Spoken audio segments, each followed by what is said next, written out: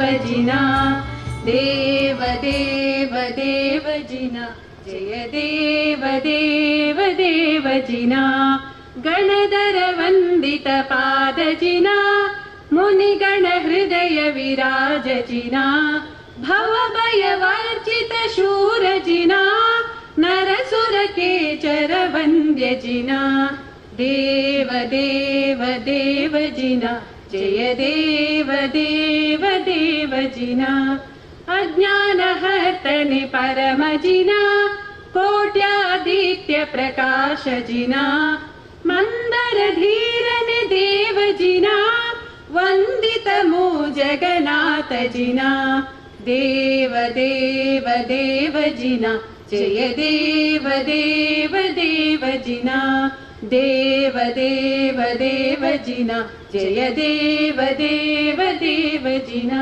जय देव देव देव जिना ಪಾವನ ಸಾನ್ನಿಧ್ಯವನ್ನು ನೀಡಿರುವಂಥ ಗುರುದ್ವಯರನ್ನು ಹಾಗೂ ಎಲ್ಲ ಅತಿಥಿ ಗಣ್ಯರನ್ನು ಹಾಗೂ ಆಗಮಿಸಿದಂಥ ಭಕ್ತಾಭಿಮಾನಿಗಳೆಲ್ಲರನ್ನೂ ಕೂಡ ನಮ್ಮ ಪಟ್ನಶೆಟ್ಟಿ ಸುದೇಶ್ ಕುಮಾರ್ ರವರು ಸ್ವಾಗತಿಸಬೇಕು ಅಂತೇಳಿ ಅವರಲ್ಲಿ ವಿನಂತಿಸಿಕೊಳ್ತೀನಿ.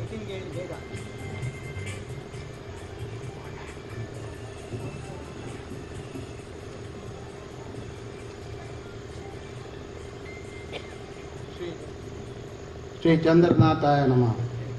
ಶ್ರೀ ಜ್ವಾಲಾಮಾಲಿನಿ ದೇವಿ ಚಿತ್ರಸಂಘ ನಮ್ಮ ಪರಮ ಪೂಜ್ಯ ದ್ವಯರು ಇವತ್ತು ನಮ್ಮ ಈ ಒಂದು ಸಭಾ ಕಾರ್ಯಕ್ರಮದಲ್ಲಿ ದಿವ್ಯ ಉಪಸ್ಥಿತಿಯನ್ನು ದಯಪಾಲಿಸಿರುವುದು ನಮ್ಮೆಲ್ಲರ ಭಾಗ್ಯ.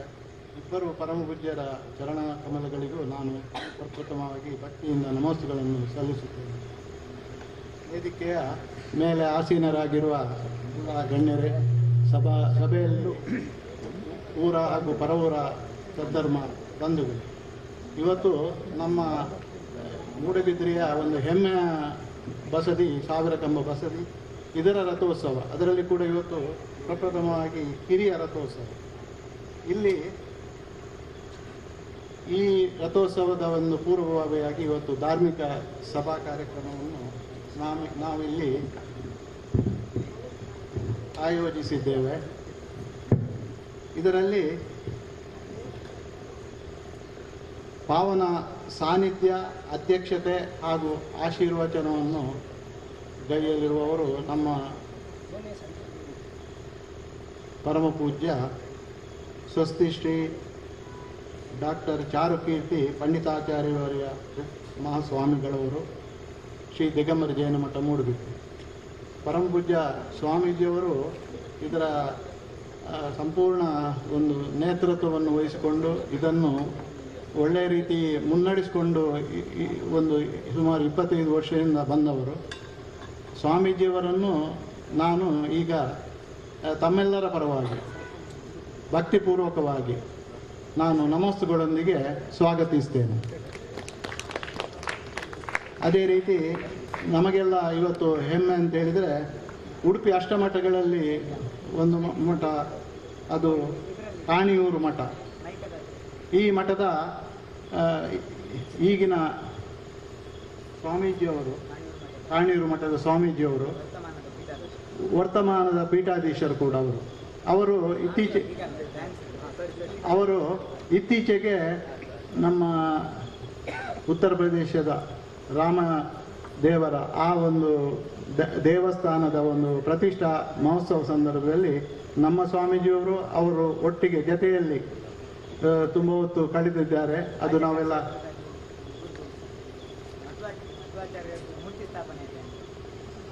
ಮತ್ತೆ ಪಾಜಕ ಕ್ಷೇತ್ರದಲ್ಲಿ ಮಧ್ವಾಚಾರ್ಯರ ಮೂರ್ತಿ ಸ್ಥಾಪನೆ ಸಂದರ್ಭದಲ್ಲಿ ಕೂಡ ನಮ್ಮ ಸ್ವಾಮಿಗಳು ಅವರ ಮಠಕ್ಕೆ ಹೋಗಿ ಅವರು ಆ ಒಂದು ರೀತಿಯ ಒಳ್ಳೆಯ ಮಧುರ ಬಾಂಧವ್ಯವನ್ನು ಇಟ್ಟುಕೊಂಡಿದ್ದಾರೆ.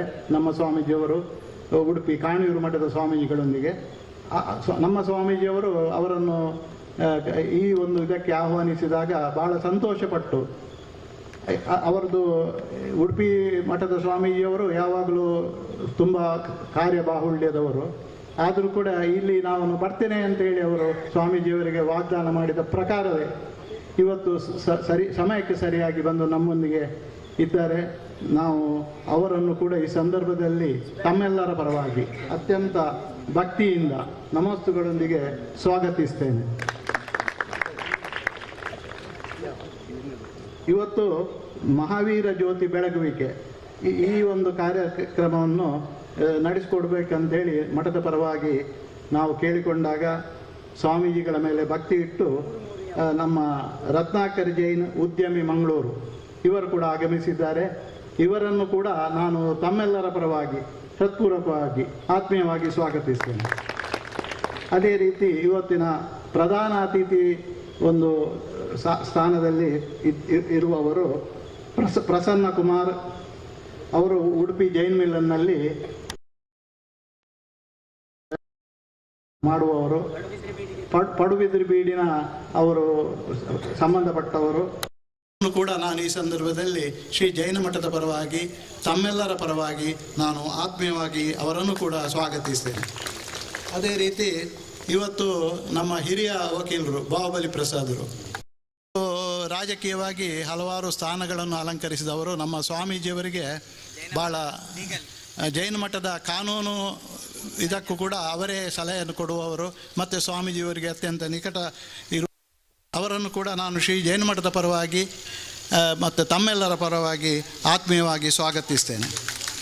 ಅದೇ ಇವತ್ತು ಎಕ್ಸಲೆಂಟ್ ವಿದ್ಯಾಸಂಸ್ಥೆಯನ್ನು ಕಟ್ಟಿ ಅದರ ಒಂದು ಉತ್ತಮ ಫಲಿತಾಂಶಕ್ಕಾಗಿ ಉತ್ತಮ ಒಂದು ಆ ಕೀರ್ತಿಗಾಗಿ ಸದಾ ತನ್ನ ಶ್ರಮವನ್ನು ಹಾಕುತ್ತಿರುವವರು ಯುವರಾಜ್ ಜೈನ್ ಅವರು ಇದು ಮಾತ್ರ ಅಲ್ಲ, ಮಠಕ್ಕೆ ಹಲವಾರು ಸಂದರ್ಭದಲ್ಲಿ ಬೇರೆ ಬೇರೆ ಒಂದು ಕೆಲಸಗಳಿಗೆ ದಾನವನ್ನು ಈಯುವವರು. ಅವರನ್ನು ನಾವು ಮಠದ ಪರವಾಗಿ ಕೇಳಿಕೊಂಡಾಗ ಅವರು ಕೂಡ ಸ್ವಾಮೀಜಿಗಳ ಮೇಲಿನ ಭಕ್ತಿಯಿಂದ ಒಪ್ಪಿ ಬಂದಿದ್ದಾರೆ. ಅವರನ್ನು ಕೂಡ ನಾನು ಈ ಸಂದರ್ಭದಲ್ಲಿ ಶ್ರೀ ಜೈನ ಮಠದ ಪರವಾಗಿ ತಮ್ಮೆಲ್ಲರ ಪರವಾಗಿ ನಾನು ಆತ್ಮೀಯವಾಗಿ ಸ್ವಾಗತಿಸ್ತೇನೆ. ಅದೇ ರೀತಿ ಇವತ್ತು ಪ್ರಧಾನ ಉಪನ್ಯಾಸವನ್ನು ನೀಡಲಿಕ್ಕೆ ಅಂತೇಳಿ ನಮ್ಮ ಇಜಿಲಂಪಾಡಿ ಮಾವೀರ್ ಜೈನರು ಬಂದಿದ್ದಾರೆ. ಅವರು ಉತ್ತಮ ವಾಗ್ಮಿ ಅಂತ ಹೇಳೋದು ನಮ್ಮ ಸಮಾಜಕ್ಕೆ ಎಲ್ಲ ಗೊತ್ತಿದೆ. ಅವರನ್ನು ಸ್ವಾಮೀಜಿಯವರು ಅಪ್ಪಣೆ ಕೊಟ್ಟರು, ನೀವು ಬರಬೇಕಂತೇಳಿ. ಖಂಡಿತ ಅವರು ಇವತ್ತು ನಮ್ಮೊಂದಿಗೆ ಆ ಸ್ವಾಮೀಜಿಯವರ ಮಾತಿಗೆ ಬೆಲೆ ಕೊಟ್ಟು ನಮ್ಮೊಂದಿಗೆ ಇದ್ದಾರೆ. ಅವರನ್ನು ಕೂಡ ನಾನು ಈ ಸಂದರ್ಭದಲ್ಲಿ ಶ್ರೀ ಜೈನ ಮಠದ ಪರವಾಗಿ ತಮ್ಮೆಲ್ಲರ ಪರವಾಗಿ ನಾನು ಆತ್ಮೀಯವಾಗಿ ಅವರನ್ನು ಕೂಡ ಸ್ವಾಗತಿಸ್ತೇನೆ. ಅದೇ ರೀತಿ ವೇದಿಕೆ ಮೇಲೆ ನಮ್ಮ ಬಸ್ಸಿಗಳ ಮುಕ್ತೇಸರಾದ ಆನಡ್ಕ ದಿನೇಶ್ ಕುಮಾರ್, ಆದರ್ಶ್ ಎಂ ಅವರು ಕೂಡ ಇದ್ದಾರೆ. ಮತ್ತು ನಮ್ಮೆಲ್ಲರನ್ನು ಕೂಡ ಸ್ವಾಮೀಜಿಯವರು ಅಪ್ಪಣೆ ಕೊಟ್ಟರು. ತಮ್ಮ ಪರವಾಗಿ ಸ್ವಾಗತವನ್ನು ನಾನು ಬಯಸ್ತೇನೆ. ಅದೇ ರೀತಿ ಇವತ್ತು ಪತ್ರಿಕಾ ಮಾಧ್ಯಮದವರು ಇರ್ಬೋದು, ಇನ್ನಿತರ ಟಿ ವಿ ಮಾಧ್ಯಮದವರು ಇರ್ಬೋದು, ಸ್ವಾಮೀಜಿಗಳೊಟ್ಟಿಗೆ ಬಂದ ಬ್ರಾಹ್ಮಣ ಅವರು ಕಲಾವಿದರು ಅವರು ಕೂಡ ಇದ್ದಾರೆ ನಮ್ಮೊಂದಿಗೆ. ತನ್ವೀರಾವ್ ಅವರನ್ನು ಕೂಡ ಈ ಸಂದರ್ಭದಲ್ಲಿ ನಾನು ಶ್ರೀ ಜೈನ ಮಠದ ಪರವಾಗಿ ಭಾಳ ಆತ್ಮೀಯವಾಗಿ ನಾನು ಸ್ವಾಗತಿಸ್ತೇನೆ. ಸೇರಿರುವ ಊರ ಪರವೂರ ಎಲ್ಲ ಧರ್ಮ ಬಂಧುಗಳನ್ನು ಈ ಸಂದರ್ಭದಲ್ಲಿ ಮತ್ತೊಮ್ಮೆ ಆತ್ಮೀಯವಾಗಿ ಸ್ವಾಗತಿಸಿ ನಾನು ಎರಡು ಮಾತನ್ನು ಮುಗಿಸ್ತೇನೆ. ಜೈ ಜಿನೇಂದ್ರ.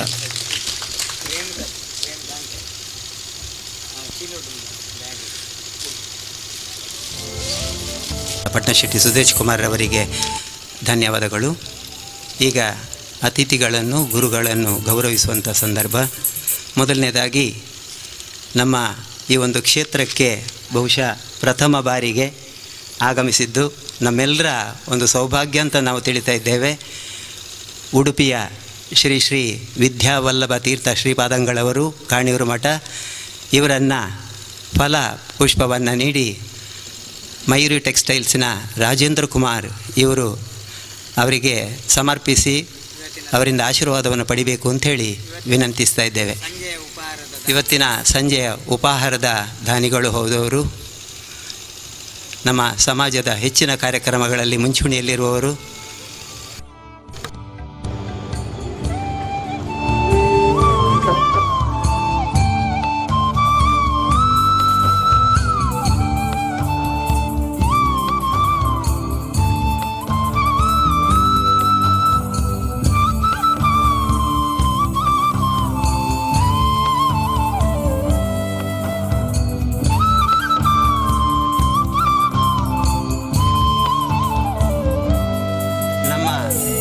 ನಿತ್ಯ ನಮಗೆ ಧರ್ಮದ ಬಗ್ಗೆ ಮಾರ್ಗದರ್ಶನ ನೀಡ್ತಾ ಇರುವಂಥ ನಮ್ಮ ಶ್ರೇಷ್ಠ ಸ್ವಾಮೀಜಿಯವರಾದಂಥ ಪರಮ ಪೂಜ್ಯ ಸ್ವಸ್ತಿ ಶ್ರೀ ಚಾರುಕೀರ್ತಿ ಪಂಡಿತಾಚಾರ್ಯವರ್ಯ ಮಹಾಸ್ವಾಮೀಜಿಯವರಿಗೆ ಸಂಪ್ರದಾಯದಂತೆ ನಮ್ಮ ಮೂಡುಬಿದಿರೆಯ ಪಟ್ನಶೆಟ್ಟಿ ಸುದೇಶ್ ಕುಮಾರ್ರವರು, ಮೊಕ್ತೇಸರಾದಂಥ ದಿನೇಶ್ ಆನಡ್ಕ, ಅದೇ ರೀತಿ ಚೌಟರ ಅರಮನೆಯ ಆದರ್ಶ್ ಎಂ ಇವರು ಫಲವನ್ನು ನೀಡಿ ಅವರಿಂದ ಆಶೀರ್ವಾದವನ್ನು ಪಡಿಬೇಕು ಅಂತೇಳಿ ಅವರಲ್ಲಿ ವಿನಂತಿಸ್ತಾ ಇದ್ದೇವೆ.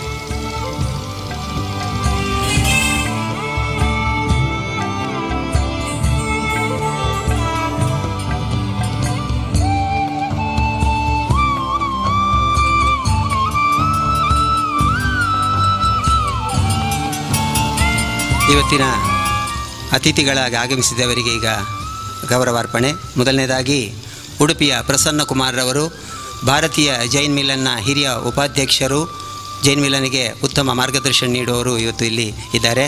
ಅವರಿಗೆ ಶೈಲೇಂದ್ರ ಕುಮಾರ್ ಆರೋಹ ಇವರು ಪುಷ್ಪವನ್ನು ನೀಡುವ ಮೂಲಕ ಅವರನ್ನು ಗೌರವಿಸಬೇಕು ಅಂತ ಹೇಳಿ ವಿನಂತಿಸ್ತಾ ಇದೆ.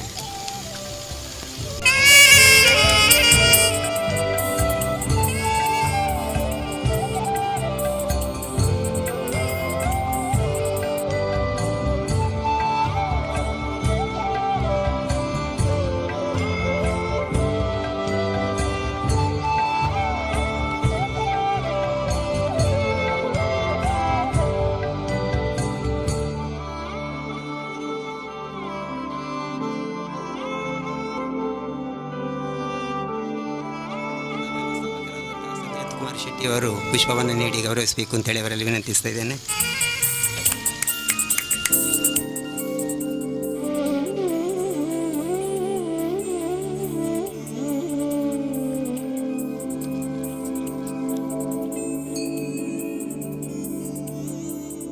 ಹಿರಿಯ ವಕೀಲರಾದಂಥ ಬಾಹುಬಲಿ ಪ್ರಸಾದ್ ಎಂ ಇವರಿಗೆ ಜಯಪ್ರಕಾಶ್ ಪಡಿವಾಳ್ ಇವರು ಪುಷ್ಪವನ್ನು ನೀಡಿ ಗೌರವಿಸಬೇಕು ಅಂತೇಳಿ ಅವರಲ್ಲಿ ವಿನಂತಿಸ್ತಾ ಇದ್ದೇನೆ.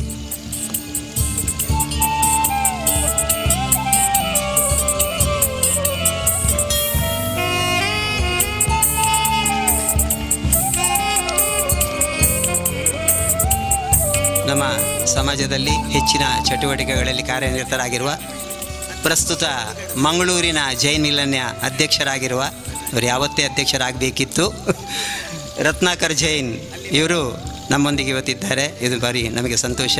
ಅವರಿಗೆ ವೀರೇಂದ್ರ ಕುಮಾರ್ ಅಲೆಂಗಾರು ಇವರು ಪುಷ್ಪವನ್ನು ನೀಡಿ ಅವರನ್ನು ಗೌರವಿಸಬೇಕು ಅಂತೇಳಿ ವಿನಂತಿಸ್ತಾ ಇದ್ದೇನೆ.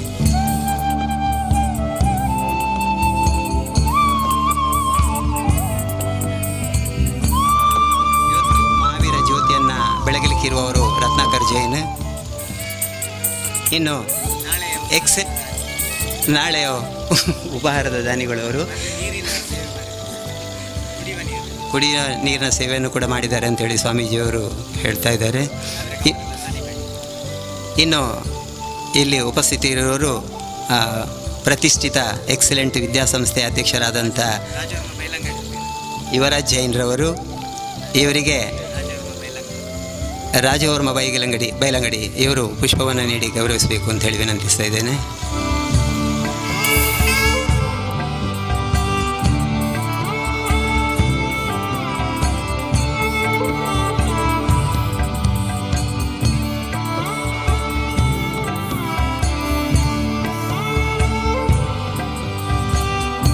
ಇವತ್ತು ಪ್ರಧಾನ ಉಪನ್ಯಾಸ ಮಾಡಲಿಕ್ಕಿರುವವರು ಶ್ರೀ ಮಹಾವೀರ ಜೈನ್ ಜಿಲಂಪಾಡಿ. ಇವರಿಗೆ ನಮ್ಮ ಜೈನ್ ಮಿಲನ್ನ ವಲಯ ನಿರ್ದೇಶಕರಾದಂಥ ಜಯರಾಜ್ ಕಂಬಳಿಯವರು ಪುಷ್ಪವನ್ನು ನೀಡಿ ಗೌರವಿಸಬೇಕು ಅಂತ ಹೇಳಿ ಅವರಲ್ಲಿ ವಿನಂತಿ ಮಾಡ್ತಿದ್ದೇನೆ.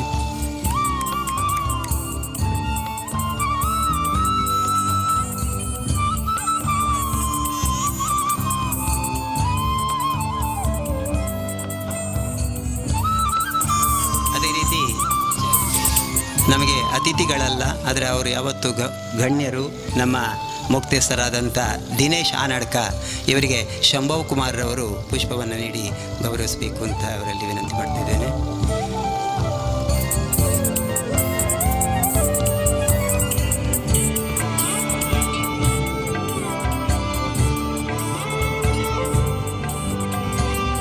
ಅರಮನೆಯ ಆದರ್ಶ್ ಎಂ ಇನ್ನೊಬ್ಬರು ಮುಕ್ತೇಸರರು, ಅವರಿಗೆ ಅನಂತವೀರ ಜೈನ್ ಇವರು ಪುಷ್ಪವನ್ನು ನೀಡಿ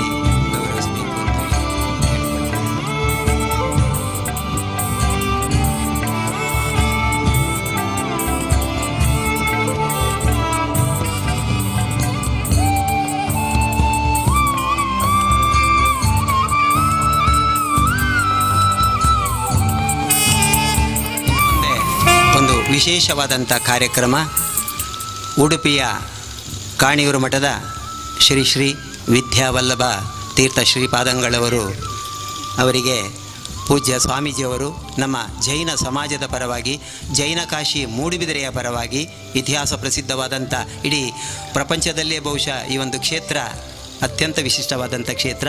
ಈ ಕ್ಷೇತ್ರದಲ್ಲಿ ಪೂಜ್ಯ ಸ್ವಾಮೀಜಿಯವರಿಗೆ ಎಲ್ಲರ ಪರವಾಗಿ ಗೌರವಾರ್ಪಣೆ ಇದನ್ನು ಪೂಜ್ಯ ಸ್ವಾಮೀಜಿಯವರು ನಡೆಸ್ಕೊಡ್ಬೇಕು ಅಂತೇಳಿ ಅವರಲ್ಲಿ ಭಕ್ತಿಪೂರ್ವಕವಾಗಿ ವಿನಂತಿ ಮಾಡ್ತಾ ಇದ್ದೇನೆ.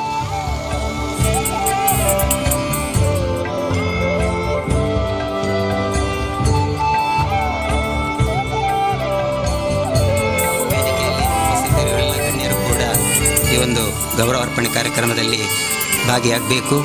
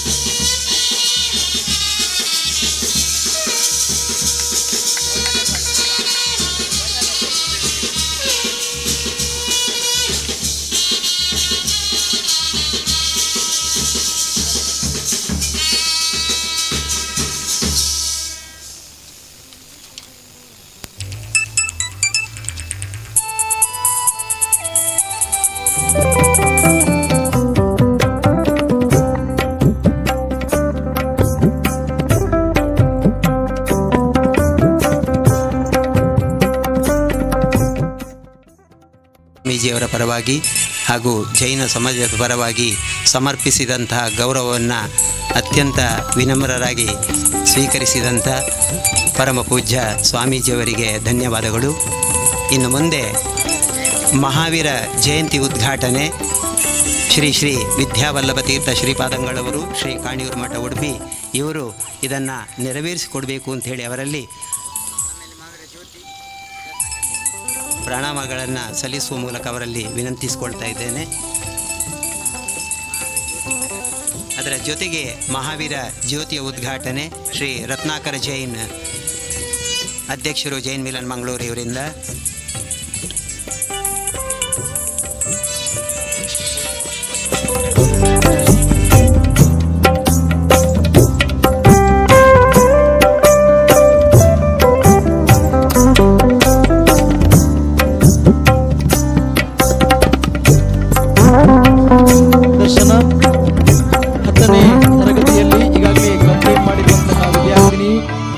ಆಶೀರ್ವಾದ ಹಾಗೂ ಸರಿತಾ ದಂಪತಿಗಳ ಸುಪುತ್ರಿ ಪ್ರತಿಭಾನ್ವಿತ ವಿದ್ಯಾರ್ಥಿನಿ ಚಾರ್ವಿ ಜೈನ್ ಅವರಿಂದ ಇದೀಗ ತಮ್ಮ ಮುಂದೆ ಒಂದು ನೃತ್ಯ.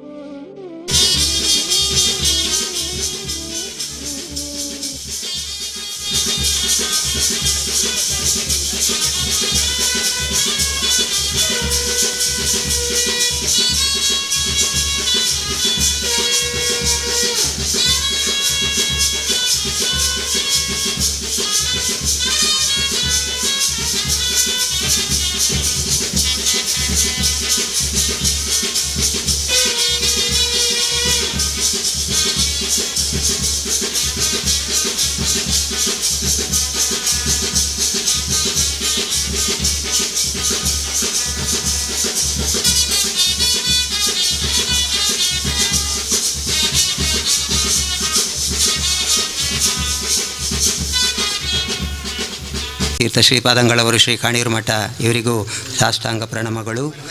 ಅದೇ ರೀತಿ ಶ್ರೀ ಮಹಾವೀರ ಜ್ಯೋತಿಯನ್ನು ಬೆಳಗಿದಂಥ ಶ್ರೀ ರತ್ನಾಕರ್ ಜೈನ್ ಅಧ್ಯಕ್ಷರು, ಭಾರತೀಯ ಜೈನ್ ಮಿಲನ್ ಮಂಗಳೂರು ಇವರಿಗೂ ಕೂಡ ಧನ್ಯವಾದ.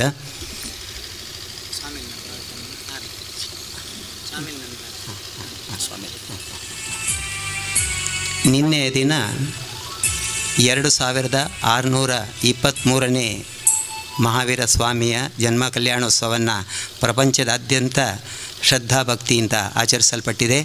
ಅದೇ ರೀತಿ ನಮ್ಮ ಮೂಡುಬಿದ್ರೆಯಲ್ಲಿ ಕೂಡ ಅತ್ಯಂತ ವಿಜೃಂಭಣೆಯಿಂದ ಶ್ರದ್ಧಾಭಕ್ತಿಯಿಂದ ನಾವೆಲ್ಲರೂ ಪರಮ ಪೂಜ್ಯ ಸ್ವಾಮೀಜಿಯವರ ಮಾರ್ಗದರ್ಶನದಿಂದ ಆಚರಿಸಿದ್ದೇವೆ. ಆದರೆ ಪೂಜ್ಯ ಸ್ವಾಮೀಜಿಯವರು ಯಾವಾಗಲೂ ಕೂಡ ಅದು ಒಂದು ದಿನ ಮುಂಚಿತವಾಗಿರ್ತದೆ ಮಹಾವೀರ ಜಯಂತಿ ನಮ್ಮ ಇಲ್ಲಿಯ ರಥೋತ್ಸವ ಸಂದರ್ಭಕ್ಕೆ.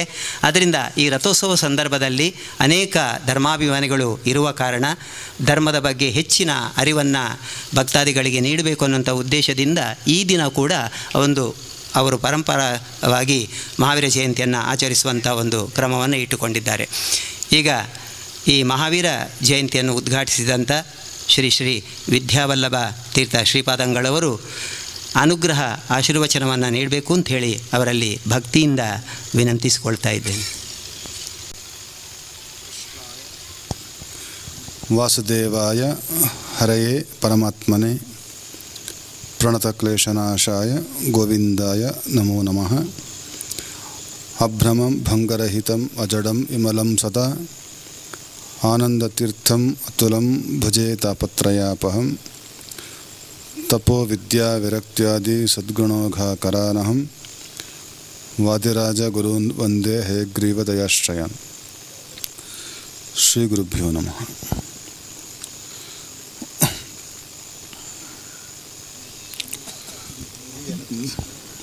ಎಲ್ಲ ಕಾಣಿಸ್ತದೆ. ಮಹಾವೀರ ಜಯಂತಿಯ ಈ ಶುಭ ಸಂದರ್ಭದಲ್ಲಿ ನಮ್ಮ ಆತ್ಮೀಯರಾದ ಸುಹೃದ್ಭಾವವನ್ನು ಹೊಂದಿರತಕ್ಕಂತಹ ಶ್ರೀ ಚಾರುಕೀರ್ತಿ ಭಟ್ಟಾರಕ ಪಂಡಿತಾಚಾರ್ಯ ಪಟ್ಟಾಚಾರ್ಯವರಿಯ ಮಹಾಸ್ವಾಮಿಗಳವರು ನಮಗೂ ಮತ್ತು ಅವರಿಗೂ ಬಹಳ ವರ್ಷದ ಒಂದು ಆತ್ಮೀಯತೆ ಒಡನಾಟ ಇದಿತ್ತೇ ಇತ್ತು. ಆದರೆ ಇತ್ತೀಚೆಗೆ ಈ ಅಯೋಧ್ಯೆಯ ರಾಮ ಮಂದಿರದ ಉದ್ಘಾಟನೆಯ ಆ ಸಂದರ್ಭದಲ್ಲಿ ನಾವು ಮತ್ತು ಅವರು ಒಂದೇ ವಿಮಾನದಲ್ಲಿ ಅಯೋಧ್ಯೆಗೆ ಹೋದವರು. ಲಕ್ನೋ ತನಕ ಒಂದೇ ವಿಮಾನದಲ್ಲಿ ಹೋಗಿ ಪುಷ್ಪಕ ವಿಮಾನದಲ್ಲಿ ಹೋಗಿ ನಂತರದಲ್ಲಿ ಅಲ್ಲಿಂದ ಇಬ್ಬರೂ ಸಹಿತ ಬೇರೆ ವಾಹನದಲ್ಲಿ ಜೊತೆಗೆ ನಾವು ಅಯೋಧ್ಯೆಗೆ ಹೋದವರು. ಆದ್ದರಿಂದ ಅಯೋಧ್ಯೆಯ ರಾಮ ಮಂದಿರದ ಉದ್ಘಾಟನೆಗೆ ಇಬ್ಬರೂ ಸಾಕ್ಷಿಯಾಗಿದ್ದೇವೆ ಅಂತ ಹೇಳಲಿಕ್ಕೆ ಸಂತೋಷ ಪಡ್ತಾ ಇದ್ದೇವೆ. ಆ ಸಂದರ್ಭದಲ್ಲಿ ಶ್ರೀಪಾದಂಗಳವರು ಮತ್ತು ನಮ್ಮ ಜೊತೆಗಿನ ಆ ಒಂದು ಬಾಂಧವ್ಯ ಮತ್ತಷ್ಟು ಹೆಚ್ಚಾಯಿತು ಅಂತ ಹೇಳಲಿಕ್ಕೆ ನಾನು ಸಂತೋಷ ಪಡ್ತೇನೆ. ಆ ಸಂದರ್ಭದಲ್ಲಿ ನಾವಿಬ್ಬರೂ ಸಹಿತ ಅನೇಕ ಮಾತುಗಳನ್ನು ಹಂಚಿಕೊಂಡೆವು. ಅವರ ಮಠದ ಪರಂಪರೆ, ಇತಿಹಾಸ ಎಲ್ಲ ವಿಚಾರವನ್ನು ಶ್ರೀಪಾದಂಗಳವರು ಹಂಚಿಕೊಂಡರೆ ನಮ್ಮ ಮಠೀಯ ಪರಂಪರೆಯ ಚಿಂತನೆಯನ್ನು ವಿಚಾರಗಳನ್ನು ನಾವು ಹಂಚಿಕೊಂಡೆವು. ಹೀಗೆ ಇಬ್ಬರು ಪರಸ್ಪರ ಆ ಮಾತುಕತೆ ಆಡುವ ಮೂಲಕ ಇನ್ನಷ್ಟು ಆ ಬಾಂಧವ್ಯ ಗಟ್ಟಿಗೊಂಡಿತು ಅಂತ ನಾವು ಹೇಳಬಹುದು. ಆ ತರಹವಾದ ಒಂದು ಪ್ರವೃತ್ತಿ ಒಂದು ರೀತಿಯಲ್ಲಿ ರಾಮಚಂದ್ರ ದೇವರೇ ಮಾಡಿಸಿದ್ದು ಅಂತ ನಾವು ಖಂಡಿತವಾಗಿ ಭಾವಿಸಬಹುದು.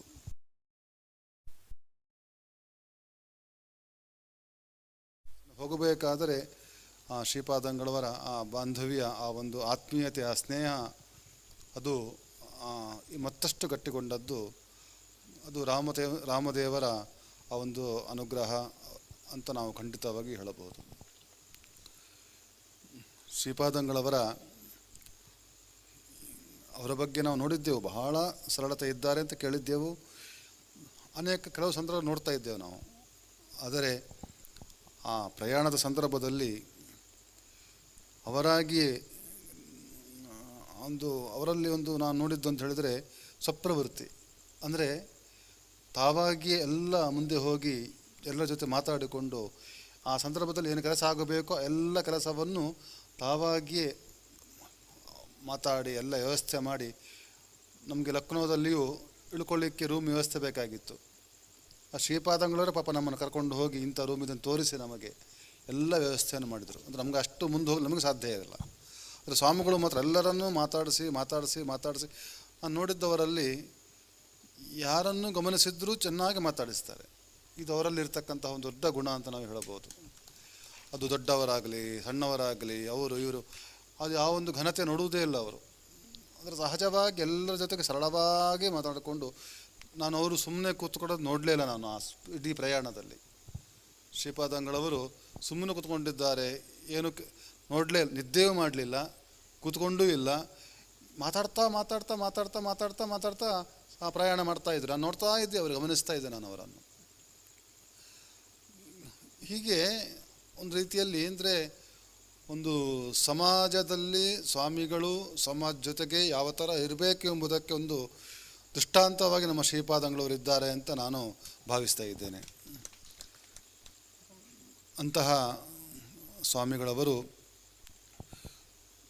ನಾವು ಉಡುಪಿಗೆ ಬಂದ ಮೇಲೆ ಕೆಲವೇ ದಿವಸದಲ್ಲಿ ನಮಗೆ ದೂರವಾಣಿ ಕರೆ ಮಾಡಿದರು, ಮೂಡುಬಿದಿರೆಗೆ ಬರಬೇಕು. ಅಲ್ಲೇ ಹೇಳಿದರು, ಅಲ್ಲಿ ಅಯೋಧ್ಯೆಯಲ್ಲೇ ನಮಗೆ ಹೇಳಿದರು.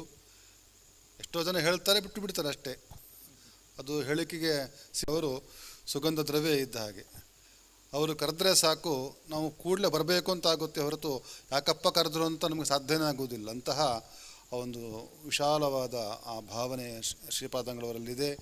ಅವರು ನಮ್ಮನ್ನು ಆಹ್ವಾನ ಮಾಡಿದರು, ಕೂಡಲೇ ನಾವು ಒಪ್ಪಿಕೊಂಡೆವು. ಬಹಳ ಇಲ್ಲಿನ ಒಂದು ಕ್ಷೇತ್ರದ ಸಾನ್ನಿಧ್ಯವನ್ನು ಕಂಡಾಗ ನಮಗೆ ಬಹಳ ಸಂತೋಷವಾಯಿತು. ಎಲ್ಲ ಸಮನ್ವಯ ಇದೆ ಇಲ್ಲಿ. ಮಧ್ವಾಚಾರ್ಯರದ್ದು, ಶಂಕರಾಚಾರ್ಯರದ್ದು, ಜೈನ ಪರಂಪರೆ ಎಲ್ಲ ಸಮನ್ವಯ ಕೂಡಿಕೊಂಡು ಇರತಕ್ಕಂತಹ ಒಂದು ಕ್ಷೇತ್ರ ಈ ಬಸದಿ ಕ್ಷೇತ್ರ ಅಂತ ಹೇಳಲಿಕ್ಕೆ ನನಗೆ ಬಹಳ ಸಂತೋಷವಾಗ್ತಾ ಇದೆ. ಸ್ವಾಮಿಗಳು ತೋರಿಸ್ತಾ ಇದ್ದರು, ಆ ಬಾಗಿಲಲ್ಲಿ ಒಂದು ಅನಂತ ಪದ್ಮನಾಭ ದೇವರ ಒಂದು ಚಿತ್ರಣವೂ ಇದೆ, ಕೃಷ್ಣನನ್ನು ಕಟ್ಟಿ ಹಾಕಿದ ಚಿತ್ರಣವೂ ಇದೆ, ಆಮೇಲೆ ಗಣಪತಿ ದೇವರ ಚಿತ್ರವೂ ಇದೆ, ಹನುಮಂತ ದೇವರ ಚಿತ್ರವೂ ಇದೆ. ನಮಗೆ ಶ್ರೀಪಾದಂಗಳು ತೋರಿಸ್ತಾ ಹೋದರೆ ಎಷ್ಟು ಹನುಮಂತ ದೇವರು ಲೆಕ್ಕ ಹಾಕಿ ಅಂತ ಹೇಳಿ ನಾನು 15 ಅಂತ ಹೇಳಿದೆ. ಅಲ್ಲಿ ನೋಡಿದಾಗ 15 ಇದ್ದಾಗ ಕಾಣಿಸ್ತಾ ಇದೆ ನಮಗೆ ಅಲ್ಲಿ. ಆದರೆ ಎಷ್ಟು ಆ ಕಲಾ ಒಂದು ವೈಭವ ಎಷ್ಟಿದೆ ಅಂತ ಹೇಳಿದ್ರೆ, ಆ ಒಂದು ಹನುಮಂತ ದೇವರ ಕೆಳಗೆ ಮತ್ತೊಂದು ಹನುಮಂತ ದೇವರಿದ್ದಾರೆ, ಅದನ್ನು ಕಾಣಿಸಲೇ ಇಲ್ಲ ನಮಗೂ ಸಹಿತ. ಅದು ಒಟ್ಲಿಗೆ ನೋಡ್ಲಿಕ್ಕೆ 16 ಹನುಮಂತ ದೇವರಿದ್ದಾರೆ ಅಲ್ಲಿ. ಇದನ್ನು ನಮಗೆ ಸ್ವಾಮಿಗಳವರು ನಮಗೆ ಲೆಕ್ಕ ಹಾಕ್ಲಿಕ್ಕೆ ಹೇಳಿದರು, ಎಷ್ಟಿದೆ ಅಂತ. ನಾವು ಲೆಕ್ಕ ಹಾಕಿದೆವು, 1 2 3 4 5 6 ಒಂದು 15 ಅಂತ ನಮ್ಗೆ ಕಾಣಿಸ್ತದೆ ನಮಗಷ್ಟೇ. ಆಮೇಲೆ ಸ್ವಾಮಿಗಳು ಹೇಳಿದರು, ಒಂದು ಹನುಮಂತೇವ್ರ ಕೆಳಗೆ ಮತ್ತೊಂದು ಹನುಮಂತೇವರಿದ್ದಾರೆ ನೋಡಿ ಅಂತ ತೋರಿಸಿದ್ರು ನಮಗೆ. ಆಮೇಲೆ ಗೊತ್ತಾಯಿತು ಅಲ್ಲಿ ಕೆಳಗೊಂದು ಹನುಮಂತೇವರಿದ್ದಾರೆ ಅಂತ ಹೇಳಿ. ಅಂದರೆ ಇಷ್ಟು ಒಂದು ಕಲೆ ಈ ಒಂದು ಕಂಬದಲ್ಲಿ ಅಡಗಿದೆ ಅಂತ ಹೇಳಿದರೆ, ಅದನ್ನು ನೋಡ್ಲಿಕ್ಕೆ ಹೋದರೆ ನಮಗೆ ಸಮಯ ಬಹಳ ಕಮ್ಮಿ ಆಗುತ್ತೆ ಕಾಣಿಸುತ್ತೆ ನಮಗೆ. ನೋಡ್ಲಿಕ್ಕೆ ಹೋದರೆ ಒಂದು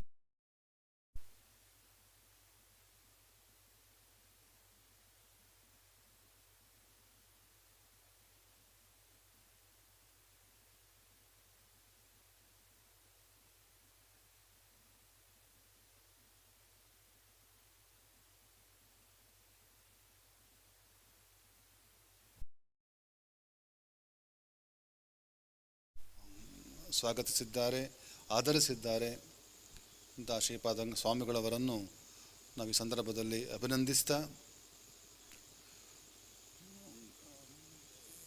ಎಲ್ಲ ಧರ್ಮಗಳಲ್ಲಿಯೂ ಮುಖ್ಯವಾಗಿ ಇರತಕ್ಕಂತಹ ಒಂದೇ ಒಂದು ಚಿಂತನೆ ಅಹಿಂಸಾ, ಸತ್ಯಂ, ಅಸ್ಥೇಯಂ, ಆತ್ಮವಿನಿಗ್ರಹ, ಶೌಚಂ, ಆತ್ಮವಿನಿಗ್ರಹ ಅಂತ ಹೇಳಿ. ಇದೆಲ್ಲ ಚಿಂತನೆ ಎಲ್ಲ ಧರ್ಮದಲ್ಲಿರ್ತಕ್ಕ ಚಿಂತನೆ ಆಗಿದೆ. ಪ್ರತ್ಯೇಕವಾಗಿ ಒಂದೊಂದು ಮತಗಳು ಒಂದೊಂದು ಧರ್ಮದಲ್ಲಿ ಬೇರೆ ಬೇರೆ ವಿಚಾರಗಳು ಇರಬಹುದು. ಮಧ್ಯ ಸಿದ್ಧಾಂತದಲ್ಲಿರ್ತಕ್ಕಂಥ ಚಿಂತನೆ ಬೇರೆ ಇರುತ್ತೆ, ಶಂಕರಾಚಾರ್ಯರ ಮತದಲ್ಲಿರುವ ಚಿಂತನೆಗಳು ಬೇರೆ ಇರುತ್ತದೆ. ಹೀಗೆ ಒಂದೊಂದು ಧರ್ಮಗಳಲ್ಲಿ ಒಂದೊಂದು ಚಿಂತನೆ ಇರಬಹುದು.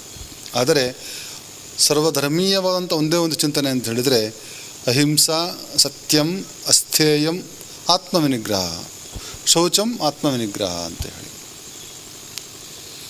ಅಂದರೆ ಎಲ್ಲ ಜೀವರಲ್ಲಿ ಆತ್ಮೀಯತೆಯನ್ನು ಕಂಡು ಯಾವುದೇ ಜೀವವನ್ನು ಹಿಂಸೆಗೆ ಒಳಪಡಿಸದೇ ಇರುವುದೇ ಪ್ರಧಾನವಾದ ಧರ್ಮ ಎಂಬುದು ಎಲ್ಲ ಸಿದ್ಧಾಂತ. ಇವತ್ತಿನ ಸಮಾಜಕ್ಕೆ ಅತ್ಯಂತ ಮುಟ್ಟಲೇಬೇಕಾದಂತಹ ಚಿಂತನೆಯಾಗಿದೆ. ಇವತ್ತು ಸಮಾಜದಲ್ಲಿ ಅನೇಕ ಹಿಂಸಾತ್ಮಕವಾದ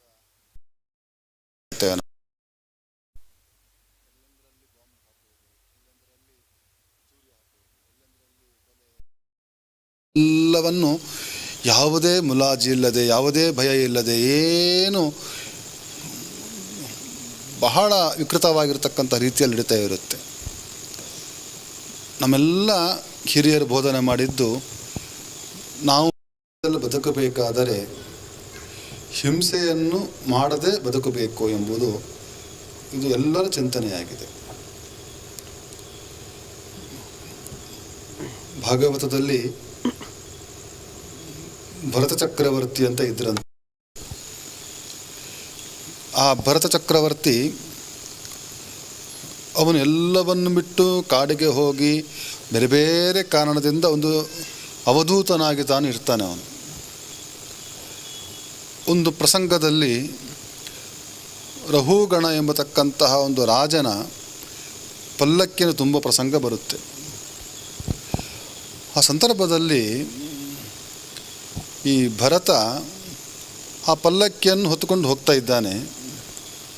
ಹೋಗಬೇಕಾದ್ರೆ ಪಲ್ಲಕ್ಕಿ ಸ್ವಲ್ಪ ಬ್ಯಾಲೆನ್ಸ್ ತಪ್ಪುತ್ತಾ ಇದೆ. ಅದು ಈ ರಾಜನಿಗೆ ಒಳಗೆ ರಾಜ ಕೂತ್ಕೊಂಡಿದ್ದಾನೆ.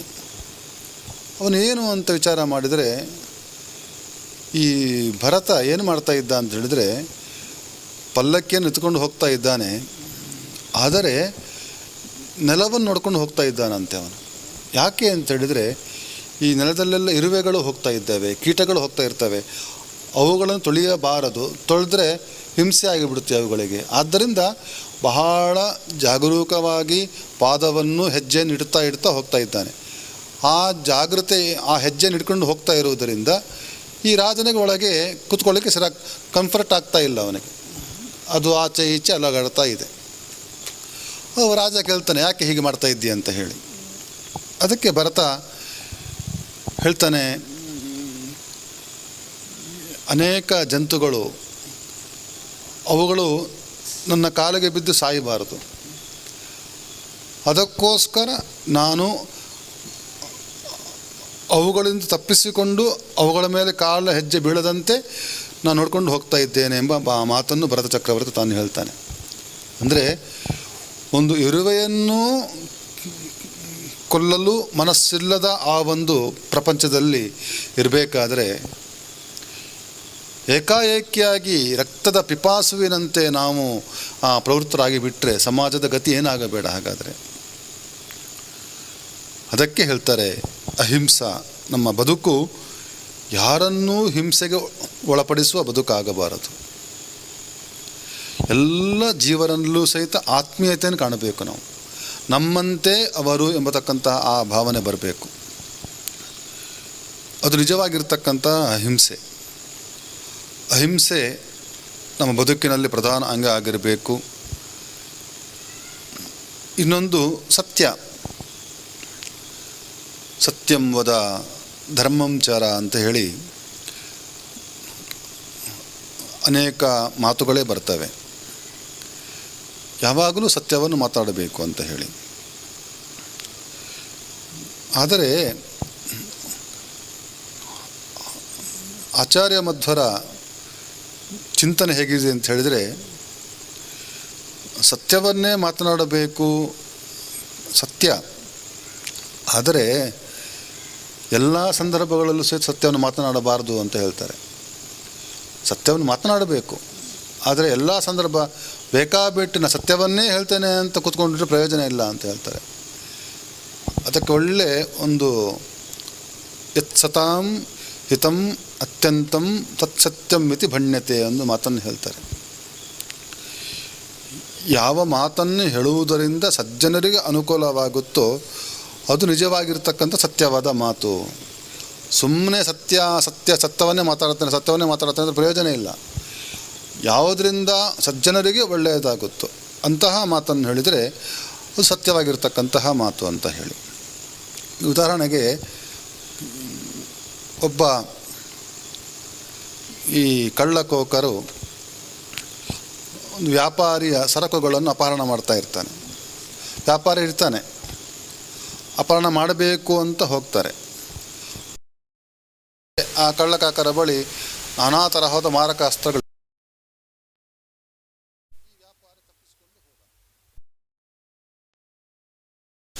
ಒಂದು ಋಷಿ ಇರತಕ್ಕಂಥ ಅರಮನೆಗೆ ಹೋಗಿ ಕೂತ್ಕೊಂಡು ಬಿಟ್ಟ, ಅವನು ಅಡಗಿ ಕೂತ್ಕೊಂಡ. ಇದನ್ನೆಲ್ಲ ಒಬ್ಬ ಆ ಋಷಿ ಆಶ್ರಮ ಉಳ್ಳಂತಹ ಆ ಋಷಿ ಗಮನಿಸ್ತಾ ಇದ್ದಾನೆ. ಈ ಕಳ್ಳರು ಬಂದಾಗ ಋಷಿ ಹತ್ರ ಹೇಳಿದರು, ನೀವೇನಾದರೂ ಕಂಡಿದ್ದೀರಾ, ಇಲ್ಲಿ ಒಬ್ಬ ಯಾರೋ ಹೋದ್ರನ್ನು ಕಂಡಿದ್ದೀರಾ, ವ್ಯಾಪಾರಿ ಹೋದ್ರನ್ನು ಕಂಡಿದ್ದೀರಾ ಅಂತ ಹೇಳಿ. ಇವರು ಕಳ್ಳರು ಅಂತ ಹೇಳಿ. ಇವರು ಆ ವ್ಯಾಪಾರಿಯನ್ನು ಕೊಲ್ಲಿಕ್ಕೆ ಅಂತ ಹೋಗ್ತಾ ಇದ್ದಾರೆ, ದರೋಡೆ ಮಾಡಲಿಕ್ಕೆ ಹೋಗ್ತಾ ಇದ್ದಾರೆ ಅಂತ ಗೊತ್ತಿದೆ.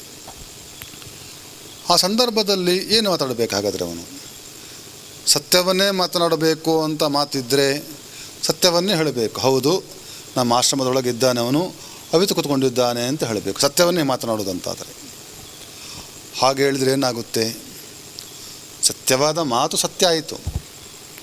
ಆದರೆ ಅದೇ ಕಳ್ಳರು ಆಶ್ರಮಕ್ಕೆ ಹೋಗಿ ಅವನನ್ನು ಕೊಂದು ದರೋಡೆ ಮಾಡಿ ಹೋಗಿಬಿಡ್ತಾರೆ.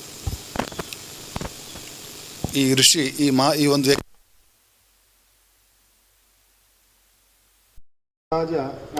ದರೋಡೆಕೋರರು ವ್ಯಾಪಾರಿಯನ್ನು ದರೋಡೆ ಮಾಡಿ ಹೋಗಿಬಿಡ್ತಾರೆ. ಹಾಗಾದರೆ ಸತ್ಯ ಮಾತಿಗೂ ಏನಾಯ್ತು? ಹಾಗಾದರೆ ಬೇರೆ ಏನು ಮಾಡ್ತಾರೆ? ಹಾಗಾದ್ರೆ ಏನು ಮಾಡಬೇಕು ಅವನು? ಆವಾಗ ಇಲ್ಲಿ ಸತ್ಯವಾದ ಮಾತು ಹೌದು, ಆದರೆ ಸತ್ಯವಾದ ಮಾತನ್ನು ಆಡುವುದರಿಂದ ಆ ವ್ಯಾಪಾರ ತೊಂದರೆ ಇದೆ, ಅವನ ಪ್ರಾಣಕ್ಕೆ ಸಂಚಕಾರ ಇದೆ. ಆವಾಗ ಏನು ಮಾಡಬೇಕು? ವ್ಯಾಪಾರಿಯು ಸಾಯಬಾರದು, ದರೋಡೆಕೋರರು ಹೋಗಬೇಕು. ಅವಾಗೇನು ಮಾಡಬೇಕು? ಅವನೇನು ಹೇಳ್ತಾನೆ, ನಂಗೆ ಗೊತ್ತಿಲ್ಲ, ಇಲ್ಲಿ ಯಾರು ಬರಲಿಲ್ಲ ಅಂತ ಹೇಳಿಬಿಟ್ರೆ ಸಾಕು.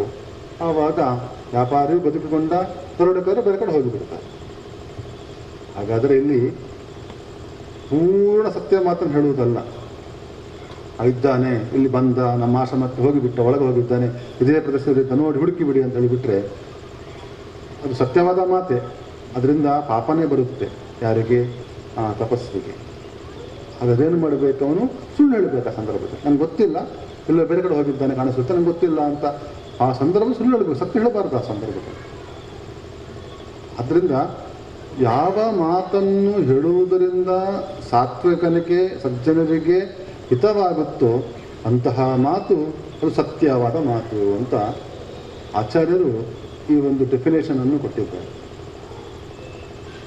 ಅದರಿಂದ ಸತ್ಯ ಹೇಳಬೇಕಾದರೂ ಸಹಿತ ವಿಚಾರ ಮಾಡಿ ಹೇಳಬೇಕು. ಸುಮ್ಮನೆ ಯಾರೋ ಹೇಳಿದ್ದಾರೆ ಸತ್ಯಮೇವ ಜಯತೆ, ಸತ್ಯ ಮಾತನಾಡಬೇಕು ಅಂತ ಹೇಳಿದ್ದಾರೆ, ಆದ್ದರಿಂದ ಸುಳ್ಳು ಮಾತಾಡೋದೇ ಇಲ್ಲ ಅಂಥೇಳಿ ಏನು ಏಕಾಬೇಟ್ಟು ಸತ್ಯನ ಮಾತಾಡೋದು ಬಿಟ್ಟರೆ ಅದು ನಮಗೂ ಸಮಸ್ಯೆ, ಮತ್ತೊಬ್ಬರಿಗೂ ಸಮಸ್ಯೆ. ಆದ್ದರಿಂದ ಜೀವನದಲ್ಲಿ ನಾವು ಸತ್ಯವಾದ ಮಾತನ್ನು ಆಡಬೇಕು, ಆದರೆ ಅದು ಹಿತವಾಗಿ ಸತ್ಯ ಆಗಿರಬೇಕು. ಅಂತಹ ಮಾತನ್ನು ಆಡಿದಾಗ ಅಪ್ರಿಯ ಸತ್ಯ ಆಗಬಾರದು. ಪ್ರಿಯಸತ್ವ ಆಗಿರಬೇಕು. ಅಂತಹ ಮಾತನ್ನು ನಾವು ಹೇಳಬೇಕೆಂಬತಕ್ಕಂತಹ ಚಿಂತನೆಯನ್ನು ನಾವು ತಿಳ್ಕೊಳ್ಬೇಕು. ಅಸ್ಥೇಯಂ, ಕಳ್ಳತನ ಮಾಡಬಾರದು. ಮಹಾಪಾಪ ಅಂತ ಹೇಳ್ತಾರೆ. ಯಾರು ಪರದ್ರವ್ಯವನ್ನು ಅಪಹರಣ ಮಾಡ್ತಾರೋ ಅದಕ್ಕಿಂತ ದೊಡ್ಡ ಪಾಪ ಯಾವುದೂ ಇಲ್ಲ. ಸಹಜವಾಗಿ ಇವತ್ತು ನಾವು ನೋಡ್ತಾ ಇರ್ತೇವೆ. ನಾವು ಯಾವುದೋ ಮನೆಗೆ ಹೋಗ್ತೇವೆ, ಏನೋ ಪಕ್ಕದಲ್ಲಿ ಪೆನ್ನು ಇರುತ್ತೆ, ಏನು ಮಾಡ್ತೇವೆ ನಾವು, ಆ ಪೆನ್ನನ್ನು ನೋಡ್ತೇವೆ, ಚೆನ್ನಾಗಿದೆ ಅಂತ ಹೇಳ್ತೇವೆ. ಆವಾಗ ಮೆಲ್ಲ ಕಿಸಿಗೆ ಹಾಕೊಂಡು ಹೋಗಿಬಿಡ್ತೇವೆ.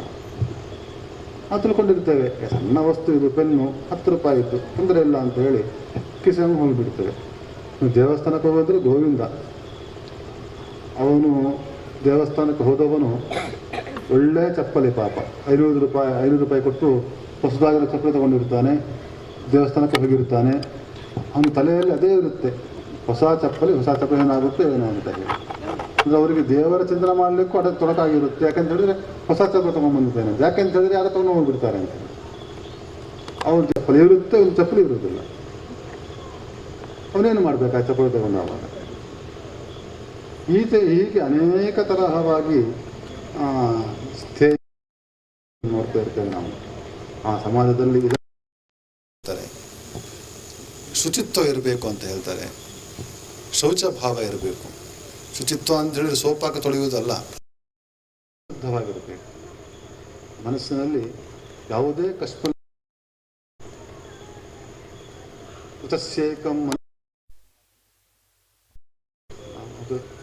ಮನಸ್ಸೇಕಂ ಮಹಾತ್ಮನಃ ಅಂತ ಹೇಳಿ. ಕೆಲವರು ಚೆನ್ನಾಗಿದೆ, ಮನೆಗೆ ಬನ್ನಿ, ಸಂತೋಷ ಆಗುತ್ತೆ ನಮಗೆ ಅಂತ ಮಾತಲ್ಲಿ ಹೇಳ್ತಾ ಇರ್ತಾರೆ. ಯಾಕಪ್ಪ ಈ ವ್ಯಕ್ತಿ ಬರ್ತಾನೆ ಅಂತ ಹೇಳುತ್ತೆ. ಸಹಜವಾಗಿ ಈ ಭಾವನೆ ಬರುತ್ತೆ. ಬಾಯಲ್ಲಿ ಹೇಳ್ತಾ ಇರ್ತಾರೆ, ಅಯ್ಯೋ ನೀವು ಬಂದರೆ ಬಹಳ ಸಂತೋಷ ಆಗುತ್ತೆ ನಮಗೆ, ಖಂಡಿತ ಮನೆಗೆ ಬರಲಿಕ್ಕೇ ಬೇಕು ಅಂತ ಹೇಳ್ತಾರೆ. ಅದೇ ಸಂದರ್ಭದಲ್ಲಿ ಮನಸ್ಸು ಅಪ್ಪ ಇವರು ಬಂದುಬಿಟ್ರೆ ನಮಗೆ ಸಮಸ್ಯೆ ಮನೆಯಲ್ಲಿ ಕಿರಿಕಿರಿ ಆಗಿಬಿಡುತ್ತೆ, ಯಾಕಪ್ಪ ಮನೆಗೆ ಬರ್ತಾನೆ, ಈ ತರಹವಾದ ಮನಸ್ಸು ಬರುತ್ತೆ ಅಂತ. ಒಂದೇ ಸಂದರ್ಭದಲ್ಲಿ ಬನ್ನಿ ಅಂತ ಹೇಳಿ ಮನಸ್ಸು ವಿಚಾರ ಮಾಡುತ್ತೆ, ಬೇಡ ಅಂತ ಹೇಳಿ ಈ ತರಹವಾಗಿರ್ತಕ್ಕಂತಹ ಪ್ರವೃತ್ತಿ ನಮ್ಮಲ್ಲಿ ಇದೆ. ಈ ಪ್ರವೃತ್ತಿ ಬರಬಾರದು. ಮನಸ್ಸು ಶುದ್ಧವಾಗಿರಬೇಕು. ಯಾವ ತರಹ ಮಾತಾಡ್ತೇವೆಯೋ ಅದೇ ತರಹ ಮನಸ್ಸು ಇರಬೇಕು. ಯಾವ ಥರ ಮನಸ್ಸಲ್ಲಿರುತ್ತೆ ಅದೇ ಥರ ಮಾತಾಡಬೇಕು. ಅಂತ ಒಳ್ಳೆಯ ಮಾತನ್ನು ಹೇಳಬೇಕು ನಾವು. ಮನಸ್ಸಿನಲ್ಲಿ ಮಾತನ್ನು ಶುದ್ಧ ಇರಬೇಕು, ಮನಸ್ಸಿನಲ್ಲಿ ಶುದ್ಧ ಇರಬೇಕು. ಏನೋ ಮಾತನಾಡುವುದು, ಏನೋ ಬೈಯುವುದು, ಏನೋ ಇದು ಮಾಡೋದು, ಎಷ್ಟೋ ಜನ ಇರ್ತಾರೆ ಆ ತರಹವಾಗಿ. ನಮಗೆ ಅವ್ರ ಹತ್ರ ಮತ್ತೊಮ್ಮೆ ನಾವು ಮಾತಾಡಬೇಕು ಅಂತ ಅನಿಸ್ತಾ ಇರುತ್ತೆ. ಯಾಕೆಂತ ಹೇಳಿದ್ರೆ ಅಷ್ಟು ಮೃದು ಭಾಷೆ ಆಗಿರ್ತಾರೆ. ಈ ರಾಮದೇವರ ಬಗ್ಗೆ ನಾನು ಹೇಳಿದೆ. ರಾಮದೇವರು ಅವರು ಮಾತಾಡ್ತಾ ಇದ್ರೆ ಎಲ್ಲ ಜನರು ಸಂತೋಷ ಪಡ್ತಾ ಇದ್ರು. ಯಾಕೆಂತ ಹೇಳಿದ್ರೆ ಅಷ್ಟು ಮೃದು ಭಾಷಿತ್ವ ರಾಮದೇವರಲ್ಲಿ ಇತ್ತಂತೆ. ಮತ್ತೊಮ್ಮೆ ಆ ಮಾತು ಕೇಳಬೇಕು ಅಂತ ಅನಿಸ್ತಾ ಇತ್ತಂತೆ. ಅಂತಹ ಭಾವನೆ ನಮ್ಮಲ್ಲಿ ಬರಬೇಕು. ಅವರು ಮಾತನಾಡಿದರೆ ಮತ್ತಷ್ಟು ಕೇಳಬೇಕೆಂಬ ಭಾವನೆ ಬರಬೇಕು ಹೊರತು ಯಾಕಪ್ಪ ಮಾತಾಡ್ತಾ ಇದ್ದಾರೆ ಎಂಬತಕ್ಕಂಥ ಭಾವನೆ ಬರಬಾರದು. ಅಷ್ಟು ಮಾತಿನಲ್ಲಿ ಶುದ್ಧಿ ಇರಬೇಕು, ಆ ಮೃದು ಭಾವ ಇರಬೇಕು. ಆ ಮಾತನ್ನು ಆಡಬೇಕಾದ್ರೇ ಈ ವ್ಯಕ್ತಿ ನಮಗೆ ಬಹಳ ಬೇಕಾದ ವ್ಯಕ್ತಿ ಎಂಬ ಭಾವನೆ ಬರಬೇಕು ನಮಗೆ. ಅಂತಹ ಮಾತಿನ ಶುದ್ಧಿ ಅಂದರೆ ಈ ಕೆಟ್ಟ ಮಾತುಗಳು ಬರಬಾರದು ನಾಲಿಗೆಯಲ್ಲಿ. ಎಷ್ಟೋ ಜನ ಇರ್ತಾರೆ, ಅಂಥವ್ರು ಇರ್ತಾರೆ, ಬಾಯಿ ತೆಗೆದ್ರೆ ಸಾಕು ಆ ಶಬ್ದ ಈ ಶಬ್ದ ಅದು ನಾವು ಹೇಳಲಿಕ್ಕೆ ಸಾಧ್ಯವಿಲ್ಲ. ಆ ಶಬ್ದ ಈ ಶಬ್ದ ಮತ್ತೊಂದು ಮಗದೊಂದು ಶಬ್ದ ಹೇಳ್ತಾ ಇಡೀ ಬಾಯಲ್ಲಿ ಏನೋ ಮಾತಾಡ್ತಾ ಬೈತಾ ಕೂತ್ಕೊಳ್ಳುವ ಸಮಾಜ ನಾವು ನೋಡ್ತಾ ಇರ್ತೇವೆ. ನಾವು ಮಾತಾಡ್ತಿದ್ರೆ ಬೈಯುವುದೇ. ಅಂಥ ವ್ಯಕ್ತಿಗಳು ಕಾಯ್ತಾ ಇರ್ತೇವೆ ಈಗೇನು ಬೈತಾರೆ ಅಂತ. ಇವತ್ತಿನ ಸೋಷಿಯಲ್ ಯುಗದಲ್ಲೂ ಸಹಿತ ಅಷ್ಟೇ. ಇಲ್ಲ ಫೇಸ್ಬುಕ್ಕಲ್ಲೆಲ್ಲ ಇರ್ತದೆ ನೋಡಿ. ಕೆಲವರೆಲ್ಲ ಅದಕ್ಕೆ ಅದನ್ನು ಉಪಯೋಗ ಮಾಡಿಕೊಂಡು ಬಿಟ್ಟಿದ್ದಾರೆ. ಏನಾದರೂ ಒಂದು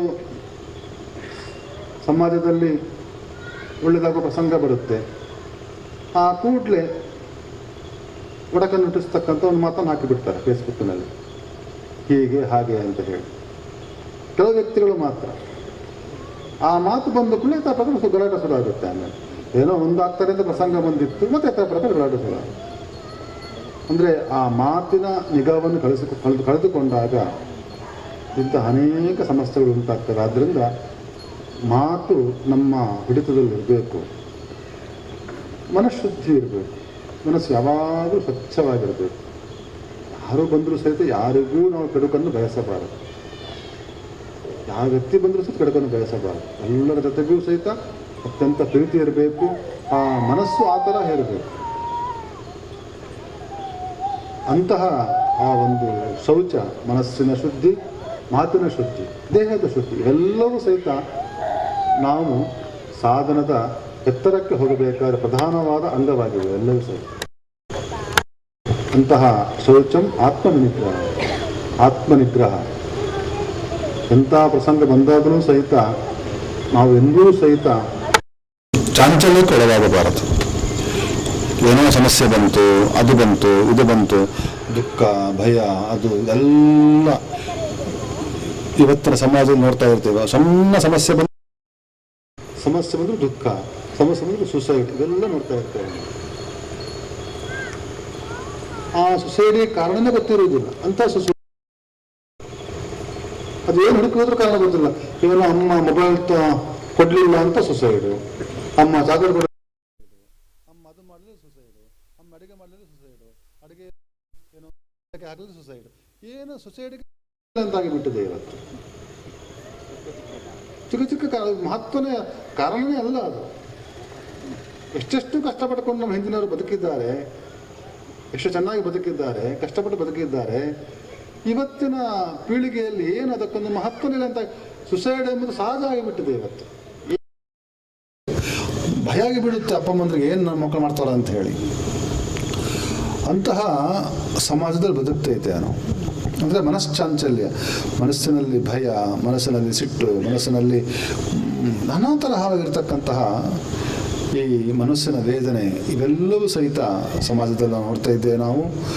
ಆದ್ದರಿಂದ ಆತ್ಮನಿಗ್ರಹ, ಮನೋನಿಗ್ರಹ ಬೇಕು, ಆತ್ಮವಿನಿಗ್ರಹ ಬೇಕು, ಮನಸ್ಸನ್ನು ಹಿಡಿತದಲ್ಲಿಟ್ಕೊಳ್ಳಬೇಕು. ಅಂತಹ ಪ್ರವೃತ್ತಿ ನಮ್ಮಲ್ಲಿ ಉಂಟಾಗಬೇಕು. ಇವೆಲ್ಲವೂ ಸಹಿತ ಒಂದು ಮನುಷ್ಯನ ಉನ್ನತ ಸ್ಥಾನಕ್ಕೆ ಏರಲಿಕ್ಕೆ ಪ್ರಧಾನವಾದ ಅಂಗ. ಇವೆಲ್ಲ ಧರ್ಮಗಳು ಪ್ರತಿಪಾದನೆಗಳು ಇದನ್ನೇ. ಇವತ್ತು ಧರ್ಮದ ಅರಿವನ್ನು ಸರಿಯಾಗಿ ಪಡೆದುಕೊಳ್ಳದೇನೆ ಇವತ್ತು ಅನೇಕ ಕಡೆ ನಡೀತಾ ಇರುತ್ತೆ. ಆದರೆ ಧರ್ಮವನ್ನು ಆಳವಾಗಿ ಚಿಂತನೆ ಮಾಡುತ್ತಾ ಹೋದಾಗ ಸಿಗತಕ್ಕಂಥ ಏಕೈಕ ಚಿಂತನೆ ಅಂತ ಹೇಳಿದರೆ ಎಲ್ಲರನ್ನೂ ಉಳಿತಾಗಿ ಕಾಣು, ಯಾರಿಗೂ ಕೇಡನ್ನು ಬಯಸಬೇಡ. ಇದೇ ಪ್ರಧಾನವಾಗಿರ್ತಕ್ಕಂಥ ಚಿಂತನೆ. ಅದು ಲೋಕ ಸಮಸ್ತ ಸುಖಿನೋ ಭವಂತು, ಎಲ್ಲ ಜನರು ಚೆನ್ನಾಗಿರಲಿ, ಇದೇ ನಿಜವಾಗಿರ್ತಕ್ಕಂತಹ ಚಿಂತನೆ. ಅಂತಹ ಧರ್ಮದ ಮೂಲವನ್ನು ನಾವು ತಿಳಿದುಕೊಂಡು ಪ್ರವೃತ್ತರಾದಾಗ ನಮ್ಮ ಸಮಾಜ ಸುಸ್ಥಿತಿಯಲ್ಲಿರುತ್ತೆ, ಸುಸ್ಥಿರವಾಗಿರುತ್ತೆ. ಅಂತಹ ಆ ಧರ್ಮದ ಮೂಲಗಳನ್ನು ಅರಿತುಕೊಂಡು ನಾವು ಪ್ರವೃತ್ತರಾಗಬೇಕು. ಈ ನಿಟ್ಟಿನಲ್ಲಿ ನಮ್ಮೆಲ್ಲ ಧಾರ್ಮಿಕ ಮುಖಂಡರು ಎಲ್ಲರೂ ಸೇರಿಕೊಂಡು ನಮ್ಮ ಈ ಸಮಾಜಕ್ಕೆ ಧರ್ಮದ ಚಿಂತನೆ ಮೂಡುವಂತಹ ಪ್ರವೃತ್ತಿಯನ್ನು ಹುಟ್ಟಿಸಬೇಕು. ಇವತ್ತು ನಮ್ಮೆಲ್ಲ ಧಾರ್ಮಿಕ ಬಾಂಧವರು, ಮುಖಂಡರು ಒಗ್ಗೂಡುವ ಒಂದು ಪರಿಸ್ಥಿತಿ, ವಾತಾವರಣ ಇವತ್ತಿದೆ. ಇವತ್ತು ನಮ್ಮದು ಅದು, ನಮ್ಮದು ಇದು, ನಾವು ಬರುವುದಿಲ್ಲ, ಆ ಸಮಕಾಲ ಹೋಗಿದೆ. ಇವತ್ತು ನಾವೆಲ್ಲ ಧಾರ್ಮಿಕ ಮುಖಂಡರು ಸೇರಿಕೊಂಡು ಸಮಾಜದಲ್ಲಿ ಧಾರ್ಮಿಕವಾಗಿರ್ತಕ್ಕಂಥ ಎಚ್ಚರಿಕೆಯನ್ನು ಮೂಡಿಸ್ತಕ್ಕಂತಹ ಕಾಲಘಟ್ಟದಲ್ಲಿ ನಾವಿದ್ದೇವೆ. ಅಂತಹ ಪ್ರವೃತ್ತಿ ನಮ್ಮ ಧಾರ್ಮಿಕ ಮುಖಂಡರಿಂದ ಆಗಬೇಕು. ನಮ್ಮ ಸ್ವಾಮಿಗಳವರು ಇಂತಹ ಪ್ರವೃತ್ತಿ ಉಳ್ಳವರು ಅಂತ ನಾನು ಭಾವಿಸ್ತಾ ಇದ್ದೇನೆ. ಅವರು ಹೇಳ್ತಾ ಇದ್ದರು, ಇಲ್ಲೊಂದು ಸರ್ವಧರ್ಮ ದರ್ಶನ ಚಿಂತನೆ ಆಗಬೇಕು ಅಂತ, ಸನಾತನ ಧರ್ಮ ದರ್ಶನ ಚಿಂತನೆ ಆಗಬೇಕು ಅಂತ ಹೇಳಿ, ಷಡ್ದರ್ಶನ ಚಿಂತನೆ ಆಗಬೇಕು, ಬೇರೆ ಬೇರೆ ಧರ್ಮದವನ್ನು ಕರೆಸಿ ಆ ಚಿಂತನೆ ಆಗಬೇಕೆಂಬ ಒಂದು ವಿಚಾರವನ್ನು ಅವರು ಹೇಳಿದರು. ಇಂತಹ ವಿಶಾಲವಾಗಿರ್ತಕ್ಕಂತಹ ಆ ಚಿಂತನೆಗಳು ಶ್ರೀಪಾದಂಗಳಲ್ಲಿದೆ. ಆದರೂ ಹೆಚ್ಚು ಸರಳವಾಗಿದ್ದಾರೆ. 4 ಅಕ್ಷರ ಬಂದರೆ ಸಾಕು ಮೇಲೆ ಹೋಗುವ ಜನರನ್ನು ಕಾಣುವ ಮಧ್ಯದಲ್ಲಿ ಎಲ್ಲವನ್ನೂ ಬಲ್ಲವರು ಸಹಿತ ಇಷ್ಟು ಸರಳವಾಗಿದ್ದಾರೆ ಅಂತ ಹೇಳಿದರೆ ನಾನು ಕಂಡ ಅಪರೂಪ ವ್ಯಕ್ತಿತ್ವ ಸ್ವಾಮಿಗಳವರದ್ದು ನಾನು ಹೇಳಲಿಕ್ಕೆ ಸಂತೋಷ ಪಡ್ತಾ ಇದ್ದೇನೆ. ಶ್ರೀಪಾದಂಗಳವರು ಸ್ವಾಮಿಗಳವರು ನಮ್ಮನ್ನು ಇಲ್ಲಿಗೆ ಅತ್ಯಂತ ಆತ್ಮೀಯ ಕರೆಸಿಕೊಂಡು ನಮ್ಮನ್ನು ಬಹಳ ಆದರಿಸಿದ್ದಾರೆ. ಸ್ವಾಮಿಗಳವರು ನಮ್ಮ ಕ್ಷೇತ್ರಕ್ಕೂ ಬಂದಿದ್ದರು, ಪಾದಕ ಕ್ಷೇತ್ರಕ್ಕೂ ಬಂದಿದ್ದರು. ಆವಾಗ ಅವರು ಬೇರೆ ವಿಚಾರ ಮಾಡಲಿಲ್ಲ. ಮಧ್ವಾಚಾರ್ಯರ ಚಿಂತನೆ ಏನಿದೆ ಇದರ ಬಗ್ಗೆನೇ ಅವರು ವಿಚಾರ ಮಾಡ್ತಾ ಇದ್ರು. ಅವರು ಹಾಡಹರಟೆ ಮಾಡುವುದೇ ಇಲ್ಲ. ಅವರು ಚಿಂತನೆ ಏನಿದೆ, ಆಚಾರ ಚಿಂತನೆ ಏನಿದೆ, ಬೇಕಾದ ಪುಸ್ತಕ ತಗೊಂಡು ಹೋಗಿ ಎಲ್ಲ ಅಂದರೆ ಅವರಲ್ಲಿ ನಿಜವಾಗಿ ಒಂದು ಜಿಜ್ಞಾಸತ್ವ ಇದೆ, ಜಿಜ್ಞಾಸೆ ಇದೆ. ತಿಳ್ಕೊಳ್ಬೇಕು ಎಂಬ ಜಿಜ್ಞಾಸೆ ಇದೆ. ಯಾವಾಗ ಜಿಜ್ಞಾಸೆ ಬರುತ್ತೋ ಆವಾಗ ಸರಳತೆ ಬರುತ್ತೆ ಆ ಸಂದರ್ಭದಲ್ಲಿ. ಕರೆಕ್ಟ್. ಅಂತಹ ಒಂದು ಪ್ರವೃತ್ತಿಯನ್ನು ಸ್ವಾಮಿಗಳನ್ನು ನಾವು ಕಂಡಿದ್ದೇವೆ. ಶ್ರೀಪಾದಂಗಳವರಿಗೆ ಭಗವಂತ ವಿಶೇಷವಾಗಿ ಮತ್ತಷ್ಟು ಅವರ ಮೂಲಕ ಧಾರ್ಮಿಕವಾಗಿರ್ತಕ್ಕಂತಹ ಚಿಂತನೆಗಳು, ಧಾರ್ಮಿಕವಾಗಿರುವಂತಹ ಕಾರ್ಯಗಳು, ಸಾಮಾಜಿಕವಾದ ಕಾರ್ಯಗಳು ನಡೆಯುವಂಥ ಆ ಒಂದು ಪ್ರವೃತ್ತಿಯನ್ನು ದೇವರು ಮತ್ತಷ್ಟು ಕೊಡಲಿ. ಅವರಿಗೆ ವಿಶೇಷವಾಗಿ ಆ ಸಾಮರ್ಥ್ಯ, ಆ ಶಕ್ತಿಯನ್ನು ದೇವರು ಕೊಡಲಿ. ಶ್ರೀಪಾದಂಗಳವರ ನಮ್ಮ ಈ ಒಂದು ಬಾಂಧವ್ಯ ಇದು ಚಿರಂತನವಾಗಿ ಇರಲಿ ಅಂತ ಈ ಸಂದರ್ಭದಲ್ಲಿ ನಾವು ಹಾರೈಸ್ತಾ, ಈ ಒಂದು ಕ್ಷೇತ್ರದ ಪ್ರತಿಯೊಬ್ಬರೂ ಸಹಿತ ಎಲ್ಲರೂ ಪ್ರತ್ಯೇಕ ಹೆಸರನ್ನು ಗೊತ್ತಿಲ್ಲ ನಮಗೆ, ಪ್ರತಿಯೊಬ್ಬರಿಗೂ ಸಹಿತ ನಾವು ಈ ಸಂದರ್ಭದಲ್ಲಿ ಅಭಿನಂದನೆಯನ್ನು ಹೇಳ್ತಾ, ಬಂದಿರತಕ್ಕಂಥ ಎಲ್ಲ ಭಕ್ತರಿಗೂ ಸಹಿತ ಭಗವಂತನ ಅನುಗ್ರಹವನ್ನು ಪ್ರಾರ್ಥನೆ ಮಾಡ್ತಾ, ಸ್ವಾಮಿಗಳವರು ಸಹಿತ ಯಾವಾಗ ಬೇಕಾದ್ರೂ ಉಡುಪಿಗೆ ಬಂದಾಗಲೂ ಸಹಿತ ನಮ್ಮ ಮಠಕ್ಕೆ ಬರಬೇಕು, ಪ್ರಾಜೆಕ್ಟ್ಗೆ ಬಂದಾಗ ನಮ್ಮ ಮಠಕ್ಕೆ ಬರಬೇಕು, ನಿಮ್ಮದೇ ಮಠ ಅಂತ ತಿಳ್ಕೊಂಡು ನೀವು ಬರಬೇಕು ಅಂತ ಸಂದರ್ಭದಲ್ಲಿ ನಾವು ಶ್ರೀಪಾದಂಗಳವರಲ್ಲಿ ನಾವು ಹೇಳ್ಕೊಳ್ತಾ, ಆಚಾರ್ಯ ಮಧ್ವಾಚಾರ್ಯರ ಚಿಂತನೆಗಳಿಗೂ ನಮ್ಮ ಚಿಂತನೆಗಳಿಗೂ ಬಹಳ ಅನ್ಯೋನ್ಯತೆ ಇದೆ ಎಂಬ ಒಂದು ಮಾತನ್ನು ನಮ್ಮ ಸ್ವಾಮಿಗಳು ಹೇಳ್ತಾ ಇದ್ದಾರೆ. ಮತ್ತು ಅವರು ಸಹಿತ ಉಡುಪಿಯಲ್ಲಿದ್ದರು. ಎಷ್ಟು ವರ್ಷ ಇದ್ರು ಗೊತ್ತಿಲ್ಲ ನನಗೆ, 28 ವರ್ಷದ ಹಿಂದೆ ಉಡುಪಿಯಲ್ಲಿ ಅವರು ಇದ್ರು. ಅದರಲ್ಲಿ ಉಡುಪಿಯಲ್ಲಿ ಇದ್ರು. ಅದರಿಂದ ಅವರು ಉಡುಪಿಯ ನೆನಪು ಇದೆ, ಉಡುಪಿಯ ನಂಟು ಇದೆ. ಆದ್ದರಿಂದ ಶ್ರೀಪಾದಂಗಳವರು ಉಡುಪಿಗೆ ಬರಬೇಕು, ನಮ್ಮ ಮಠಕ್ಕೆ ಬರಬೇಕು ಅಂತ ಸಂದರ್ಭದಲ್ಲಿ ನಾವು ಅವರನ್ನು ಆದರದಿಂದ ಹೇಳ್ಕೊಳ್ತಾ, ಎಲ್ಲ ಭಕ್ತರಿಗೂ ಭಗವಂತನ ಅನುಗ್ರಹ ಪ್ರಾರ್ಥನೆ ಮಾಡ್ತಾ ಮಾತನ್ನು ಮುಗಿಸ್ತಾ ಇದ್ದೇವೆ. ಕೃಷ್ಣಾರ್ಪಣ ಮಸ್ತು. ಕಾಣಿಯೂರು ಮಠದ ಶ್ರೀ ಶ್ರೀ ವಿದ್ಯಾವಲ್ಲಭ ತೀರ್ಥ ಶ್ರೀಪಾದಂಗಳವರು ನಮ್ಮ ಮೂಡುಬಿದಿರೆ ಶ್ರೀ ಜೈನ ಮಠದ ಪರಮಪೂಜ್ಯ ಸ್ವಾಮೀಜಿಯವರ ಒಡನಾಟದಿಂದ ಹಾಗೂ ಈ ಕ್ಷೇತ್ರಕ್ಕೆ ಆಗಮಿಸಿ ಇಲ್ಲಿಯ ಸಾನ್ನಿಧ್ಯದ ಬಗ್ಗೆ, ಶಿಲ್ಪಕಲಾ ವೈಭವದ ಬಗ್ಗೆ ಪ್ರಸನ್ನರಾದ ನಾವೆಲ್ಲರೂ ಇದು ನಮ್ಮ ಸೌಭಾಗ್ಯ ಅಂತೇಳಿ ಭಾವಿಸ್ತಾ ಇದ್ದೇವೆ. ನಮ್ಮ ಮಠದ ಪೂಜ್ಯ ಸ್ವಾಮೀಜಿಯವರಿಗೂ ನಮಗೂ ಒಂದು ರೀತಿಯ ಸಂಬಂಧ ಅಂತ ಹೇಳಿದರೆ, ಸಮುದ್ರದಲ್ಲಿ ಬೇಕಾದಷ್ಟು ನೀರಿದೆ, ಆದರೆ ನಾವು ಅಲ್ಲಿಂದ ನೀರು ತರಬೇಕು ಅಂತಂದರೆ ನಮ್ಮ ಪಾತ್ರೆ ಎಷ್ಟು ದೊಡ್ಡದು ಅಷ್ಟು ಮಾತ್ರ ತರಲಿಕ್ಕೆ ಸಾಧ್ಯ. ಇಂಥ ಒಂದು ಪರಿಸ್ಥಿತಿ ನಮ್ಮ ಮೂಡುಬಿದಿರೆ ಮಠದ ಸ್ವಾಮೀಜಿಗಳದ್ದು ಮತ್ತು ನಮ್ಮ ಭಕ್ತರದ್ದು. ಅಂಥ ಸ್ವಾಮೀಜಿಯವರ ಒಡನಾಟದಿಂದ ಖಂಡಿತ ಎಲ್ಲರೂ ಆಕರ್ಷಿತರಾಗ್ತಾರೆ ಅಂತ ನಾವು ಭಾವಿಸ್ತೇವೆ. ಅದೇ ರೀತಿ ಶ್ರೀ ಶ್ರೀ ವಿದ್ಯಾವಲ್ಲಭ ತೀರ್ಥ ಶ್ರೀಪಾದಂಗಳವರಿಗೂ ಕೂಡ ಭಾರಿ ಸಂತೋಷ ಆಗಿದೆ. ನಮಗೆ ನಮ್ಮ ಧರ್ಮದ ಬಗ್ಗೆ ಕೂಡ ಒಳ್ಳೆಯ ಒಂದು ಅರಿವನ್ನು ಮೂಡಿಸಿಕೊಂಡಿದ್ದಾರೆ.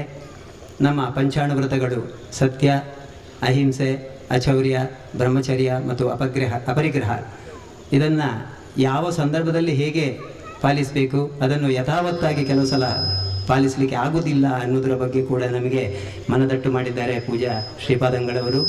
ಅವರಿಗೆ ನಮ್ಮ ಮೂಡುಬಿದಿರೆ ಶ್ರೀಮಠದ ಪರವಾಗಿ ಹಾಗೂ ಎಲ್ಲ ಜೈನ ಸಮಾಜದ ಪರವಾಗಿ ಸಾಷ್ಟಾಂಗ ನಮೋಸ್ತುಗಳನ್ನು ತಿಳಿಸ್ತಾ, ಅವರ ಈ ಒಂದು ಅನುಗ್ರಹ ಆಶೀರ್ವಚನಕ್ಕೆ ನಾವೆಲ್ಲರೂ ಭಾರಿ ಸಂತೋಷಪಟ್ಟಿದ್ದೇವೆ.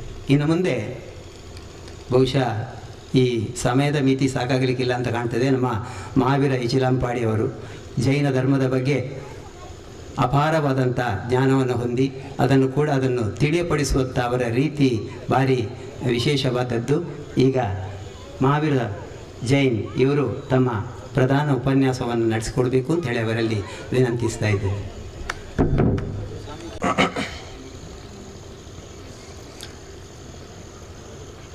ಓಂಕಾರಂ ಬಿಂದು ಸಂಯುಕ್ತಂ ನಿತ್ಯಂ ಧ್ಯಾಯಂತಿ ಯೋಗಿನಃ ಕಾಮದಂ ಮೋಕ್ಷದಂ ಚೈವ ಓಂಕಾರಾಯ ನಮೋ ನಮಃ ಓಂಕಾರಾಯ ನಮೋ ನಮಃ ಓಂಕಾರಾಯ ನಮೋ ನಮಃ. ಕ್ಷೇತ್ರದ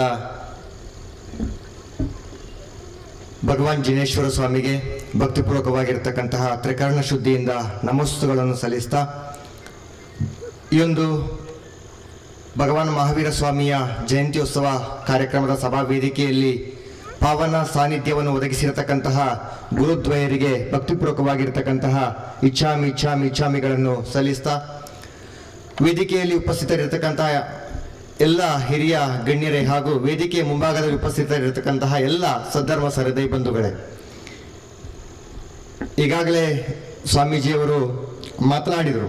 ಕಾಣಿಯೂರು ಮಠದ ಸ್ವಾಮೀಜಿಯವರು ಬಹಳ ಸುಂದರವಾಗಿ ಮಾತಾಡಿದರು. ನನ್ನ ಕೆಲಸ ಸ್ವಲ್ಪ ಕಡಿಮೆ ಮಾಡಿದ್ದಾರೆ. ನನಗೆ ಜವಾಬ್ದಾರಿಯನ್ನು ಕೊಟ್ಟದ್ದು ಮೂಡುಬಿದ್ರೆ ಮಠದ ಸ್ವಾಮೀಜಿಯವರು.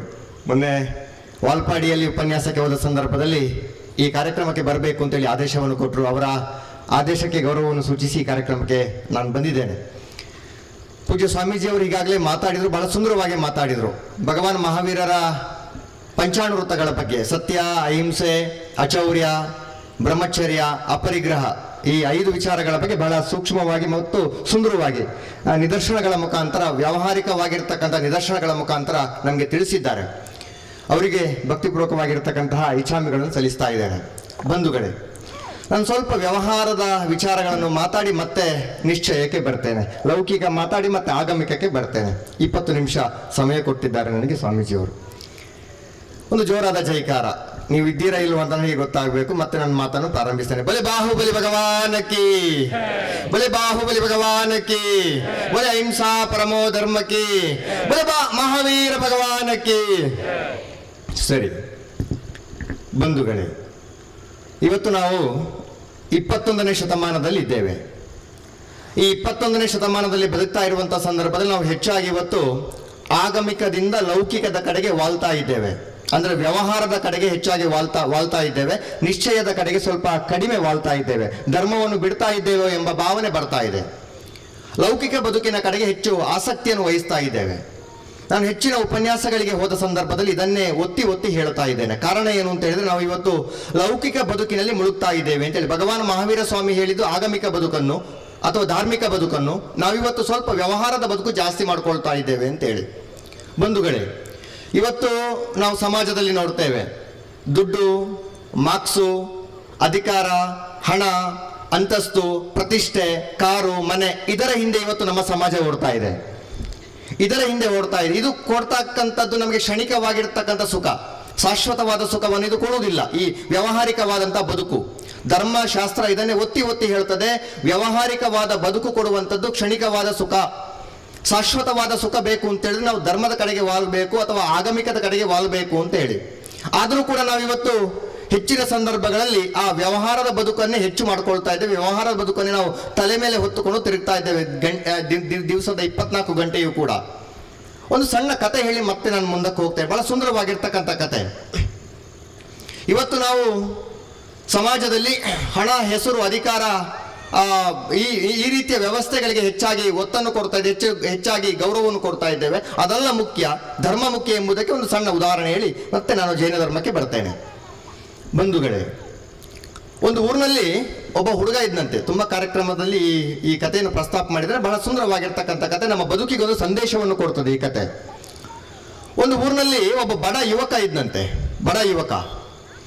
ಆ ಯುವಕ ಅವನ ವೃತ್ತಿ ಏನು ಅಂತ ಹೇಳಿದ್ರೆ, ಅವನ ಹೊಟ್ಟೆಪಾಡಿಗೋಸ್ಕರ, ಅವನ ಊಟಕ್ಕೋಸ್ಕರ ಅವನು ಬಲೂನ್ಗಳನ್ನು ಮಾರಾಟ ಮಾಡ್ತಿದ್ದ. ಆ ಯುವಕ ಬಲೂನ್ಗಳನ್ನು ಎಲ್ಲಿ ಮಾರಾಟ ಮಾಡ್ತಿದ್ದ ಅಂತ ಹೇಳಿದ್ರೆ, ಅವನ ಹಳ್ಳಿಯ ಅಕ್ಕಪಕ್ಕದ ಊರುಗಳಲ್ಲಿ ಜಾತ್ರೆಯಾದ ಸಂದರ್ಭದಲ್ಲಿ ಆ ಯುವಕ ತನ್ನಲ್ಲಿರ್ತಕ್ಕಂಥ ಬಣ್ಣದ ಬಲೂನ್ಗಳು, ಕಪ್ಪು, ಕೆಂಪು, ಹಳದಿ, ನೀಲಿ, ಬಿಳಿ, ಬೇರೆ ಬೇರೆ ಬಣ್ಣದ ಬಲೂನ್ಗಳನ್ನು ಆ ಜಾತ್ರೆಗೆ ಕೊಂಡೋಗಿ ಜಾತ್ರೆಯಲ್ಲಿ ಅದಕ್ಕೆ ಗಾಳಿ ತುಂಬಿ ಹಗ್ಗ ಕಟ್ಟಿ ಅದನ್ನು ಮಾರಾಟ ಮಾಡ್ತಿದ್ದ. ಒಮ್ಮೆ ಹೀಗಾಯಿತು, ಆ ಯುವಕನ ಹಳ್ಳಿಯ ಪಕ್ಕದ ಹಳ್ಳಿಯಲ್ಲಿ ಒಂದು ದೊಡ್ಡ ಜಾತ್ರೆ ನಡೀತಾ ಇತ್ತು. ಆ ಯುವಕ ತನ್ನ ವೃತ್ತಿಯನ್ನು ಮಾಡುವುದಕ್ಕೋಸ್ಕರ ಆ ದೊಡ್ಡ ಜಾತ್ರೆಗೆ ಹೋಗ್ತಾನೆ. ತನ್ನ ಬಲೂನ್ಗಳನ್ನು ಸಮೇತ. ಸರಿ, ಆ ದೊಡ್ಡ ಜಾತ್ರೆಗೆ ಹೋಗ್ತಾನೆ. ಜಾತ್ರೆ ಅಂತ ನಾವು ಕಲ್ಪಿಸಿಕೊಳ್ಬೋದು, ದೊಡ್ಡ ಒಂದು ಮೈದಾನ ಇರ್ತದೆ, ಅಲ್ಲಿ ಬೇಕಾದಷ್ಟು ಅಂಗಡಿ ಮುಂಗಟ್ಟುಗಳು ಇರ್ತದೆ, ತುಂಬ ಜನ ಸೇರಿರ್ತಾರೆ. ಆ ಮೈದಾನಕ್ಕೆ ಹೋಗಿ ಆ ಮೈದಾನದ ಮೂಲೆಯಲ್ಲಿ ಆ ಯುವಕ ತನ್ನಲ್ಲಿರ್ತಕ್ಕಂಥ ಬಲೂನ್ಗಳಿಗೆ ಗ್ಯಾಸ್ ತುಂಬಿಸಿ ಅಥವಾ ಗಾಳಿ ತುಂಬಿಸಿ ಅದಕ್ಕೆ ಹಗ್ಗ ಕಟ್ಟಿ ಕೈಯಲ್ಲಿ ಇಟ್ಕೊಂಡು ಮಾರಾಟ ಮಾಡ್ಲಿಕ್ಕೆ ಶುರು ಮಾಡ್ತಾನೆ. ಕೆಲವೊಂದು ಸಂದರ್ಭಗಳಲ್ಲಿ ಆ ಯುವಕನ ಬಲೂನ್ ಮಾರಾಟ ಆಗೋದಿಲ್ಲ. ಬಲೂನ್ಗಳನ್ನು ಖರೀದಿ ಮಾಡುವಂಥದ್ದು, ಬಲೂನ್ಗಳನ್ನು ಪರ್ಚೇಸ್ ಮಾಡುವಂಥದ್ದು ಹೆಚ್ಚಾಗಿ ಮಕ್ಕಳು, ವಿದ್ಯಾರ್ಥಿಗಳು. ಸರಿ, ಇವ ಏನ್ ಮಾಡ್ತಾ ಇದ್ದ ಅಂತ ಹೇಳಿದ್ರೆ, ಅವನ ಬಲೂನ್ ವ್ಯಾಪಾರ ಕಡಿಮೆ ಆದ ತಕ್ಷಣ ಅವನೊಂದು ಉಪಾಯ ಮಾಡ್ತಿದ್ದ. ಏನು ಉಪಾಯ ಅಂತ ಹೇಳಿದ್ರೆ, ಅವನಲ್ಲಿ ಇರ್ತಕ್ಕಂಥ ಹಲವು ಬಲೂನ್ಗಳಲ್ಲಿ ಒಂದು ಬಲೂನನ್ನು ಮೇಲಕ್ಕೆ ಹಾರಿ ಬಿಡ್ತಾ ಇದ್ದ. ಒಂದು ಬಲೂನ್ ಮೇಲಕ್ಕೆ ಹಾರಿಬಿಟ್ಟಾಗ ಆಗ ಆ ಒಂದು ಸಂದರ್ಭದಲ್ಲಿ ಹಾಗಾಯ್ತು. ಒಂದು ಬಲೂನ್ ಮೇಲಕ್ಕೆ ಹಾರಿಬಿಟ್ಟ, ವ್ಯಾಪಾರ ಕಡಿಮೆ ಆಯ್ತು, ಹಾರಿಬಿಟ್ಟ. ಆ ಬಲೂನ್ ಮೇಲಕ್ಕೆ ಹೋಗ್ತಾ ಇದೆ. ಆ ಜಾತ್ರೆಯಲ್ಲಿ ಇರ್ತಕ್ಕಂಥ ಮಕ್ಕಳೆಲ್ಲ ನೋಡ್ತಾ ಇದ್ದಾರೆ, ಬಲೂನ್ ಮೇಲಕ್ಕೆ ಹಾರ್ತಾ ಇದೆ. ಅಪ್ಪ ಅಮ್ಮನನ್ನು ಪೀಡಿಸ್ತಾರೆ. ಅಪ್ಪ ಅಮ್ಮ ಬಲೂನ್ ಹಾರ್ತಾ ಇದೆ, ನಮಗೂ ಬಲೂನ್ ಕೊಡಿಸು, ದುಡ್ಡು ಕೊಡು ಅಂತ ಹೇಳಿ. ಸರಿ, ಅಪ್ಪ ಅಮ್ಮನ ಹತ್ರ ದುಡ್ಡು ತಕೊಂಡು ಒಂದಷ್ಟು ಮಕ್ಕಳು ಓಡಿ ಬರ್ತಾರೆ, ಯುವಕನ ಹತ್ರ ಓಡಿ ಬರ್ತಾರೆ. ಓಡಿ ಬಂದು ಎದುರುಗಡೆ ಮುತ್ತಿಕೊಳ್ತಾರೆ, ಅಂಕಲ್ ಬಲೂನ್ ಕೊಡಿ, ಅಣ್ಣ ಬಲೂನ್ ಕೊಡು ಅಂತ ಹೇಳಿ. ಸರಿ, ಎಲ್ಲ ಮಕ್ಕಳ ಹತ್ರ ಹಣ ತಗೊಳ್ತಾನೆ, ಬಲೂನ್ ಕೊಡ್ತಾನೆ, ಹಣ ತಗೊಳ್ತಾನೆ, ಬಲೂನ್ ಕೊಡ್ತಾನೆ. ಕೊಡ್ತಾ ಇರುವಾಗ ಒಂದು ಘಟನೆ ನಡೀತದೆ. ಘಟನೆ ಏನು ಅಂತ ಹೇಳಿದ್ರೆ, ಹಿಂಬದಿಯಿಂದ ಯಾರೋ ಶರ್ಟ್ ಅನ್ನು ಜಗದಾಗುತ್ತೆ, ಯಾರೋ ಶರ್ಟ್ ಅನ್ನು ಎಳಿತಾ ಇದ್ದಾರೆ. ಆ ಯುವಕ ಹಿಂದೆ ತಿರುಗಿ ನೋಡ್ತಾನೆ, ನೋಡುವಾಗ ಸಣ್ಣ ಹುಡುಗ ಅಂಕಲ್ ಅಂತೇಳಿ ಶರ್ಟ್ ಎಳಿತಾ ಇದ್ದಾನೆ. ಆ ಥರ ಮಾಡಬೇಡ, ಇವರಿಗೆಲ್ಲ ಬಲೂನ್ ಕೊಟ್ಟಾದ ನಂತರ ನಿಂಗೂ ಬಲೂನ್ ಕೊಡ್ತೇನೆ. ಸರಿ ಆಯ್ತು. ಮತ್ತೆ ಮುಂದಿರ್ತಕ್ಕಂಥ ಮಕ್ಕಳ ಹತ್ರ ದುಡ್ಡು ತಗೊಳ್ತಾನೆ, ಬಲೂನ್ ಕೊಡ್ತಾನೆ. ಒಂದು 2 ನಿಮಿಷ ಆಗ್ಲಿಲ್ಲ, ಮತ್ತೆ ಅದೇ ಅನುಭವ. ಮತ್ತೆ ಹಿಂದ್ಗಡೆಯಿಂದ ಯಾರೋ ಶರ್ಟ್ ಜಗ್ತಾ ಇದ್ದಾರೆ. ಹಿಂದೆ ತಿರುಗಿ ನೋಡ್ತಾನೆ, ಅದೇ ಹುಡುಗ ಮತ್ತೆ ಹೇಳ್ತಾ ಇದ್ದಾನೆ, ಅಂಕಲ್ ಅಂತೇಳಿ ಶರ್ಟ್ ಜಗ್ತಾ ಇದ್ದಾನೆ. ಯುವಕ ಹೇಳ್ತಾನೆ, ನೋಡಪ್ಪ, ಸ್ವಲ್ಪ ತಾಳ್ಮೆ ಇರಬೇಕು ಬದುಕಿನಲ್ಲಿ. ತಾಳ್ಮೆ ಇದ್ರೆ ಮಾತ್ರ ಬದುಕು ಸಾಗಿಸ್ಲಿಕ್ಕೆ ಆಗೋದು. ನಿಂಗೂ ಬಲೂನ್ ಕೊಡ್ತೇನೆ, ಎದುರುಗಡೆ ಇರುವವರಿಗೆ ಬಲೂನ್ ಕೊಟ್ಟಾದ ನಂತರ ಕೊಡ್ತೇನೆ, ಸ್ವಲ್ಪ ತಾಳ್ಮೆ ಇರು. ಸರಿ ಆಯ್ತು. ಎದುರುಗಡೆ ಇರುವಂತ ಎಲ್ಲ ಮಕ್ಕಳಿಗೆ ಹಣ ತಕೊಂಡು ಬಲೂನ್ ಕೊಡ್ತಾನೆ. ಎಲ್ಲ ಮಕ್ಕಳು ಖುಷಿಯಿಂದ ಬಲೂನ್ ಹಿಡ್ಕೊಂಡು ಓಡಿ ಹೋಗ್ತಾರೆ. ಅಷ್ಟೊತ್ತಿಗೆ ಹಿಂದೆ ತಿರುಗಿ ನೋಡ್ತಾನೆ. ಆ ಹುಡುಗ ಸುಮ್ಮನೆ ಕೈ ಕಟ್ಕೊಂಡು ನಿಂತಿದ್ದಾನೆ, ಸಣ್ಣ ಹುಡುಗ, 5ನೇ ಕ್ಲಾಸು 6ನೇ ಕ್ಲಾಸು ಇರಬೇಕು. ಸರಿ, ಆ ಹುಡುಗನನ್ನು ಮುಂದಕ್ಕೆ ಕರೀತಾನೆ. ಮುಂದಕ್ಕೆ ಕರೆದು ಕೇಳ್ತಾನೆ, ಮಗು ನಿಂಗೆ ಬಲೂನ್ ಬೇಕಾ? ಆ ಹುಡುಗ ಹೇಳ್ತಾನೆ, ಅಂಕಲ್ ನನಗೆ ಬಲೂನ್ ಬೇಡ. ಮತ್ ಯಾಕಪ್ಪ ಆಗದಿಂದ ಶರ್ಟ್ ಜಗ್ತಾ ಇದೀಯಾ? ದುಡ್ಡಿಲ್ವಾ? ತಗೋ, ಫ್ರೀ ಕೊಡ್ತಾ ಇದ್ದೇನೆ, ತಗೋ ಬಲೂನ್. ಇಲ್ಲ ಅಂಕಲ್, ನನಗೆ ಬಲೂನ್ ಬೇಡ, ನಂಗೆ ಬಲೂನ್ ಅಂದ್ರೆ ಇಷ್ಟ ಇಲ್ಲ. ಮತ್ ಯಾಕಪ್ಪ ಆಗದಿಂದ ಶರ್ಟ್ ಜಗ್ತಾ ಇದೀಯಾ? ಅಂಕಲ್ ನನಗೆ ಬಲೂನ್ ಬೇಡ, ನನ್ನ ಹತ್ರ ಒಂದು ಪ್ರಶ್ನೆ ಇದೆ, ನನ್ನ ಪ್ರಶ್ನೆಗೆ ನೀವು ಉತ್ತರ ಕೊಡ್ತೀರಾ ಅಂಕಲ್? ಆ ಯುವಕ ಹೇಳ್ತಾನೆ, ಮಗು ನಾನು ಜಾಸ್ತಿ ಓದಿಲ್ಲ, ಗೊತ್ತಿದ್ರೆ ಉತ್ತರ ಕೊಡ್ತೇನೆ, ಪ್ರಶ್ನೆ ಕೇಳು.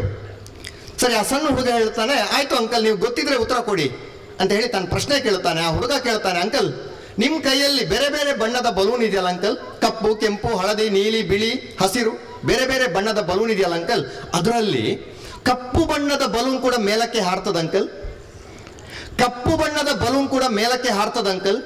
ಪುಟ್ಟು ಹುಡುಗನ ಬಾಯಲ್ಲಿ ದೊಡ್ಡ ಪ್ರಶ್ನೆ. ಆ ಯುವಕ ಬಲೂನ್ ಮಾಡ್ತಾ ಇದ್ದಂತ ಯುವಕ ತಕ್ಷಣಕ್ಕೆ ಉತ್ತರ ಕೊಡೋದಿಲ್ಲ, ಅವನು ಯೋಚನೆ ಮಾಡ್ತಾನೆ.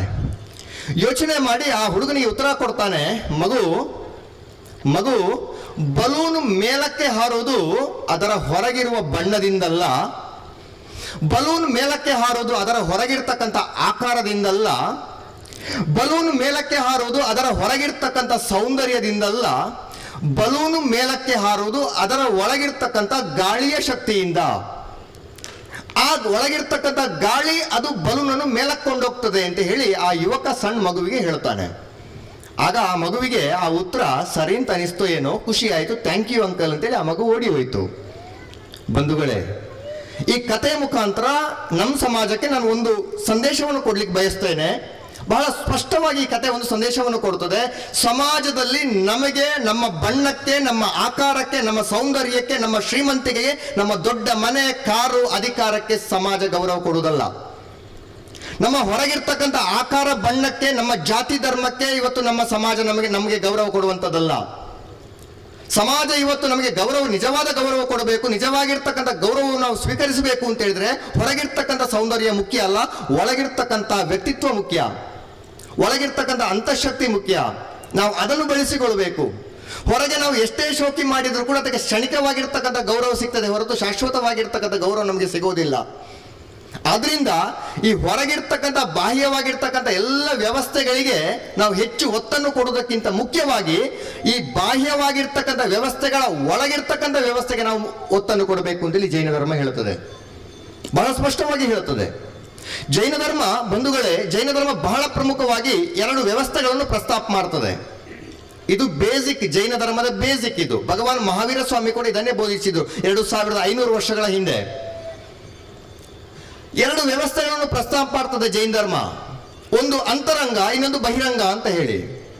ಅಂತರಂಗ ಅಂತಂದ್ರೆ ಒಳಗಿರ್ತಕ್ಕಂಥದ್ದು ಅಂತೇಳಿ, ಬಹಿರಂಗ ಅಂದ್ರೆ ಹೊರಗಿರ್ತಕ್ಕಂಥದ್ದು ಅಂತ ಹೇಳಿ.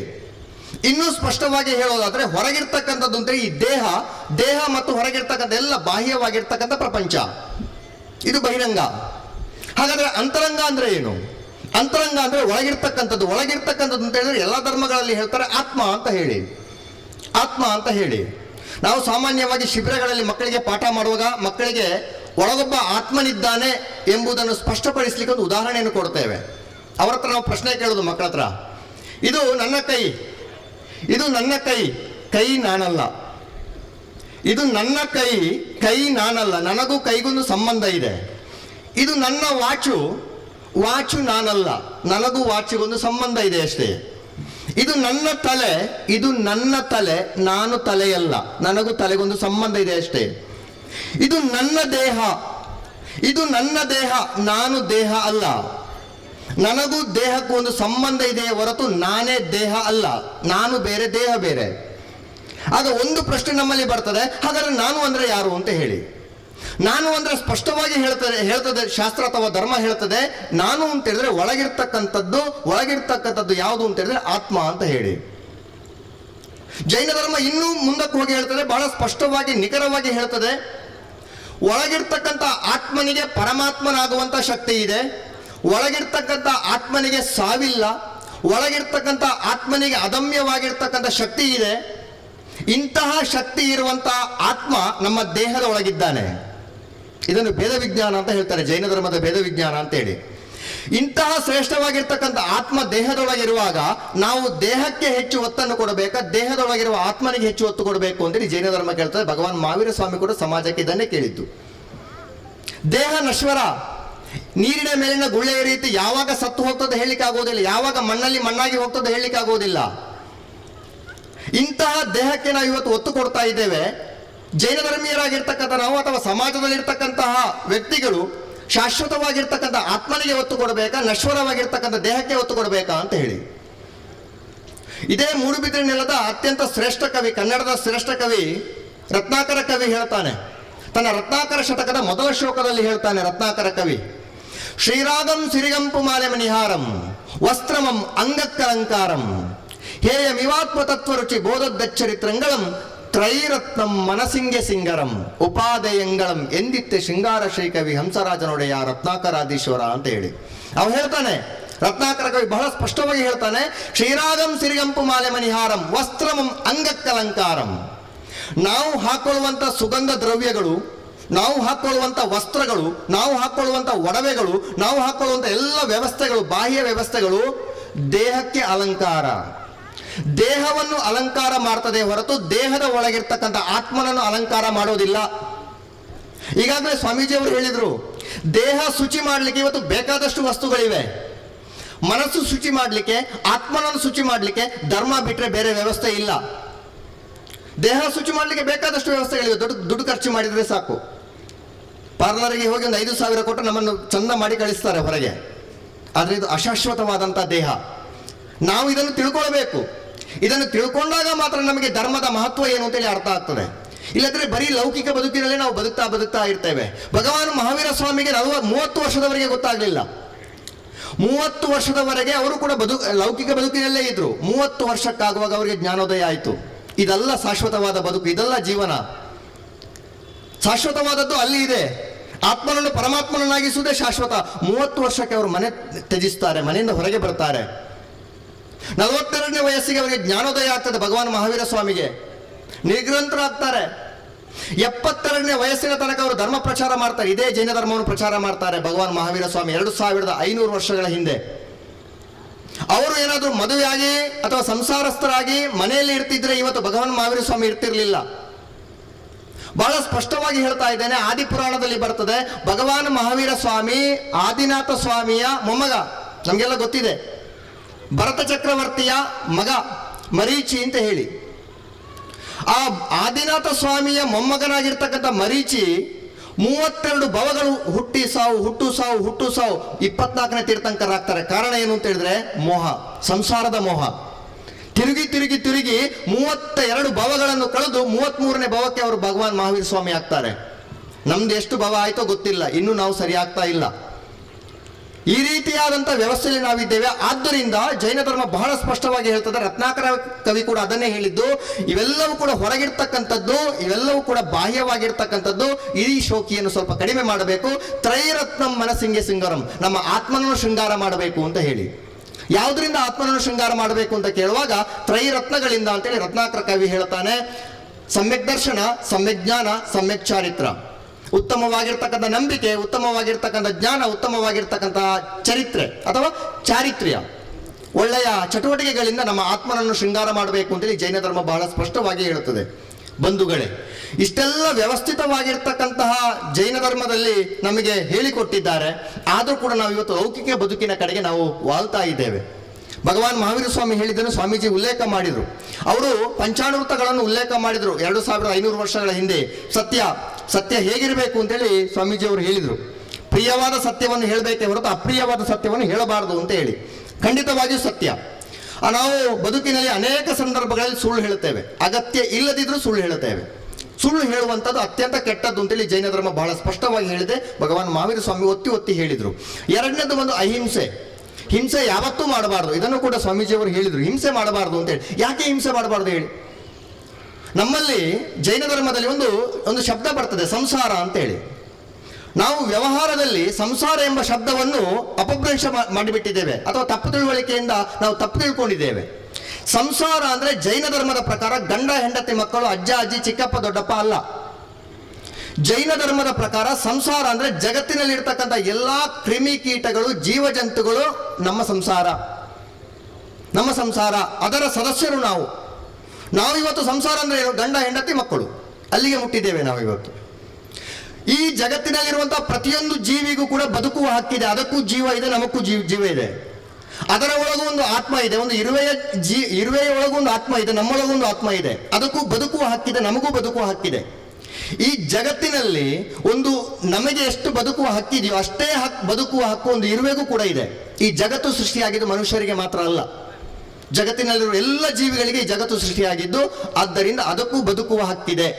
ಆದ್ದರಿಂದ ನಾವು ಕೊಲ್ಲಿಕ್ಕೆ ನಾವಲ್ಲ, ಯಾವತ್ತೂ ಕೊಲ್ಲಬಾರ್ದು, ಹಿಂಸೆ ಕೊಡಬಾರ್ದು ಇನ್ನೊಬ್ಬರಿಗೆ. ಆ ಜೈನ ಧರ್ಮದಲ್ಲಿ ಬಹಳ ಸೂಕ್ಷ್ಮವಾಗಿ ಹಿಂಸೆಯಲ್ಲಿ 4 ವಿಧ ಹೇಳ್ತಾರೆ. ಆರಂಭ ಹಿಂಸೆ, ವಾಣಿಜ್ಯ ಹಿಂಸೆ, ಅನಂತರ ವಿರೋಧಿ ಹಿಂಸೆ, ಬಹಳ ಮುಖ್ಯವಾಗಿ ಸಂಕಲ್ಪ ಹಿಂಸೆ ಅಂತ ಹೇಳಿ. ಆರಂಭ ಹಿಂಸೆ ಕೃಷಿ ಮಾಡುವಾಗ ಅಲ್ಪ ಸ್ವಲ್ಪ ಹಿಂಸೆ ಆಗ್ತದೆ, ಅದಕ್ಕೆ ಶ್ರಮೆ ಇದೆ ಜೈನ ಧರ್ಮದಲ್ಲಿ. ವಾಣಿಜ್ಯ ಹಿಂಸೆ ನಾವು ಕೆಲಸ ಮಾಡುವಾಗ ಅಲ್ಪ ಸ್ವಲ್ಪ ಹಿಂಸೆ ಆಗ್ತದೆ, ಅದಕ್ಕೆ ಕ್ಷಮೆ ಇದೆ. ವಿರೋಧಿ ಹಿಂಸೆ, ನಮ್ಮಲ್ಲಿ ಇನ್ನೊಂದು ತಪ್ಪು ತಿಳುವಳಿಕೆ ಇದೆ. ಏನು ಅಂತ ಹೇಳಿದ್ರೆ ಜೈನ ಧರ್ಮೀಯರು ಅಹಿಂಸಾವಾದಿಗಳು, ಅವರ ಮೇಲೆ ಏನು ಮಾಡಿದರೂ ಕೂಡ ಅವರೇನು ತಿರುಗಿ ಬೀಳುವುದಿಲ್ಲ ಅಂತ ಹೇಳಿ. ಆದರೆ ಜೈನ ಧರ್ಮ ಸ್ಪಷ್ಟವಾಗಿ ಹೇಳಿದೆ, ವಿರೋಧಿ ಹಿಂಸೆಗೆ ಕ್ಷಮೆ ಇದೆ. ಒಬ್ಬ ಜೈನನಾದವ ಸೈನಿಕನಾದ್ರೆ ಅವ ಅಲ್ಲಿ ಶತ್ರು ಸೈನಿಕರವರು ಅಥವಾ ಶತ್ರು ಸೈನಿಕರು ಅವನ ಮೇಲೆ ದಾಳಿ ಮಾಡಿದಾಗ ಅವ ಸುಮ್ಮನೆ ಕುತ್ಕೊಳ್ಳಿಕ್ಕೆ ಆಗೋದಿಲ್ಲ. ಅದನ್ನು ವಿರೋಧಿ ಹಿಂಸೆ ಅಂತೇಳಿ ಕರೀತಾರೆ. ನಮ್ಮ ರಕ್ಷಣೆಗೆ, ಆತ್ಮರಕ್ಷಣೆಗೆ, ದೇಶದ ರಕ್ಷಣೆಗೆ, ನಮ್ಮ ಸಮಾಜದ ರಕ್ಷಣೆಗೆ ನಾವು ಯಾವತ್ತೂ ಕೂಡ ಹಿಂಸೆಯನ್ನು ಮಾಡಿದರೆ ಅದರ ಪಾಪ ಕಡಿಮೆ, ಅದಕ್ಕೆ ಕ್ಷಮೆ ಇದೆ, ಅದಕ್ಕೆ ವಿರೋಧಿ ಹಿಂಸೆ ಅಂತ ಹೇಳ್ತಾರೆ. ಜೈನ ಧರ್ಮದಲ್ಲಿ ಬಹಳ ಒತ್ತಿ ಹೇಳುವಂಥದ್ದು ಸಂಕಲ್ಪ ಹಿಂಸೆ ಮಾಡಬಾರ್ದು ಅಂತ ಹೇಳಿ. ಅಂದ್ರೆ ಭಾವನೆಯಿಂದ ಹಿಂಸೆ ಮಾಡಬಾರ್ದು ಅಂತೇಳಿ. ಸಂಕಲ್ಪ ಹಿಂಸೆ ನಮಗೆ ಅದರ ಬಗ್ಗೆ ಸರಿಯಾಗಿ ನಾವು ತಿಳ್ಕೊಳ್ಬೇಕು ಅಂತ ಹೇಳಿದ್ರೆ ಜೀವದಯಾಷ್ಟಮಿಯ ಕತೆ ಬರ್ತದೆ, ಜನ್ನನ ಯಶೋಧರ ಚರಿತೆ, ಅದ್ಭುತವಾಗಿರ್ತಕ್ಕಂಥ ಕತೆ. ಅದನ್ನು ನಾವು ತಿಳ್ಕೊಂಡು ಅರ್ಥ ಆಗ್ತದೆ. ಭಾವನೆ ಎಂದ್ರೂ ಕೂಡ ನಾವು ಯಾವತ್ತೂ ಹಿಂಸೆ ಮಾಡಬಾರ್ದು. ಸಂಕಲ್ಪ ಹಿಂಸೆ ಅತ್ಯಂತ ಕೆಟ್ಟ ಹಿಂಸೆ ಅಂತ ಹೇಳಿ. ಕೆಲವೊಮ್ಮೆ ನಾವು ಇನ್ನೊಬ್ಬನಿಗೆ ಹೊಡೆಯುವುದಿಲ್ಲ, ಬಡಿಯುವುದಿಲ್ಲ, ಮನಸ್ಸಿನಲ್ಲೇ ಕೆಟ್ಟದ್ದು ಯೋಚನೆ ಮಾಡುವುದು. ಅವ ಹಾಳಾಗಿ ಹೋಗಬೇಕು, ಅವನಿಗೆ ಹಾಗೆ ಆಗಬೇಕು, ಅವನಿಗೆ ಹೀಗೆ ಆಗಬೇಕು. ಹೊಡೆಯುವುದಕ್ಕಿಂತ ಬಡಿಯುವುದಕ್ಕಿಂತ ಜಾಸ್ತಿ ಪಾಪ ಇದಕ್ಕೆ. ಹೊಡೆಯುವುದಕ್ಕಿಂತ ಬಡಿಯುವುದಕ್ಕೆ ಜಾಸ್ತಿ ಪಾಪ ಇದಕ್ಕೆ. ಉದಾಹರಣೆಗೆ ಹೇಳುತ್ತೇನೆ, ನಮ್ಮ ಶಾಸ್ತ್ರದಲ್ಲಿ ಉದಾಹರಣೆ ಕೊಡ್ತಾರೆ. ಗೇಟಿನ ಒಳಗೆ ಒಂದು ಹಸು ಬಂತು. ನಮ್ಮ ಗೇಟಿನ ಒಳಗೆ ಒಂದು ಹಸು ಬಂತು. ನಾವು ಏನು ಮಾಡಿದ್ವಿ, ಸಿಟ್ಔಟಲ್ಲಿ ಕೂತ್ಕೊಂಡು ಒಂದು ಕಲ್ಲು ಬಿಸಾಡಿ ಅಥವಾ ಒಂದು ದೊಣ್ಣೆ ಬಿಸಾಡಿದ್ವಿ. ದೊಣ್ಣೆ ಬಿಸಾಡಿದಾಗ ಹಸು ತಪ್ಪಿಸಿಕೊಳ್ತು, ಹಸು ಓಡಿತು. ಆದರೆ ಶಾಸ್ತ್ರ ಹೇಳ್ತದೆ, ನಾವು ಬಿಸಾಡಿದ ದೊಣ್ಣೆಯಿಂದ ಹಸು ತಪ್ಪಿಸಿಕೊಂಡ್ರು ಕೂಡ ನಮಗೆ ಬರುವ ಪಾಪದಿಂದ ನಾವು ತಪ್ಪಿಸಿಕೊಳ್ಳುವುದಿಲ್ಲ ಅಂತೇಳಿ. ನಮಗೆ ಆ ಪಾಪ ಬಂದೇ ಬರ್ತದೆ. ಸಂಕಲ್ಪ ಹಿಂಸೆ ಅತ್ಯಂತ ಕೆಟ್ಟದ್ದು. ನಾವು ಕೂತುಕೊಂಡವನಿಗೆ ಕೆಟ್ಟದ್ದಾಗಲಿ ಅಂತ ಯೋಚನೆ ಮಾಡೋದೇ ಕೆಟ್ಟದ್ದು, ಅದಕ್ಕೆ ಪಾಪ ಬರ್ತದೆ. ಅದನ್ನು ಜೈನ ಧರ್ಮ ಖಂಡಿತವಾಗಿ ಒಪ್ಪುವುದಿಲ್ಲ. ಆದ್ದರಿಂದ 4 ರೀತಿಯ ಹಿಂಸೆಗಳಲ್ಲಿ ಸಂಕಲ್ಪ ಹಿಂಸೆ ಅತ್ಯಂತ ಕೆಟ್ಟದ್ದು ಅಂತ ಹೇಳಿ. ಆನಂತರ ಮೂರನೇದಾಗಿ ಬರುವಂಥದ್ದು ಭಗವಾನ್ ಮಹಾವೀರ ಸ್ವಾಮಿ ಪಂಚಾಣುವೃತ್ತಗಳಲ್ಲಿ ಹೇಳಿದ್ದು ಅಚೌರ್ಯಾಣುವೃತ ಅಂತೇಳಿ. ಕಳ್ಳತನ ಮಾಡಬಾರ್ದು. ಬಹಳ ಸುಂದರವಾಗಿ ಹೇಳಿದರು ಸ್ವಾಮೀಜಿಯವರು. ಅಚೌರ್ಯಾಣುವೃತ್ತದಲ್ಲಿ ಜೈನ ಧರ್ಮ ಎಲ್ಲಿವರೆಗೆ ಹೇಳ್ತದೆ ಅಂತ ಹೇಳಿದ್ರೆ, ಒಂದು ಹೂವಿನ ಗಿಡದಲ್ಲಿ ಬಿಟ್ಟಿರ್ತಕ್ಕಂಥ ಹೂವನ್ನು ಕೂಡ ಕೀಳುವಾಗ ಅಥವಾ ಅದನ್ನು ಕೊಯ್ಯುವಾಗ ಅದರ ಅನುಮತಿಯನ್ನು ಪಡಿಬೇಕಂತೆ. ಜೈನ ಧರ್ಮ ಅಷ್ಟು ಸ್ಪಷ್ಟವಾಗಿ ಹೇಳ್ತದೆ. ಇಲ್ಲದಿದ್ದರೆ ಅದು ಕೂಡ ಹಿಂಸೆ, ಅದು ಕೂಡ ಕಳ್ಳತನ. ಅದು ನಮ್ಮದಲ್ಲ, ಅದು ಹೂವಿನ ಅಥವಾ ಗಿಡದ್ದು. ಆ ಹೂವನ್ನು ಕೀಳುವಾಗ ಅದರ ಅನುಮತಿಯನ್ನು ಪಡ್ಕೊಳ್ಬೇಕು. ಒಂದು ಹಣ್ಣನ್ನು ಕೀಳುವಾಗ ಅದರ ಅನುಮತಿಯನ್ನು ಪಡ್ಕೊಳ್ಬೇಕು ಅಂತೇಳಿ ಜೈನ ಧರ್ಮ ಹೇಳ್ತದೆ. ಅಚೌರ್ಯಾಣುವೃತ ಅಂದರೆ ಅನುಮತಿ ಇಲ್ಲದೆ ಯಾವುದನ್ನು ಪಡ್ಕೊಳ್ಬಾರ್ದು ಅಂತೇಳಿ. ಆನಂತರ ಬರುವಂಥದ್ದಲ್ಲಿ ಬಹಳ ಮುಖ್ಯವಾಗಿ ಬ್ರಹ್ಮಚರ್ಯ ಬರ್ತದೆ. ಬ್ರಹ್ಮಚರ್ಯ ಅಂದರೆ ನಮ್ಮ ಸಮಾಜದಲ್ಲಿ ಒಂದು ತಪ್ಪು ಕಲ್ಪನೆ ಇದೆ. ಬ್ರಹ್ಮಚರ್ಯ ಅಂದರೆ ಮದುವೆ ಆಗದೇ ಇರುವುದು ಅಂತೇಳಿ. ಬ್ರಹ್ಮಚರ್ಯ ಅಂದರೆ ಮದುವೆ ಆಗದೇ ಇರುವಂಥದ್ದಲ್ಲ. ಬ್ರಹ್ಮಚರ್ಯ ಅದರಲ್ಲಿ 2 ಶಬ್ದಗಳು ಬರ್ತದೆ. ಶಬ್ದದ ಅರ್ಥವನ್ನು ಮೊದಲು ಹೇಳ್ತೇನೆ. ಬ್ರಹ್ಮ ಅಂದರೆ ಜೈನ ಧರ್ಮದ ಪ್ರಕಾರ ಆತ್ಮ, ಚರ್ಯ ಅಂದರೆ ಲೀನವಾಗುವುದು ಅಂತ ಹೇಳಿ. ಬ್ರಹ್ಮಚರ್ಯ ಅಂದರೆ ಆತ್ಮನಲ್ಲಿ ಲೀನವಾಗುವುದು ಅಂತ ಹೇಳಿ. ಮದುವೆ ಆಗುವುದು ಅಂತೇಳಿ ಅರ್ಥ ಅಥವಾ ಮದುವೆ ಆಗದಿರುವುದು ಅಂತೇಳಿ ಅರ್ಥ ಅಲ್ಲ. ನಮ್ಮ ಆತ್ಮನಲ್ಲಿ ನಾವೇ ಲೀನವಾಗುವಂಥದ್ದು, ಅದನ್ನು ಬ್ರಹ್ಮಚರ್ಯ ಅಂತೇಳಿ ಕರೀತಾರೆ. ಬ್ರಹ್ಮಚರ್ಯ ಅಂತ ಹೇಳಿ. ಹಾಗಾದರೆ ನಮ್ಮ ಆದಿನಾಥ ಸ್ವಾಮಿಯ ಮಗ ಭರತ ಚಕ್ರವರ್ತಿ 96,000 ಜನ ಹೆಂಡತಿಯರಿದ್ರು. ಭರತ ಚಕ್ರವರ್ತಿಗೆ 96,000 ಜನ ಹೆಂಡತಿಯರಿದ್ರೂ ಕೂಡ ಭರತ ಚಕ್ರವರ್ತಿ ಬ್ರಹ್ಮಚರ್ಯವನ್ನು ಪಾಲನೆ ಮಾಡ್ತಿದ್ದ ಅಂತೇಳಿ ಹೇಳ್ತದೆ ಆದಿಪುರಾಣದಲ್ಲಿ. ಅಂದರೆ ಇಲ್ಲಿ ಬ್ರಹ್ಮಚರ್ಯ ಅಂತ ಹೇಳಿದ್ರೆ ಮದುವೆ ಆಗದೇ ಇರುವಂಥದ್ದಲ್ಲ. ಮದುವೆ ಆದರೂ ಕೂಡ ನಮ್ಮ ಆತ್ಮನಲ್ಲಿ ನಾವೇ ಲೀನವಾಗುವಂಥದ್ದು ಅಥವಾ ತಪ ಅಥವಾ ಧ್ಯಾನ ಅಂತೇಳಿ ಹೇಳ್ತಾರೆ. ಅದಕ್ಕೆ ನಮ್ಮ ಆತ್ಮನಲ್ಲಿ ನಾವೇ ಲೀನವಾಗುವಂಥದ್ದು ಅಲ್ಲಿ ಬ್ರಹ್ಮಚರ್ಯ ಅಂತೇಳಿ. ಆನಂತರ ಅಲ್ಲಿ ಬಹಳ ಮುಖ್ಯವಾಗಿ ಪಂಚಾಣುವೃತ್ತದಲ್ಲಿ ಹೇಳಿರುವಂಥದ್ದು ಪರಸ್ತ್ರೀಯನ್ನು ಕೆಟ್ಟ ದೃಷ್ಟಿಯಲ್ಲಿ ನೋಡಬಾರ್ದು ಅಂತ ಹೇಳಿ. ಪರಸ್ತ್ರೀಯನ್ನು ಕೂಡ ಕೆಟ್ಟ ದೃಷ್ಟಿಯಲ್ಲಿ ನೋಡಬಾರ್ದು. ನಮ್ಮ ಹೆಂಡತಿಯನ್ನು ಬಿಟ್ಟು ಅಥವಾ ಗಂಡನನ್ನು ಬಿಟ್ಟು ಪುರುಷ ಅಥವಾ ಪರಸ್ತ್ರೀಯನ್ನು ಕೆಟ್ಟ ದೃಷ್ಟಿಯಲ್ಲಿ ನೋಡಬಾರ್ದು. ಆ ದೃಷ್ಟಿಯಲ್ಲಿ ಕೂಡ ಅದನ್ನು ನಾವು ತಿಳ್ಕೊಳ್ಬಹುದು. ಕೊನೆಯದಾಗಿ ಬರುವಂಥದ್ದು ಜೈನ ಧರ್ಮದಲ್ಲಿ ಮುಖ್ಯವಾಗಿ ಹೇಳಿರ್ತಕ್ಕಂಥದ್ದು ಅಪರಿಗ್ರಹ ಅಂತೇಳಿ. ಪರಿಗ್ರಹ ಇರಬಾರ್ದು ಅಂತೇಳಿ ಪಂಚಾಣುವೃತ್ತಗಳಲ್ಲಿ ಬರುವಂಥದ್ದು. ಮಹಾವೀರ ಸ್ವಾಮಿ ಇದನ್ನು ಬಹಳ ಒತ್ತಿ ಸಮಾಜಕ್ಕೆ ಬೋಧನೆಯನ್ನು ಮಾಡಿದ್ದಾರೆ. ಆ ಪಂಚಾಣುವೃತ್ತಗಳಲ್ಲಿ ಕೊನೆಯದು ಅಪರಿಗ್ರಹ, ಪರಿಗ್ರಹ ಇರಬಾರ್ದು ಅಂತೇಳಿ. ಇವತ್ತು ನಮ್ಮ ಎಲ್ಲ ಕೆಟ್ಟದಕ್ಕೆ ಕಾರಣ ಪರಿಗ್ರಹ. ನಮ್ಮ ಎಲ್ಲ ಇವತ್ತು ಮೈಂಡ್ ಅಪ್ಸೆಟ್ ಆಗಲಿಕ್ಕೆ ತರುಣ ಸಾಗರ್ ಹೇಳ್ತಾರೆ, ನಮ್ಮ ಮನೆಯಲ್ಲಿ ಇವತ್ತು ಎಲ್ಲ ಸೆಟ್ಗಳಿವೆ. Dining set, TV set, table set, fridge set ಎಲ್ಲವೂ ಟೋಟಲ್ ಆಗಿ ಅದರ ಮಧ್ಯದಲ್ಲಿ ನಮ್ಮ ಮೈಂಡ್ ಇವತ್ತು ಅಪ್ಸೆಟ್ ಆಗಿದೆ ಅಂತೇಳಿ. ಮೈಂಡ್ ಅಪ್ಸೆಟ್ ಆಗಲಿಕ್ಕೆ ಕಾರಣ ಪರಿಗ್ರಹಗಳು. ಮನೆಯಲ್ಲಿ ವಸ್ತುಗಳನ್ನು ರಾಶಿ ಹಾಕೋದು, ಆಫರ್ ಮೇಲೆ ಆಫರ್, ಒಂದು ತಗೊಂಡ್ರೆ ಒಂದು ಫ್ರೀ, 50% ಡಿಸ್ಕೌಂಟ್, ಅಮೆಝಾನ್ ಬಂತು, ಫ್ಲಿಪ್ಕಾರ್ಟ್ ಬಂತು, ನಮ್ಮ ಮೆಸೇಜ್ ಮೇಲೆ ಮೆಸೇಜ್ ಬರ್ತದೆ, ನಾವು ತಗೊಳ್ಳೋದು ಮನೆಯಲ್ಲಿ ರಾಶಿ ಹಾಕುವಂಥದ್ದು ಪರಿಗ್ರಹಗಳು. ಎಲ್ಲಿಯವರೆಗೆ ಅಂತ ಹೇಳಿದ್ರೆ ಒಂದು ಸ್ವಲ್ಪ ವರ್ಷದ ಹಿಂದೆ ಎಲ್ಲಿಯವರೆಗೆ ನಮ್ಮ ಸಮಾಜದಲ್ಲಿ ಪರಿಗ್ರಹ ಇದೆ ಅಂತೇಳಿ ಒಂದು ಮಾಜಿ ಮುಖ್ಯಮಂತ್ರಿ, ನಮ್ಮ ರಾಜ್ಯದಲ್ಲ, ಮಾಜಿ ಮುಖ್ಯಮಂತ್ರಿ ಬೇರೆ ರಾಜ್ಯದ್ದು, ಅವರನ್ನು ಅರೆಸ್ಟ್ ಮಾಡ್ತಾರೆ ಇಡಿ ಇಲಾಖೆಯವರು. ಅವರನ್ನು ಅರೆಸ್ಟ್ ಮಾಡುವ ಸಂದರ್ಭದಲ್ಲಿ ಅವರ ಮನೆಯಲ್ಲಿ 600 ಜೊತೆ ಚಪ್ಪಲ್ ಸಿಗ್ತದೆ.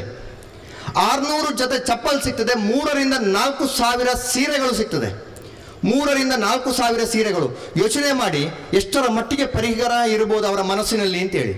ಇವತ್ತು ನಮ್ದೆಲ್ಲ ಸಮಸ್ಯೆ ಏನು ಅಂತ ಹೇಳಿದ್ರೆ, ಹಾಕೊಳ್ಳಿಕ್ಕೆ ಬಟ್ಟೆ ಇಲ್ಲ ಅಂತೇಳಿ, ಇಡ್ಲಿಕ್ಕೆ ಜಾಗ ಇಲ್ಲ ಮನೆಯಲ್ಲಿ ಅಂತೇಳಿ, ಅಷ್ಟರವರೆಗೆ ನಾವು ಪರಿಗ್ರಹ ರಾಶಿ ಹಾಕೊಂಡಿದ್ದೇವೆ ಮನೆಗಳಲ್ಲಿ. ಜೈನ ಧರ್ಮ ಸ್ಪಷ್ಟವಾಗಿ ಹೇಳ್ತದೆ, ತ್ಯಾಗದಲ್ಲಿ ಸುಖ ಇದೆ, ಭೋಗದಲ್ಲಿ ಸುಖ ಇಲ್ಲ. ನಾವು ಎಲ್ಲ ರಾಶಿ ಹಾಕ್ತಾ ಇದ್ದಾಗೆ ಖಂಡಿತವಾಗಿ ನಮ್ಮ ಸುಖ ನಾಶ ಆಗ್ತದೆ ಹೊರತು ನಮಗೆ ಶಾಶ್ವತವಾಗಿರ್ತಕ್ಕಂಥ ಅಥವಾ ಕ್ಷಣಿಕವಾದಂಥ ಸುಖ ಕೂಡ ಅದರಲ್ಲಿ ಸಿಗುವುದಿಲ್ಲ ಅಂತ ಹೇಳಿ ಬಹಳ ಸ್ಪಷ್ಟವಾಗಿ ಹೇಳುತ್ತದೆ ಜೈನ ಧರ್ಮ. ಆದ್ರಿಂದ ಇವತ್ತು ಒಟ್ಟಾರೆಯಾಗಿ ನಮ್ಮ ಸಮಾಜದಲ್ಲಿ ಏನಾಗಿದೆ ಅಂತ ಹೇಳಿದ್ರೆ, ಈ ಪಂಚಾಣುವೃತ್ತಗಳ ಪಾಲನೆ ಅನುಪ್ರಮಾಣದಲ್ಲಿ ಕೂಡ ಆಗ್ತಾ ಇಲ್ಲ, ಕಡಿಮೆ ಆಗ್ತಾ ಇದೆ. ಈ ಪಂಚಾಣುವೃತ್ತಗಳ ಪಾಲನೆ ಕಡಿಮೆ ಆಗಲಿಕ್ಕೆ ಮೂಲ ಕಾರಣ ಬಂದು 4 ಮಾನ ಕಷಾಯಗಳು. ಬಂಧುಗಳೇ, ದಯವಿಟ್ಟು ಈ ವಿಚಾರಗಳನ್ನು ನಾವು ತಿಳ್ಕೊಳ್ಬೇಕು. ಆ 4 ಮಾನ ಕಷಾಯಗಳನ್ನು ಬಿಟ್ಟರೆ ಖಂಡಿತವಾಗಿಯೂ ನಾವು ಜೈನ ಧರ್ಮದ ಅಥವಾ ನಾವು ಧರ್ಮದ ವಿಚಾರಗಳನ್ನು ಪಾಲನೆ ಮಾಡಲಿಕ್ಕೆ ಸುಲಭ ಆಗ್ತದೆ ಅಂತೇಳಿ. ಆ 4 ಮಾನ ಕಷಾಯಗಳು ನಮಗೆ ಗೊತ್ತಿದೆ. ಕ್ರೋಧ, ಮಾನ, ಮಾಯ, ಲೋಭ. ಈ 4 ಇವತ್ತು ನಮ್ಮ ಸಂಸಾರದಲ್ಲಿರ್ತಕ್ಕಂಥ ನಮ್ಮಲ್ಲಿ ಇವತ್ತು ಹೆಚ್ಚಾಗಿ ಕಾಣ್ತಾ ಇದ್ದೇವೆ. ಕ್ರೋಧ, ಕೋಪ, ಬಾಯಿ ತೆಗೆದ್ರೆ ಕೋಪ, ಮಾತಾಡಿದ್ರೆ ಕೋಪ, ಮಾನ, ಅಹಂಕಾರ. ಇವತ್ತು ಬೇರೆ ಬೇರೆ ಅದು ಅಷ್ಟ ಮದಗಳು ಅಂತ ಹೇಳ್ತಾರೆ, 8 ರೀತಿಯ ಮದಗಳು ಅಂತೇಳಿ. ಒಂದು ಕೋಪ, ಎರಡನೇದು ಅಹಂಕಾರ, ಮೂರನೇದು ಮಾಯ. ಸ್ವಾಮೀಜಿಯವರು ಹೇಳಿದ್ರು, ಈಗ ಬಾಯಲ್ಲಿ ಒಂದು, ಮನಸ್ಸಲ್ಲಿ ಒಂದು, ಕೈಯಲ್ಲಿ ಮತ್ತೊಂದು. ಈ ರೀತಿಯ ಮಾಯಾಚಾರ ಅಂದ್ರೆ ಮೋಸ ಮಾಡುವಂಥ ಗುಣ. ಆನಂತರ ಬರುವಂಥದ್ದು ಲೋಭ, ಅತಿಯಾದಂಥ ಆಸೆ. ಅತಿಯಾಗಿರ್ತಕ್ಕಂಥ ಆಸೆ. ಈ 4 ಕಷಾಯಗಳನ್ನು ನಾವು ತ್ಯಾಗ ಮಾಡಿದರೆ ಖಂಡಿತವಾಗಿ ನಾವು ಅಣುವೃತ್ತಗಳನ್ನು ಪಾಲನೆ ಮಾಡಲಿಕ್ಕೆ ಆಗ್ತದೆ. ಕ್ರೋಧ, ಮಾನ, ಮಾಯ, ಲೋಭ. ನಾನು ಗುರುಕುಲದಲ್ಲಿ ದಿನಾಲು ಪಾಠ ಮಾಡ್ತೇನೆ. ಒಂದು ದಿವಸ ಮಕ್ಕಳಿಗೆ ಪಾಠ ಮಾಡ್ತಾ ಇರುವಾಗ ಹೇಳಿದೆ, ಮಕ್ಕಳೇ, ನಾವು 4 ಮಾನ ಕಷಾಯಗಳನ್ನು ಬಿಡಬೇಕು. 4 ಮಾನ ಕಷಾಯಗಳನ್ನು ಬಿಟ್ಟರೆ ಮಾತ್ರ ನಮಗೆ ಒಳ್ಳೇದಾಗ್ತದೆ, ಇಲ್ಲದಿದ್ರೆ ನಮ್ಮ ಆತ್ಮನಿಗೆ ಪಾಪ ಅಂಟುತ್ತದೆ ಅಂತೇಳಿ. ಅದರಲ್ಲಿ ಬಹಳ ಮುಖ್ಯವಾಗಿ ನಾನು ಒತ್ತಿ ಹೇಳಿದ್ದು ಕೋಪ ಮಾಡ್ಕೊಳ್ಬಾರ್ದು ಅಂತೇಳಿ. ಕ್ರೋಧ ಅಂದ್ರೆ ಕೋಪ ಮಾಡ್ಕೊಳ್ಬಾರ್ದು ಅಂತೇಳಿ. ಸರಿ, ಮಕ್ಕಳ ಹತ್ರ ಹೇಳಿದೆ ಪಾಪ ಬರ್ತದೆ, ಕೋಪ ಮಾಡ್ಕೊಳ್ಬಾರ್ದು ಅಂತೇಳಿ. ನಾನು ಇಲ್ಲಿ ಇಷ್ಟು ಜನರ ಹತ್ರ ಕೇಳ್ತೇನೆ, ನಾವು ಸಂಸಾರಿಗಳು, ಇಲ್ಲಿ ಕೋಪವೇ ಬರದವರು ಯಾರಾದರೂ ಇದ್ದೀರಾ? ನಮಗೆ ಕೋಪವೇ ಬರುವುದಿಲ್ಲ. ಜೈನ ಧರ್ಮ ಹೇಳ್ತದೆ ಕೋಪವೇ ಮಾಡ್ಕೊಳ್ಬಾರ್ದು ಅಂತೇಳಿ. ಕೋಪವೇ ಬರದವರು ಯಾರಾದರೂ ಇದ್ದೀರಾ? ಖಂಡಿತ ಸಾಧ್ಯ ಇಲ್ಲ. ಪ್ರತಿಯೊಬ್ಬರಿಗೂ ಕೋಪ ಬರ್ತದೆ. ನಾನು ಗುರುಕುಲದಲ್ಲಿ ಪಾಠ ಮಾಡಿ ಸ್ವಲ್ಪ ಹೊರಗೆ ಬರುವಾಗ ತುಮಕೂರಿನ ಒಬ್ಬ ಹುಡುಗ ಇದ್ದ, ದರಸೇನ ಅಂತೇಳಿ. ಅವ ಕೇಳಿದ, ಸರ್ ಕೋಪವೇ ಮಾಡ್ಕೊಳ್ಬಾರ್ದು ಅಂತ ನೀವು ಹೇಳಿದ್ರಿ, ಸರ್ ನಿಮಗೆ ಕೋಪ ಬರೋದಿಲ್ವಾ ಅಂತೇಳಿ. ಹೌದು, ಕೋಪ ಬರ್ತದೆ, ಗುರುಗಳಿಗೂ ಕೋಪ ಬರ್ತದೆ. ನಾವು ಕ್ಲಾಸ್ನಲ್ಲಿ ಮಕ್ಕಳಿಗೆ ಪಾಠ ಮಾಡುವಾಗ ಕೆಲವೊಂದು ಸಂದರ್ಭದಲ್ಲಿ ಕೋಪ ಬರ್ತದೆ. ಸರಿ, ನಾನು ಹೇಳಿದೆ, ಮರುದಿವಸ ನಾನು ಪಾಠ ಮುಂದುವರಿಸ್ತೇನೆ, ಆಗ ನಿನಗೆ ಅದರ ವಿವರಣೆಯನ್ನು ಕೊಡ್ತೇನೆ ಅಂತೇಳಿ. ಸಂಸಾರಿಗಳಾದಂಥ ನಮಗೆ ಕ್ರೋಧ, ಮಾನ, ಮಾಯ, ಲೋಭ ಇದು 4 ಕೂಡ ಬಂದೇ ಬರುತ್ತದೆ. ಆದರೆ ಆ ಕ್ರೋಧ, ಮಾನ, ಮಾಯ, ಲೋಭ, ಕೋಪ, ಅಹಂಕಾರ ಹೇಗಿರಬೇಕು ಅಂತೇಳಿ ಶಾಸ್ತ್ರ ಬಹಳ ಸ್ಪಷ್ಟವಾಗಿ ಹೇಳುತ್ತದೆ. ಸರಿ ಕೇಳಿಸಿಕೊಳ್ಳಿ, ಬಹಳ ಸುಂದರವಾಗಿರ್ತಕ್ಕಂಥ ಉದಾಹರಣೆಯನ್ನು ಕೊಡ್ತದೆ ಶಾಸ್ತ್ರ. ಅಲ್ಲಿ ಸಂಸ್ಕೃತದಲ್ಲಿ ಹೇಳ್ತಾರೆ, ನಾನು ಕನ್ನಡದ ಉದಾಹರಣೆಯನ್ನು ಕೊಟ್ಟು ನನ್ನ ಮಾತುಗಳನ್ನು ಮುಗಿಸ್ತೇನೆ. ಬಹಳ ಮುಖ್ಯವಾಗಿ ಕೋಪದಲ್ಲಿ ಅಥವಾ ಮಾನಕಷಾಯಗಳಲ್ಲಿ 4 ವಿಧ ಇರ್ತದಂತೆ. 4 ವಿಧ ಬಹಳ ಸುಂದರವಾಗಿದೆ. 1ನೇ ವಿಧ ಹೇಗೆ ಅಂತ ಹೇಳಿದ್ರೆ, ಕೋಪ ಬಂಡೆ ಕಲ್ಲಿನ ಮೇಲೆ ಗೆರೆ ಎಳೆದಂತೆ. ಬಹಳ ಸುಂದರವಾಗಿದೆ. ಅನಂತಾನುಬಂಧಿ ಕ್ರೋಧ, ಮಾನ, ಮಾಯ, ಲೋಭ ಅಲ್ಲಿ ಹಾಗೆ ಹೇಳ್ತಾರೆ. ಬಂಡೆ ಕಲ್ಲಿನ ಮೇಲೆ ಗೆರಳದಂತೆ ಅಂದ್ರೆ ಶಾಶ್ವತವಾದಂಥ ಕೋಪ. ಬೆಳಿಗ್ಗೆ ಇದ್ರೆ ಗಂಡನಿಗೆ ಹೆಂಡತಿಯ ಮೇಲೆ ಕೋಪ, ಹೆಂಡತಿಗೆ ಗಂಡನ ಮೇಲೆ ಕೋಪ, ಅಥವಾ ಮಕ್ಕಳ ಮೇಲೆ ಕೋಪ, ಪಕ್ಕದ ಮನೆಯವರ ಹತ್ರ ಕೋಪ, ಆಫೀಸಿಗೆ ಹೋದ್ರೆ ಕೋಪ, ಬಿಡಬೇಕು ಅಂತ ಹೇಳ್ತದೆ ಶಾಸ್ತ್ರ. ಆದ್ರೂ ಕೋಪ ಬರ್ತದೆ. ಅನಂತಾನುಬಂಧಿ ಕ್ರೋಧ ಅಂದ್ರೆ ಬಂಡೆ ಕಲ್ಲಿನ ಮೇಲೆ ಗೇರೆಳೆದಂತೆ ಶಾಶ್ವತವಾಗಿರ್ತಕ್ಕಂಥ ಕೋಪ ಯಾವತ್ತೂ ಜೈನ ಧರ್ಮೀಯರು ಮಾಡ್ಕೊಳ್ಬಾರ್ದು, ಅಥವಾ ಯಾರೇ ಮಾಡ್ಕೊಳ್ಬಾರ್ದು. ಶಾಶ್ವತವಾದಂಥ ಕೋಪ. ನಾನು ಹಳ್ಳಿ ಪ್ರದೇಶದಲ್ಲಿ ಇರುವುದು. ಹಳ್ಳಿ ಪ್ರದೇಶದಲ್ಲಿ ನಾವು ಕೆಲವೊಮ್ಮೆ ಹಳ್ಳಿಗಳಲ್ಲಿ ಮಾತಾಡ್ತಾ ಇರುವಾಗ ಕೆಲವೊಂದು ಮನೆಗಳಿಗೆ ಹೋದಾಗ ಪಕ್ಕದ ಮನೆಯವ್ರ ಹತ್ರ ಆಗೋದಿಲ್ಲ, ಅವರಿಗೆ ಅವ್ರ ಹತ್ರ ಇಲ್ಲ, ನಾವು ಮಾತಾಡೋದಿಲ್ಲ. ಎಷ್ಟು ವರ್ಷ ಆಯ್ತು? ಇಲ್ಲ, ನಮ್ಮ ಅಜ್ಜನ ಕಾಲದಿಂದಲೂ ನಾವು ಮಾತಾಡೋದಿಲ್ಲ. ಯಾಕೆ ಅದು ಗೊತ್ತಿಲ್ಲ ನಮಗೆ. ಅಜ್ಜನಿಗೆ ಆಗ್ತಿರ್ಲಿಲ್ಲ, ಹಾಗೆ ನಮಗೂ ಕೂಡ ಆಗುವುದಿಲ್ಲ. ಶಾಶ್ವತವಾದಂಥ ಕೋಪ ನಮ್ಮ ಹೆಂಡತಿ ಹತ್ರ, ಗಂಡನ ಹತ್ರ, ಮಕ್ಕಳ ಹತ್ರ, ಆಫೀಸ್ನಲ್ಲಿ, ನಾವು ಕೆಲಸ ಮಾಡುವಂಥ ಸ್ಥಳದಲ್ಲಿ ಈ ಶಾಶ್ವತವಾದ ಕೋಪ ಮಾಡಬಾರದು. ಬಂಡೆ ಕಲ್ಲಿನ ಮೇಲೆ ಗೆರೆ ಎಳೆದಂತೆ ಜೈನ ಧರ್ಮ ಹೇಳುತ್ತದೆ. ಆದರೂ ಕೋಪ ಬರ್ತದೆ. 4 ವಿಧ ಉಂಟು. 2ನೇ ವಿಧ ಮಣ್ಣಿನ ಮೇಲೆ ಗೆರೆಳೆದಂತೆ. ಮಣ್ಣಿನ ಮೇಲೆ ಒಂದು ಗೆರೆ ಎಳೆದ್ರೆ ಅದು 1 ವರ್ಷ ಇರ್ತದಂತೆ. ಜೋರು ನೆಕ್ಸ್ಟ್ ಮಳೆಗಾಲ ಬರುವಾಗ ಅದು ಮಾಸಿ ಹೋಗ್ತದಂತೆ. ಅವನು ನೇಗಿಲಿನಲ್ಲಿ ಎಳೆದ ಗೆರೆ, ಆ ನೇಗಿಲಿನಲ್ಲಿ ಎಳೆದಂಥ ಗೆರೆ 1 ವರ್ಷ ಇರ್ತದಂತೆ. ಅಂದ್ರೆ ನೆಕ್ಸ್ಟ್ ಇಯರ್ ಬಂದಾಗ, ಮಳೆ ಬಂದಾಗ ಅದು ಮಾಸಿ ಹೋಗ್ತದಂತೆ. ಈ 1 ವರ್ಷದ ಕೋಪ ನಮ್ಮ ಹೆಂಡತಿ ಹತ್ರ, ಗಂಡನ ಹತ್ರ, ಮಕ್ಕಳ ಹತ್ರ ಇದು ಬೇಕಾ? 1 ವರ್ಷದ ಕೋಪ ಕೂಡ ಮಾಡ್ಕೊಳ್ಬಾರ್ದು ಅಂತ ಈ ಶಾಸ್ತ್ರ ಹೇಳುತ್ತದೆ. ಆದ್ರೂ ಕೋಪ ಬರ್ತದೆ. ಹಾಗಾದ್ರೆ 3ನೇ ಕೋಪ ಹೇಗಿರ್ಬೇಕು, ಅಥವಾ 3ನೇ ಮಾನಕಷಾಯ ಹೇಗಿರಬೇಕು ಅಂತ ಹೇಳಿದ್ರೆ, ಮರಳಿನ ಮೇಲೆ ಗೆರೆಳೆದಂತೆ. ಮರಳು ನೋಡಿ, ನಾವು ಮರಳಿನ ಮೇಲೆ ಒಂದು ಗೆರೆಳೆದ್ರೆ ಸಮುದ್ರದಲ್ಲಿ ಅದು 1 ವಾರ ಇರ್ತದಂತೆ. ಅಥವಾ ಮರುಭೂಮಿಯಲ್ಲಿ ಜೋರು ಗಾಳಿ ಬೀಸಿದಾಗ, ಮಳೆಗಲ್ಲ, ಗಾಳಿ ಬೀಸಿದ್ರೆ ಸಾಕು ಆ ಗೆರೆ ಮಾಸಿ ಹೋಗ್ತದೆ. 1 ವಾರದ ಕೋಪ ನಮ್ಮ ಹೆಂಡತಿ, ಮಕ್ಕಳ ಹತ್ರ, ಅಕ್ಕಪಕ್ಕದ ಮನೆಯವರ ಹತ್ರ. ಶಾಸ್ತ್ರ ಹೇಳ್ತದೆ 1 ವಾರದ ಕೋಪ ಕೂಡ ಇರಬಾರ್ದು, ಮಾನಕಷಾಯ ಇರಬಾರ್ದು. ಇದು 1 ವಾರದ್ದು ಕೆಲವೊಮ್ಮೆ ಇರ್ತದೆ ಮನೆಯಲ್ಲಿ, ಹೆಂಡತಿ ಹತ್ರ ನಮಗೂ ಕೆಲವೊಮ್ಮೆ ಆಗ್ತದೆ ಹಾಗೆ, ಸಂಸಾರಿಗಳಾದಂಥ ನಮ್ಮಲ್ಲಿ. ಸರಿ, 1 ವಾರದ ಕೋಪ ಕೂಡ ಇರ್ಬೋದು. ಆದರೂ ಕೋಪ ಬರ್ತದೆ. ಹೇಗಿರಬೇಕು ಕೋಪ ಅಂತ ಹೇಳಿದ್ರೆ, ನೀರಿನ ಮೇಲೆ ಗೆರೆಳೆದಂತೆ.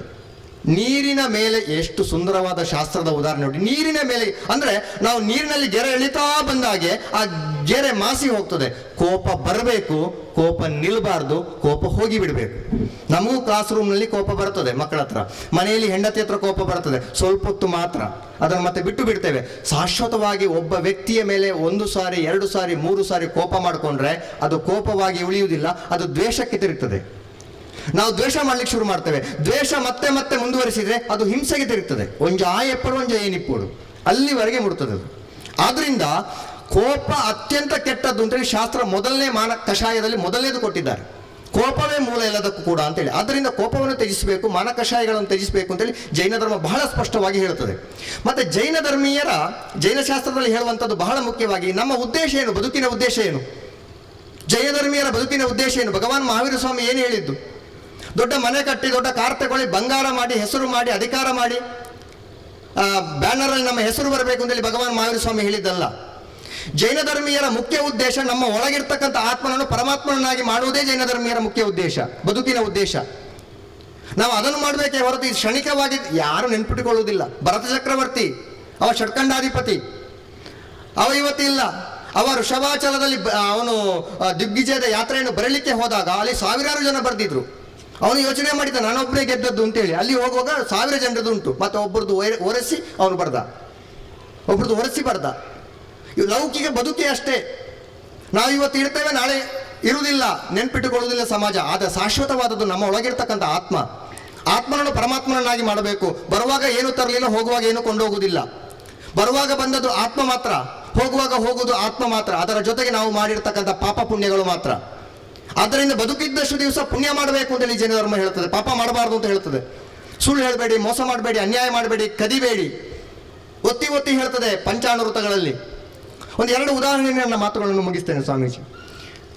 ನಾವು ಎಳ್ನೀರು ನೋಡ್ತೇವೆ, ಶಾಸ್ತ್ರದ ಉದಾಹರಣೆ ಇದು. ಎಳ್ನೀರು ನೋಡ್ತೇವೆ, ನಮ್ಮ ಬದುಕು ಹೇಗಿರಬೇಕು ಅಂತೇಳಿ. ಎಳನೀರು ನೋಡ್ತೇವಲ್ಲ ತೆಂಗಿನ ಮರದಲ್ಲಿ, ಆ ಎಳನೀರಿನ ಒಳಗೆ ಏನಿರ್ತದೆ? ಎಳನೀರಿನ ಒಳಗೆ ಏನಿರ್ತದೆ?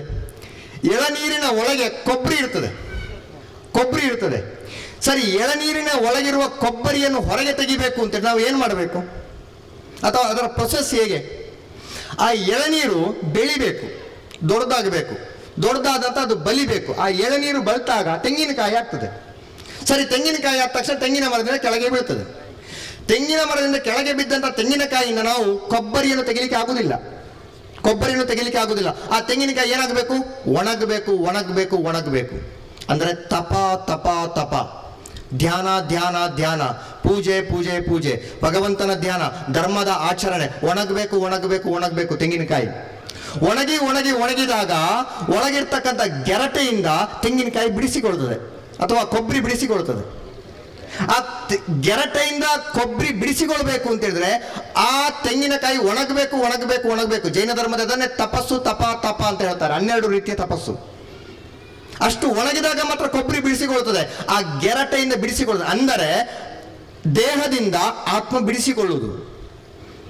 ದೇಹದಿಂದ ಆತ್ಮ ಬಿಡಿಸಿಕೊಳ್ಬೇಕು, ಪರಮಾತ್ಮನಾಗಬೇಕು ಅಂತೇಳಿ ನಾವು ಕಾಯಬೇಕು. ಕಾಯಬೇಕಂದ್ರೆ ದೈಹಿಕವಾಗಿ ಕಾಯುವುದಲ್ಲ, ತಪಸ್ಸು, ಧ್ಯಾನ, ಒಳ್ಳೆಯ ಕೆಲಸಗಳು. ಆಗ ಗೆರಟೆಯಿಂದ ಕೊಬ್ಬರಿ ಬಿಟ್ಟುಕೊಂಡಾಗೆ ಅಥವಾ ಕೊಬ್ಬರಿ ಸಪರೇಟ್ ಆದಾಗೆ ನಮ್ಮ ದೇಹದಿಂದ ಆತ್ಮ ಸಪರೇಟ್ ಆಗ್ತದೆ. ಇವತ್ತು ಮುನಿಗಳಿದ್ದಾರೆ, ಗುರುಗಳಿದ್ದಾರೆ, ಅವರು ಆ ಗೆರಟೆಯಿಂದ ಕೊಬ್ಬರಿಯನ್ನು ಬಿಡಿಸಿಕೊಳ್ಳುವ ಹಂತದಲ್ಲಿದ್ದಾರೆ. ನಾವಿನ್ನು ಹಸಿ ತೆಂಗಿನಕಾಯಿಯಲ್ಲಿ ಇದ್ದೇವೆ. ನಾವು ಕಟ್ ಮಾಡಿದ ತಕ್ಷಣ ನೀರು ಬಂದು ಬಿಡ್ತದೆ, ಕಣ್ಣೀರು. ಯಾರೋ ತೀರಿದ್ರು, ಯಾರಿಗೋ ಹುಷಾರಿಲ್ಲ, ಬೇಸರ, ನಮಗೆ ಕಣ್ಣೀರು ಬರ್ತದೆ. ಆದರೆ ಸ್ವಾಮೀಜಿಗಳು, ಮುನಿಗಳು ಹಾಗಲ್ಲ. ಅವರು ಗೆರಟೆಯಿಂದ ಬಿಡಿಸಿಕೊಂಡಿದ್ದಾರೆ ಕೊಬ್ಬರಿ. ಅಂದರೆ ಆತ್ಮನನ್ನು ದೇಹದಿಂದ ಬಿಡಿಸಿಕೊಳ್ಳುವಂಥ ಪ್ರಯತ್ನದಲ್ಲಿದ್ದಾರೆ. ಆ ಬಿಡಿಸಿಕೊಳ್ಳುವ ಪ್ರಯತ್ನ ಮಾಡಬೇಕು ಅಂತ ಅಥವಾ ಬಿಡಿಸಿಕೊಳ್ಬೇಕು ಅಂತ ಹೇಳಿದ್ರೆ ನಾವು ತಪಸ್ಸು ಮಾಡಬೇಕು, ಅಥವಾ ಜೈನ ಧರ್ಮದ ಆಚರಣೆಗಳನ್ನು ಮಾಡಬೇಕು. ಹಾಲಿನಲ್ಲಿ ತುಪ್ಪ ಇರ್ತದೆ, ಹಾಲಿನಲ್ಲಿ ಇರ್ತಕ್ಕಂಥ ತುಪ್ಪ ಕಾಣೋದಿಲ್ಲ, ಆತ್ಮದ ರೀತಿಯೇ ಕಾಯಿಸಬೇಕು, ಹೆಪ್ಪಾಕಬೇಕು, ಕಡಿಬೇಕು, ಕೊನೆಗೆ ಬರುವಂಥದ್ದು ತುಪ್ಪ. ಬೆಣ್ಣೆ ಬರ್ತದೆ, ಬೆಣ್ಣೆಯನ್ನು ಕಾಯಿಸಬೇಕು, ಕಾಯಬೇಕು, ಕಾಯಬೇಕು, ಕಾಯಬೇಕು. ಅಂದರೆ ತಪಸ್ಸು, ತಪಸ್ಸು, ತಪಸ್ಸು. ಆಗ ಮಾತ್ರ ಆತ್ಮನನ್ನು ದೇಹದಿಂದ ಹೊರಗೆ ತೆಗಿಲಿಕ್ಕೆ ಆಗುವಂಥದ್ದು, ಆತ್ಮನನ್ನು ಶುದ್ಧ ಮಾಡಿ ಪರಮಾತ್ಮನನ್ನಾಗಿಸುವಂಥದ್ದು. ಆದ್ದರಿಂದ ಆ ನಿಟ್ಟಿನಲ್ಲಿ ನಾವೆಲ್ಲ ಪ್ರಯತ್ನ ಮಾಡಬೇಕು. ಜೈನ ಧರ್ಮದಲ್ಲಿ ಹುಟ್ಟಿರ್ತಕ್ಕಂಥ ನಾವೆಲ್ಲರೂ ಕೂಡ ಪುಣ್ಯಾತ್ಮರಾಗಿದ್ದೇವೆ. ಆದ್ದರಿಂದ ಈ ಭವವನ್ನು, ಈ ಮನುಷ್ಯ ಭವವನ್ನು ನಾವು ಕಳೆದುಕೊಳ್ಳುವುದು ಬೇಡ, ಅಥವಾ ವ್ಯರ್ಥ ಮಾಡೋದು ಬೇಡ. ಇದ್ದಷ್ಟು ದಿವಸ ಲೌಕಿಕ ಬದುಕಿಗೆ ಸಮಯ ಕೊಡಬಾರ್ದು ಅಂತ ಹೇಳುವುದಿಲ್ಲ. 24 ಗಂಟೆಯಲ್ಲಿ ಕಡಿಮೆ ಕಡಿಮೆ ಅಂದರೆ ಒಂದು 20 ನಿಮಿಷ ನಾವು ಆಗಮಿಕ ಬದುಕಿಗೆ ಸಮಯವನ್ನು ಕೊಡಬೇಕು. 24 ಗಂಟೆಯಲ್ಲಿ ಬಹುತೇಕ 23.5 ಗಂಟೆ ನಾವು ಲೌಕಿಕ ಬದುಕಿಗೆ ಏಳುವುದು, ಮಲಗುವುದು, ತಿನ್ನುವುದು, ತಿರುಗುವುದು ಇದೇ ಆಯಿತು. ಆದರೆ ಅಟ್ಲೀಸ್ಟ್ ಒಂದು 25 ನಿಮಿಷ ಅಥವಾ 24 ನಿಮಿಷ ಆದರೂ ನಮ್ಮ ಆತ್ಮನ ಕಡೆಗೆ ಗಮನ ಕೊಡಬೇಕು. ಯಾಕಂತ ಹೇಳಿದ್ರೆ ಅದು ಶಾಶ್ವತವಾದಂತೇಳಿ ಜೈನ ಧರ್ಮ ಹೇಳ್ತದೆ. ಈ ನಿಟ್ಟಿನಲ್ಲಿ ನಾವೆಲ್ಲ ಪ್ರಯತ್ನ ಮಾಡೋಣ ಅಂತ ಹೇಳ್ತಾ ಇವತ್ತಿನ ಈ ಒಂದು ಕಾರ್ಯಕ್ರಮಕ್ಕೆ ನನಗೆ ಬರಲಿಕ್ಕೆ ಹೇಳಿ ಉಪನ್ಯಾಸ ಮಾಡಲಿಕ್ಕೆ ಅವಕಾಶ ಮಾಡಿಕೊಟ್ಟಿರ್ತಕ್ಕಂತಹ ಇಬ್ಬರು ಗುರುದ್ವಯರಿಗೆ ಭಕ್ತಿಪೂರ್ವಕವಾಗಿರ್ತಕ್ಕಂಥ ಇಚ್ಛಾಮಿಗಳನ್ನು ಸಲ್ಲಿಸಿ ನಾನು ಮಾತುಗಳನ್ನು ಮುಗಿಸ್ತಾ ಇದ್ದೇನೆ. ಬಲೆ ಬಾಹುಬಲಿ ಭಗವಾನಕಿ.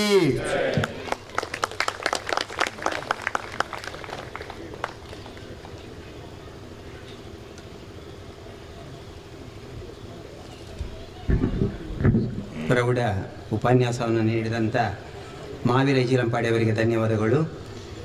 ಪೂಜ್ಯ ಸ್ವಾಮೀಜಿಯವರು ಯಾರನ್ನಾದರೂ ಇಲ್ಲಿ ಬರಮಾಡಿಕೊಂಡಾಗ ಅವರ ಒಂದು ವಿದ್ವತ್ತಿಗಾಗಿ, ಅವರ ವಿಶೇಷ ಸಾಧನೆಗಾಗಿ ಅವರನ್ನು ಸನ್ಮಾನಿಸುವಂಥ, ಗುರುತಿಸುವಂಥ ಒಂದು ಕಾರ್ಯವನ್ನು ಯಾವತ್ತೂ ನಡೆಸಿಕೊಂಡು ಬಂದಿದ್ದಾರೆ. ಅದು ಅವರಿಗೆ ಕೇವಲ ಸನ್ಮಾನ ಅಲ್ಲ, ಅವರ ಮೇಲೆ ಇನ್ನೂ ಹೆಚ್ಚಿನ ಜವಾಬ್ದಾರಿಯನ್ನು ಹೊರಿಸುವಂಥದ್ದು ಅಂತ ನಾವು ಭಾವಿಸಬೇಕು. ಈಗ ಉಪನ್ಯಾಸವನ್ನು ನೀಡಿದಂಥ ಮಹಾವೀರ ಇಜಿಲಂಪಾಡಿಯವರಿಗೆ ಸನ್ಮಾನ. ಪ್ರಾರಂಭದಲ್ಲಿ ಸನ್ಮಾನ ಪತ್ರವನ್ನು ವಾಚಿಸ್ತಾ ಇದ್ದೇನೆ. ಓಂ ಶ್ರೀ ಶ್ರೀ ಶ್ರೀ 1008 ಚಂದ್ರನಾಥಾಯ ನಮಃ. ಶ್ರೀ ಜ್ವಾಲಮಾಲಿನಿ ದೇವಿಯೇ ನಮಃ. ದ್ವಾದಶಾಂಗ ಶ್ರಿತ ಪರಮಾಗಮ ಧವಳತ್ರಯಗಳ ನೆಲೆಬೀಡು, ಪ್ರಾಚೀನ ಜಿನಾಲಯ ದೇವಾಲಯಗಳ ಚಾರಿತ್ರಿಕ ಬೀಡು, ಅಷ್ಟಾದಶ ಶುಭ್ರ ಶ್ವೇತ ಸರೋವರಗಳಿಂದ ಸುತ್ತುವರಿಯಲ್ಪಟ್ಟ ತ್ರಿಭುವನ ತಿಲಕ ಸದೃಶ್ಯವಾದ ಅಷ್ಟಾದಶ ಜಿನಮಂದಿರಗಳಿಂದ ಪುನೀತ ಜೈನ ಕಾಶಿ ಮೂಡುಬಿದಿರೆ ಶ್ರೀ ಜೈನ ಮಠದ ಸಿದ್ಧ ಸಿಂಹಾಸನಾಧೀಶ್ವರರಾದ ಪರಮಪೂಜ್ಯ ಸ್ವತಿಶ್ರೀ ಭಾರತ ಭೂಷಣ ಶ್ರೀಮದಭಿನವ ಭಟ್ಟಾರಕ ಚಾರುಕೀರ್ತಿ ಪಂಡಿತಾಚಾರ್ಯವರ್ಯ ಮಹಾಸ್ವಾಮೀಜಿಗಳವರ ಪಾವನ ಸಾನ್ನಿಧ್ಯ ಹಾಗೂ ಶುಭ ಆಶೀರ್ವಾದಗಳೊಂದಿಗೆ ಮೂಡುಬಿದಿರೆ 1000 ಕಂಬದ ಬಸದಿ ಭಗವಾನ್ ಶ್ರೀ ಚಂದ್ರನಾಥ ಸ್ವಾಮಿ ಬಸದಿ ರಥೋತ್ಸವದ ಸುಸಂದರ್ಭದಲ್ಲಿ ಖ್ಯಾತ ವಾಗ್ಮಿಗಳು, ಉತ್ತಮ ಪ್ರಾಧ್ಯಾಪಕರು, ಧಾರ್ಮಿಕ ಚಟುವಟಿಕೆಗಳಲ್ಲಿ ಸದಾ ತೊಡಗಿಸಿಕೊಳ್ಳುತ್ತಿರುವ ಆದರ್ಶ ಶ್ರಾವಕ ಶ್ರೀ ಮಹಾವೀರ ಜೈನ್ ಇಜಿಲಂಪಾಡಿ ಇವರಿಗೆ ತಮ್ಮ ಸಂಘಟನಾ ಶಕ್ತಿ ಹಾಗೂ ದೇವ ಆಗಮ ಗುರುಗಳಲ್ಲಿ ತಮಗಿರುವ ಅಪಾರವಾದ ಭಕ್ತಿಯನ್ನು ಮನಗಂಡು ಅಭಿನಂದನಾ ಪತ್ರ ನೀಡಿ ಹರಸಿ ಆಶೀರ್ವದಿಸಲು ಸಂತೋಷಪಡುತ್ತೇವೆ. ಜೈನಂ ಜಯತು ಜಿನಶಾಸನಂ. ಸ್ವಸ್ತಿಶ್ರೀ ಭಟ್ಟಾರಕ ಚಾರುಕೀರ್ತಿ ಪಂಡಿತಾಚಾರ್ಯವರ್ಯ ಮಹಾಸ್ವಾಮೀಜಿಯವರು ಮ್ಯಾನೇಜಿಂಗ್ ಟ್ರಸ್ಟಿ 18 ಬಸದಿ ಮಠಾಧಿಪತಿಗಳು ಶ್ರೀ ಜೈನ ಮಠ ಮೂಡುಬಿದಿರೆ. ಧವಳತ್ರಯ ಜೈನ ಕಾಶಿ ಟ್ರಸ್ಟ್ ರಿಜಿಸ್ಟರ್ಡ್ ಜೈನ ಮಠ ಮೂಡುಬಿದಿರೆ. ತಾರೀಕು 22/4/2024.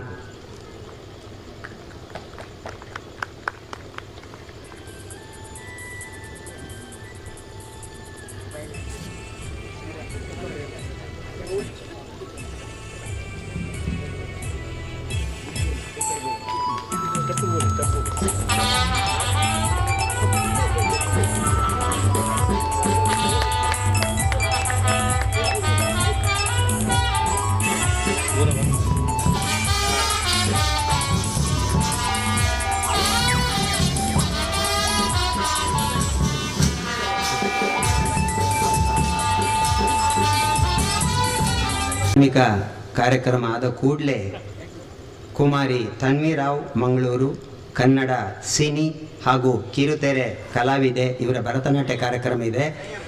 ಈಗ ಅವರನ್ನು ಪೂಜ್ಯ ಸ್ವಾಮೀಜಿಯವರು ಸನ್ಮಾನಿಸಬೇಕು ಅಂತ ಹೇಳಿ ಅಪೇಕ್ಷೆ ಪಟ್ಟಿದ್ದಾರೆ. ಅವರ ಬಗ್ಗೆ ಬಾಬುಲಿ ಪ್ರಸಾದ್ರವರು 2 ಮಾತನ್ನು ಇಲ್ಲಿ ಹೇಳಲಿಕ್ಕಿದ್ದಾರೆ.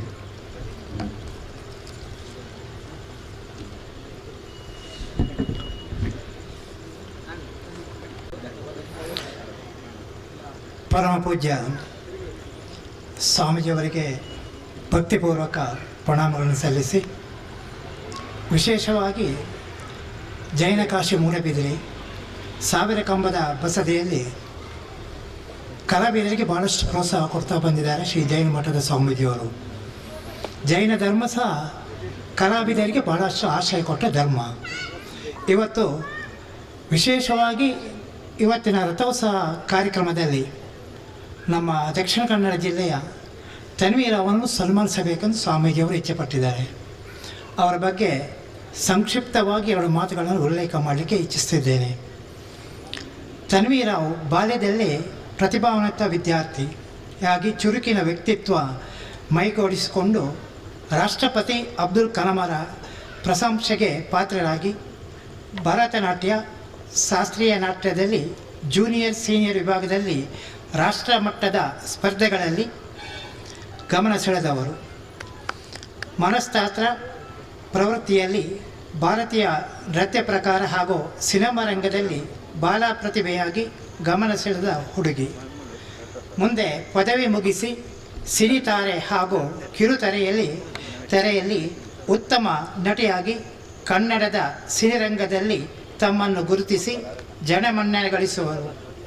ತಮ್ಮ ಹಿರಿಯರಿಂದ, ತಂದೆ ತಾಯಿಯರಿಂದ ಪ್ರೋತ್ಸಾಹ, ಬೆಂಬಲ, ಆಶೀರ್ವಾದದಿಂದ ನೃತ್ಯರಂಗ ಹಾಗೂ ಅಭಿನಯ ನಟನೆಯಲ್ಲಿ ಕಲಾವಿದೆಯಾಗಿ ಮಿಂಚುತ್ತಿರುವುದು ಇವರ ಈ ಕ್ಷೇತ್ರದ ಹಾಗೂ ಶ್ರೀಮಠದ ಭಕ್ತರಾಗಿದ್ದು ಪರಮಪೂಜ್ಯ ಮೂಡಬಿದ್ರಿ ಶ್ರೀಗಳವರ ಅಪೇಕ್ಷೆಯಂತೆ ಇಂದು ಕಿರಿಯ ರಥೋತ್ಸವ ಸಂದರ್ಭದಲ್ಲಿ ಸಾಂಸ್ಕೃತಿಕ ಕಾರ್ಯಕ್ರಮ ನೀಡುವ ಶುಭ ಸಂದರ್ಭದಲ್ಲಿ ಪೂಜ್ಯ ಅತಿಥಿಯವರ ಉಪಸ್ಥಿತಿಯಲ್ಲಿ ಅಭಿನಂದನೆ ಗೌರವವನ್ನು ಕೊಡಲಿಕ್ಕಿದ್ದಾರೆ. ದೌಳತ್ರಯ ಜೈನ ಕಾಶಿ ಟ್ರಸ್ಟ್ ರಿಜಿಸ್ಟರ್ಡ್ ಮೂಡಬಿದ್ರಿ ಶ್ರೀಗಳ ಸನ್ಮಾನ ಮಾಡಿ ಹರಿಸಿ ಆಶೀರ್ವದಿಸಬೇಕೆಂದು ಭಕ್ತಿಪೂರ್ವಕವಾಗಿ ನಾವು ಕೇಳಿಕೊಳ್ತಿದ್ದೇವೆ. ಇವರ ಸನ್ಮಾನ ಪತ್ರವನ್ನು ಮಠದ ವ್ಯವಸ್ಥಾಪಕರಾದಂಥ ಸಂಜಯಂತ ಕುಮಾರ್ ಶೆಟ್ಟಿ ಅವರು ವಾಚಿಸಬೇಕು ಅಂತೇಳಿ ಅವರಲ್ಲಿ ವಿನಂತಿಸಿದ್ದೇವೆ.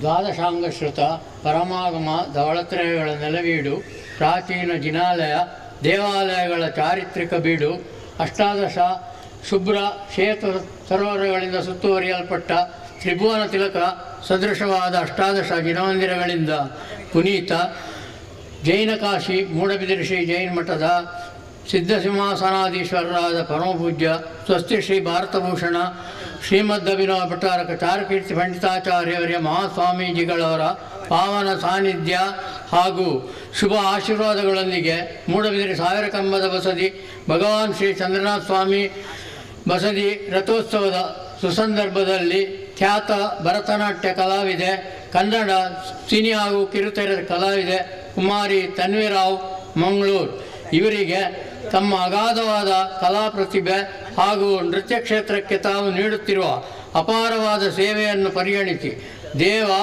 ಆಗಮ ಗುರುಗಳಲ್ಲಿ ತಮಗಿರುವ ಅಪಾರವಾದ ಭಕ್ತಿಯನ್ನು ಮನಗಂಡು ಅಭಿನಂದನಾ ಪತ್ರ ನೀಡಿ ಹರಸಿ ಆಶೀರ್ವದಿಸಲು ಸಂತೋಷಪಡುತ್ತೇವೆ. ಜೈನಂ ಜಯತು ಜಿನ ಶಾಸನಂ.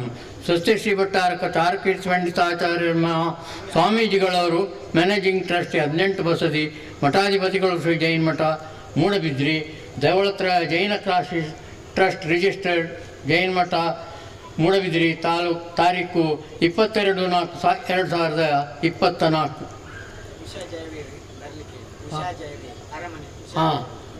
ಅರಮನೆಯ ಉಷಾ ಜಯವೀರರು ಇಲ್ಲಿ ವೇದಿಕೆಗೆ ಬರಬೇಕಾಗಿ ಕೇಳಿಕೊಳ್ತೇನೆ.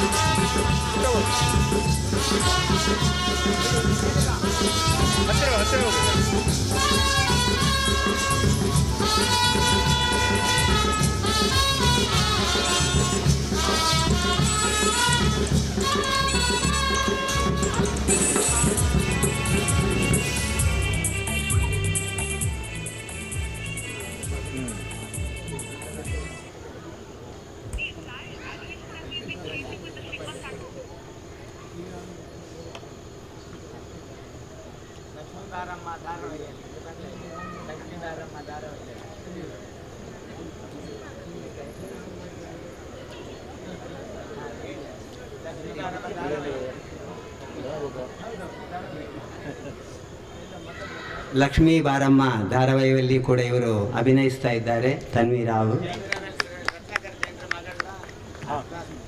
ಜೈನ್ ಟ್ರಾವೆಲ್ಸಿನ ರತ್ನಾಕರ ಜೈನ್ ಅವರ ಮಗಳು ಮತ್ತು ಇವರು ಒಟ್ಟಿಗೆ ನೃತ್ಯಾಭ್ಯಾಸ ಮಾಡಿದವರು.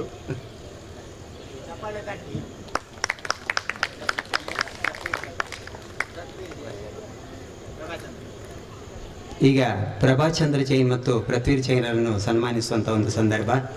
ಮೊದಲನೇದಾಗಿ ಪ್ರಭಾಚಂದ್ರ ಜೈನ್ ಉದ್ಯಮಿ, ಇವರ ಸನ್ಮಾನ ಪತ್ರವನ್ನು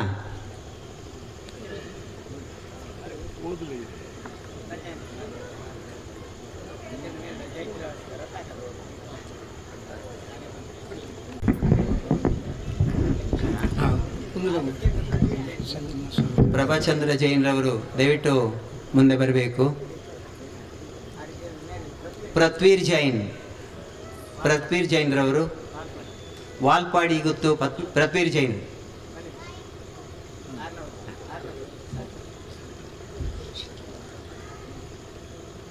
ಓಂ ಶ್ರೀ ಜ್ವಾಲಾವಾಲಿನಿ ದೇವೇ ನಮಃ. ದ್ವಾದಶಾಂಗ ಶ್ರುತ ಪರಮಗಮ ದೌಲತ್ರಯಗಳ ನೆರವೀಡು, ಪ್ರಾಚೀನ ಜಿನಾಲಯ ದೇವಾಲಯಗಳ ಚಾರಿತ್ರಿಕ ಬೀಡು, ಅಷ್ಟಾದಶ ಶುಭ್ರ ಶ್ವೇತ ಸರೋವರಗಳಿಂದ ಸುತ್ತುವರಿಯಲ್ಪಟ್ಟ ತ್ರಿಭುವನ ತಿಲಕ ಸದೃಶವಾದ ಅಷ್ಟಾದಶ ಜಿನಮಂದಿರಗಳಿಂದ ಪುನೀತ ಜೈನಕಾಶಿ ಮೂಡುಬಿದ್ರಿ ಶ್ರೀ ಜೈನ ಮಠದ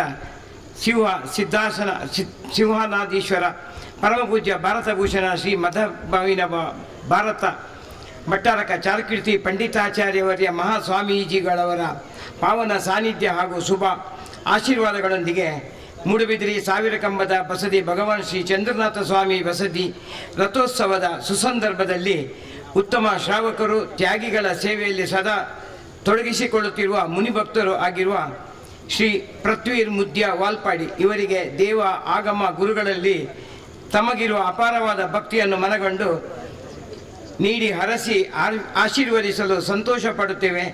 ಜೈನಂ ಜಯತು ಜಿನ ಶಾಸನಂ. ದೌಲತ್ರಯ ಜೈನ ಕಾಶಿ ಟ್ರಸ್ಟ್ ರಿಜಿಸ್ಟರ್ಡ್ ಜೈನ ಮಠ ಮೂಡುಬಿದ್ರಿ ಭಟ್ಟಾರಕ ಸ್ವಸ್ತಿ ಶ್ರೀ ಚಾರುಕೀರ್ತಿ ಪಂಡಿತಾಚಾರ್ಯವರ್ಯ ಮಹಾಸ್ವಾಮೀಜಿಯವರು ಮ್ಯಾನೇಜಿಂಗ್ ಟ್ರಸ್ಟಿ 18 ಬಸ್ತಿ ಮಠಾಧಿಪತಿಗಳು ಶ್ರೀ ಜೈನ ಮಠ ಮೂಡುಬಿದ್ರಿ ತಾರೀಕು 22/4/2024.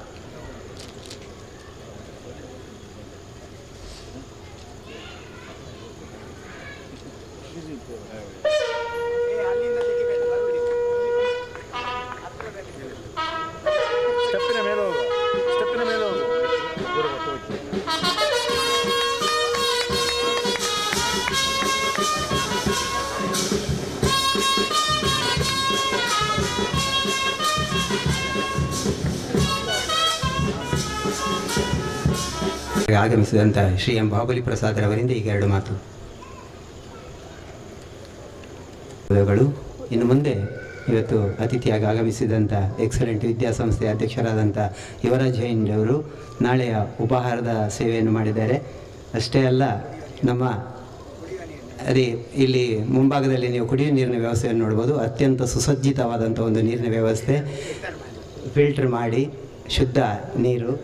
ಅದಲ್ಲದೆ ನಮ್ಮ ಜೈನ ಧರ್ಮದ ಚಿಕ್ಕ ಕಾರ್ಯಕ್ರಮದಿಂದ ಹಿಡಿದು ಮಸ್ತಕಾಭಿಷೇಕದಂಥ ಯಾವುದೇ ಕಾರ್ಯಕ್ರಮ ಇರುವುದು ಅದರ ಒಂದು ಹಿಂದಿನ ಶಕ್ತಿ ಕೂಡ ಹೌದವರು. ಅದಲ್ಲದೆ ಅವರ ವಿದ್ಯಾಸಂಸ್ಥೆಯ ಮೂಲಕ ನಮಗೆ ಅನ್ನಿಸ್ತದೆ ಲಕ್ಷಗಟ್ಟಲೆ ಫೀಸ್ ತಗೊಳ್ತಾರೆ ಅಂತ. ಅದೇ ರೀತಿ ಎಷ್ಟೋ ಲಕ್ಷ ರೂಪಾಯಿ ಅವರು ಗೌಪ್ಯವಾಗಿ ಬಡ ವಿದ್ಯಾರ್ಥಿಗಳಿಗೆ, ಸರಕಾರಿ ಶಾಲೆ ವಿದ್ಯಾರ್ಥಿಗಳಿಗೆ ಅದನ್ನು ಕೊಡ್ತಾ ಇದ್ದಾರೆ. ಅದು ಹೆಚ್ಚಿನವರ ಗಮನಕ್ಕೆ ಬರಲಿಲ್ಲ. ಸೊ ಅಂತ ಯುವರಾಜ್ ಜೈನ್ರವರು 2 ಮಾತು ಮಾತಾಡಬೇಕು ಅಂತೇಳಿ ಅವರಲ್ಲಿ ವಿನಂತಿಸ್ತೇನೆ. ಕಲೀಲಾತ್ಮನೆ ಸಾಲೋಕಾನಾಂ ತ್ರಿಲೋಕಾನಾಂ ಯದ್ವಿದ್ಯಾ ದರ್ಪಣ ಇದೆ. ವೇದಿಕೆಯಲ್ಲಿರ್ತಕ್ಕಂತಹ ಮೂಡುಬಿದಿರಿ ಮಠದ ಸ್ವಾಮೀಜಿ, ಪರಮಪೂಜ್ಯ ಸ್ವಾಮೀಜಿಗೂ, ಉಡುಪಿ ಕಣಿಯೂರು ಮಠದ ಸ್ವಾಮೀಜಿಗೂ ಇಚ್ಛಾಮಿಗಳನ್ನು ಅವರಿಂದ ಆಶೀರ್ವಾದವನ್ನು ಪಡೆಯುತ್ತಾ, ವೇದಿಕೆಯಲ್ಲಿರ್ತಕ್ಕಂಥ ಧರ್ಮ ಬಂಧುಗಳೇ, ಪ್ರೀತಿಯ ಎಲ್ಲ ಇಲ್ಲಿ ಸೇರಿರ್ತಕ್ಕಂಥ ಸದ್ಧರ್ಮ ಬಂಧುಗಳೇ, ಮನುಷ್ಯ ಎಷ್ಟು ವರ್ಷ ಬದುಕಿದ್ದಾನಂತ ಹೇಳುವಂಥದ್ದು ಇಂಪಾರ್ಟೆಂಟ್ ಅಲ್ಲ, ಮನುಷ್ಯ ತನ್ನ ಜೀವನವನ್ನು ಹೇಗೆ ಬದುಕಿದ್ದಾನೆ ಅಂತ ಹೇಳುವಂಥದ್ದು ಇಂಪಾರ್ಟೆಂಟ್. ಒಂದು ಹೂ ಕೂಡ ಯೋಚನೆ ಮಾಡ್ತದೆ ತನಗಿರ್ತಕ್ಕಂಥ ಬದುಕು ಒಂದು ದಿವಸ, ಆದರೂ ತನ್ನನ್ನು ಈ ಪ್ರಪಂಚಕ್ಕೆ ಬಿಟ್ಟಿರ್ತಕ್ಕಂಥ ಭಗವಂತನಿಗೆ ತನ್ನನ್ನು ತಾನು ಅರ್ಪಿಸಿಕೊಂಡು ತನ್ನ ಜೀವನದ ಸಾರ್ಥಕತೆ ಮಾಡ್ತದೆ. ಯಾವತ್ತೂ ನಾವು ಯೋಚನೆ ಮಾಡಬೇಕು, ನಮಗೆ ಕೊಡುವುದರಲ್ಲಿ ಸಿಗುವಂಥ ಖುಷಿ ತೆಗೊಳ್ಳೋದ್ರಲ್ಲಿ ಇರುವುದಿಲ್ಲ. ಆದ್ದರಿಂದ ನಮ್ಮ ಜೀವನವನ್ನು ನಾವು ಯಾವ ರೀತಿ ಬದುಕಿಕೊಂಡು ಹೋಗಿದ್ದೇವೆ, ಯಾವ ರೀತಿ ಇದ್ದೇವೆ ಅಂತ ಹೇಳುವಂಥದ್ದು ನಮ್ಮ ಬದುಕು ನಮಗೆ ಯಾವುದನ್ನು ಕೊಟ್ಟಿದೆ. ಧ್ರುವಧಾರಯತೆ ಧರ್ಮ ಅಂತ ಹೇಳ್ತೇವೆ. ಒಳ್ಳೆಯದನ್ನು ಎತ್ತಿ ಹಿಡಿಯುವಂಥದ್ದೇ ಧರ್ಮ ಅಂತ ಹೇಳುವಂಥದ್ದು. ಒಬ್ಬ ಹಾಸ್ಪಿಟ್ಲಲ್ಲಿ ಯೋಚನೆ ಮಾಡ್ತಾ ಇದ್ದಾನೆ, 3 ದಿವಸ ಆಗಿದೆ, ದೊಡ್ಡ ಬಿಲ್ಲು ಬಂದು ಕೂಡಲೇ ಅಳ್ಳಿಕ್ಕೆ ಪ್ರಾರಂಭ ಮಾಡಿದ. ಬಂದಿರತಕ್ಕಂಥ ಬಿಲ್ಲು ಕೊಟ್ಟಿರ್ತಕ್ಕಂಥವ್ರಿಗೆ ಹೇಳಿದರು, ನೀವು ಯಾಕೆ ಅಳ್ತಾ ಇದ್ದೀರಿ? 80 ವರ್ಷ ಆಗಿದೆ, ಹಾರ್ಟಿನ ಆಪರೇಷನ್ ರಿಲೇಟೆಡ್ ಆಗಿದೆ, ದುಡ್ಡು ಕಟ್ಟಲಿಕ್ಕೆ ಕಷ್ಟ ಉಂಟಾ ಅಂತ.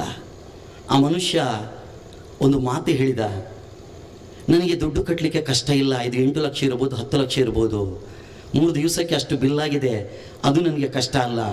ಆದರೆ ಯೋಚನೆ ಆಗ್ತಾ ಉಂಟು, ಈ ಪ್ರಪಂಚ, ಈ ಭಗವಂತ ನನಗೆ ಎಷ್ಟು ದಿವಸ ಉಸಿರಾಡಲಿಕ್ಕೆ ಬೇಕಾಗುವಂಥ ಆಕ್ಸಿಜನ್ ಕೊಟ್ಟಿದ್ದಾನೆ. ಈ 3 ದಿವಸದ ಆಕ್ಸಿಜನ್ಗೆ 10 ಲಕ್ಷ ಆಗಿದ್ದರೆ ಈ ಭಗವಂತ ಕೊಟ್ಟಂಥ ಆಕ್ಸಿಜನ್ಗೆ ನಾನು ಏನು ಋಣ ತೀರಿಸಬೇಕು? ಈ ಪ್ರಪಂಚ, ಈ ಪಂಚಭೂತಗಳು ನಮಗೆ ಎಲ್ಲವನ್ನೂ ಕೊಟ್ಟಿರ್ತಕ್ಕಂಥದ್ದು. ನಾನು ಇತ್ತೀಚೆಗೆ ಕಳೆದ ವಾರ ಭೂತಾನಲ್ಲಿದ್ದೆ 7 ದಿವಸ.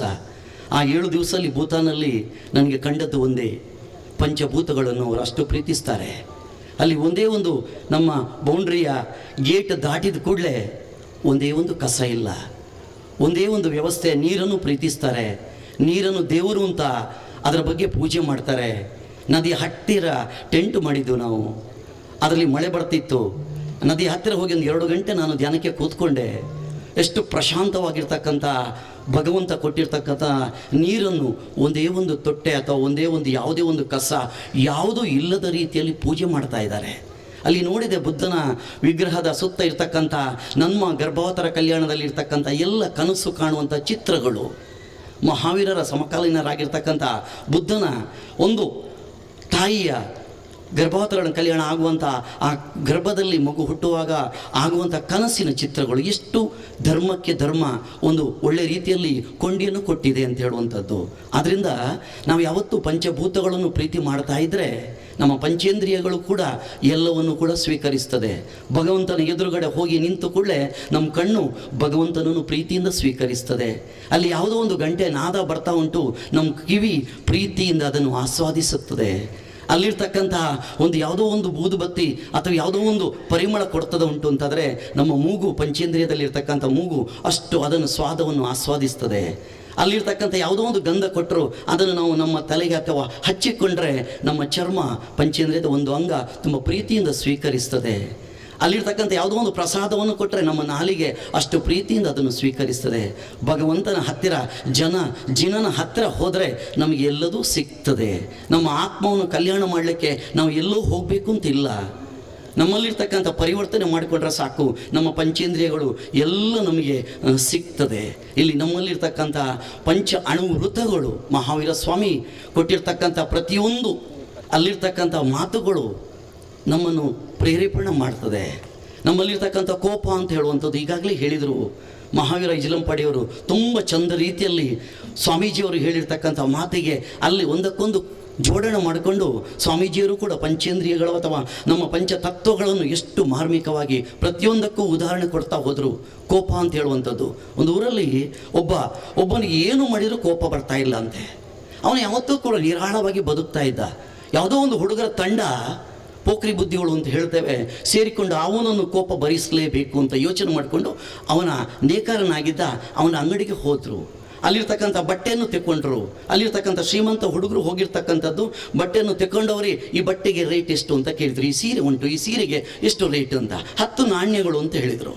ಆ ಸೀರೆಯನ್ನು 2 ಮಾಡಿದ. ಯಾಕಂತ ಹೇಳಿದ್ರೆ ಅವನು ಶ್ರೀಮಂತ, ನೋಡು ಇವನು ಕೋಪ ಭರಿಸಬೇಕು ಅಂತ ಸೀರೆಯನ್ನು 2 ಮಾಡಿ ಈ ತುಂಡಿಗೆ ಎಷ್ಟು ಕೇಳಿದ, 5 ನಾಣ್ಯಗಳು ಅಂತ ಹೇಳಿದರು. ಆವಾಗಲೂ ಹುಡುಗನಿಗೆ ಅನಿಸಿತು, ಅಲ್ಲಿರ್ತಕ್ಕಂಥ ಹುಡುಗರಿಗೆ ಇವ್ರಿಗೇನು ಯೋಚನೆ ಆಗ್ತಾಯಿಲ್ಲ. ಒಂದೊಂದು ತುಂಡು ಮಾಡಿದರು. ಈ ಸೀರೆಗೆ ಎಷ್ಟು ಅಂತ ಹೇಳಿದರು, ಈ ತುಂಡಿಗೆ 2 ನಾಣ್ಯಗಳು ಅಂತ ಹೇಳಿದರು. ಅದನ್ನು ತುಂಡು ಮಾಡಿದ ನಂತರ ಅದನ್ನು ಅಲ್ಲಿ ಬಿಟ್ಟು ಇದು ನನಗೆ ಬೇಡ ಅಂತ ಹೇಳಿದರು. ಆವಾಗಲೂ ಅಲ್ಲಿರ್ತಕ್ಕಂಥ ವ್ಯಾಪಾರಿ ಏನೂ ವಿಚಲಿತನಾಗಲಿಲ್ಲ. ಇದನ್ನು ನೋಡಿ ಹುಡುಗನಿಗೆ ಆಶ್ಚರ್ಯ ಆಯಿತು.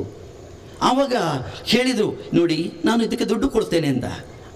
ಆ ದುಡ್ಡಿನ ಅಹಮ್ಮಿಂದ ಅವನು ದುಡ್ಡು ಕೊಡಲಿಕ್ಕೆ ಹೋದಾಗ ಆ ವ್ಯಾಪಾರಿ ಹೇಳಿದ, ನೇಕಾರ ಹೇಳಿದ, ನೀನು ಇವತ್ತು ದುಡ್ಡು ಕೊಡ್ಬೋದು, ಆದರೆ ನನ್ನ ಬಟ್ಟೆಯನ್ನು ನೀನು ವ್ಯವಸ್ಥೆ ಮಾಡಿಕೊಳ್ಳಲಿಕ್ಕೆ ಸಾಧ್ಯ ಇಲ್ಲ. ಈ ಬಟ್ಟೆ ಆಗಬೇಕಾದ್ರೆ ಎಷ್ಟು ಕಷ್ಟ ಆಗಿರ್ತದೆ. ಅಲ್ಲಿರ್ತಕ್ಕಂಥ ಒಂದು ಯಾವುದೋ ರೀತಿಯ ಹೆಣಿಗೆ ಇರ್ಬೋದು, ಅದಕ್ಕೆ ಬೇಕಾದ ವಸ್ತುಗಳು ಇರ್ಬೋದು, ಅದನ್ನು ನಿನ್ನೆ ಕೊಡಲಿಕ್ಕೆ ಸಾಧ್ಯ ಇಲ್ಲ. ಆ ನೇಕಾರ ಆ ಥರ ಹೇಳ್ತಾ ಇರುವಾಗ ಇವನು ಪುನಃ ಅಲ್ಲಿರ್ತಕ್ಕಂಥ ಶ್ರೀಮಂತ ಇನ್ನೂ ಅಹಮ್ಮನ್ನು ಕೆಳಗಿಳಿಸಿಕೊಂಡ. ಆವಾಗ ಇನ್ನೂ ಹುಡುಗ ಕೇಳಿದ, ನೋಡು ನನಗೆ ಬೇಕಾದಷ್ಟು ದುಡ್ಡು ಉಂಟು, ನೇಕಾರ ನಿನಗೆ ಇದರಿಂದಲೇ ವ್ಯಾಪಾರ ಆಗಬೇಕು, ಅದರಿಂದ ನಿನಗೆ ಅದಕ್ಕಾದರೂ ನಾನು ಕೊಡ್ತೇನೆ. ಇಲ್ಲ, ಇದರ ಬೆಲೆಯನ್ನು ನೀನು ಕೊಡಲಿಕ್ಕೆ ಸಾಧ್ಯ ಇಲ್ಲ, ಏನೂ ತೊಂದರೆ ಇಲ್ಲ ಅಂತ ಪ್ರೀತಿಯಿಂದ ಅಪ್ಪಿಕೊಂಡ. ಹುಡುಗನ ಅಹಂಕಾರ ಅಲ್ಲಿ ನೀರಾಗಿ ಹೋಯಿತು, ಕಣ್ಣೀರು ಸುರಿಸಿಕೊಂಡ. ಆವಾಗ ನೇಕಾರ ಹೇಳಿದ, ನನಗೆ ಬೇಕಾಗಿರ್ತಕ್ಕಂಥದ್ದು ಪ್ರಪಂಚ ಮನುಷ್ಯನಿಗೆ ಒಂದು ಜನ್ಮ ಕೊಡ್ತಾರೆ, ಈ ಜನ್ಮದಲ್ಲಿ ನೀನು ಬದಲಾವಣೆ ಆಗಿದೆಯಲ್ಲ, ಅದೇ ನನಗೆ ಬೇಕಾಗಿರ್ತಕ್ಕಂಥದ್ದು. ದುಡ್ಡು ನಾನು ಇವತ್ತು ತಗೊಂಡ್ರೆ ಖರ್ಚಾಗ್ಬೋದು, ಯಾರು ಯಾವತ್ತು ದುಡ್ಡಿನ ಹಿಂದೆ ಹೋಗ್ತಾರ, ಅದು ಒಳ್ಳೆಯದಾಗುವಂಥದ್ದು ಅಂತ ಇರುವುದಿಲ್ಲ. ಯಾರು ತನ್ನ ಕೆಲಸವನ್ನು ನಿಯತ್ತಾಗಿ ಮಾಡ್ತಾನ, ಅವನೊಟ್ಟಿಗೆ ದುಡ್ಡು ಅದರಷ್ಟಕ್ಕೆ ಬರ್ತಾ ಹೋಗ್ತದೆ. ಈ ನೇಕಾರ ಹೇಳಿದಂಥ ಮಾತನ್ನು ಕೇಳಿ ಅಲ್ಲಿರ್ತಕ್ಕಂಥ ಆ ಶ್ರೀಮಂತ ಹುಡುಗ ಬದಲಾದ. ಆ ನೇಕಾರನೇ ಕಬೀರನಾಗಿದ್ದ, ಸಂತ ಕಬೀರನಾಗಿದ್ದ. ಆದ್ದರಿಂದ ನಮ್ಮಲ್ಲಿರ್ತಕ್ಕಂಥ ಅಹಂಕಾರ, ಈಗೋ ಎಲ್ಲವನ್ನು ಕೂಡ ನಾವು ಬಿಡ್ತಾ ಹೋದರೆ ನಾವು ಭಗವಂತನ ಹತ್ತಿರ ಹೋಗ್ತೇವೆ. ಯಾವತ್ತೂ ಧರ್ಮಸ್ಥಳದ ಹೆಗ್ಡೆಯವರೊಂದು ಮಾತು ಹೇಳ್ತಾರೆ, ಯಾವತ್ತೂ ದೇವಸ್ಥಾನದ ಹೊರಗಡೆ ದೊಡ್ಡ ಗಂಟೆ ಇರ್ತದೆ, ಆ ಗಂಟೆ ಚಿಕ್ಕದಾಗ್ತಾ ಆಗ್ತಾ ಹೋದಾಗಿ ದೇವರ ಹತ್ತಿರ ಹೋಗ್ತದೆ. ದೇವರ ಹತ್ತಿರ ಇರ್ತಕ್ಕಂಥದ್ದು ಮಣಿ. ನಮ್ಮಲ್ಲಿರ್ತಕ್ಕಂಥ ಅಹಂಕಾರ, ಈಗೋ ಎಲ್ಲವನ್ನು ನಾವು ಬಿಡ್ತಾ ಹೋದರೆ ನಾವು ದೇವರಿಗೆ ಹತ್ತಿರ ಆಗ್ತೇವೆ.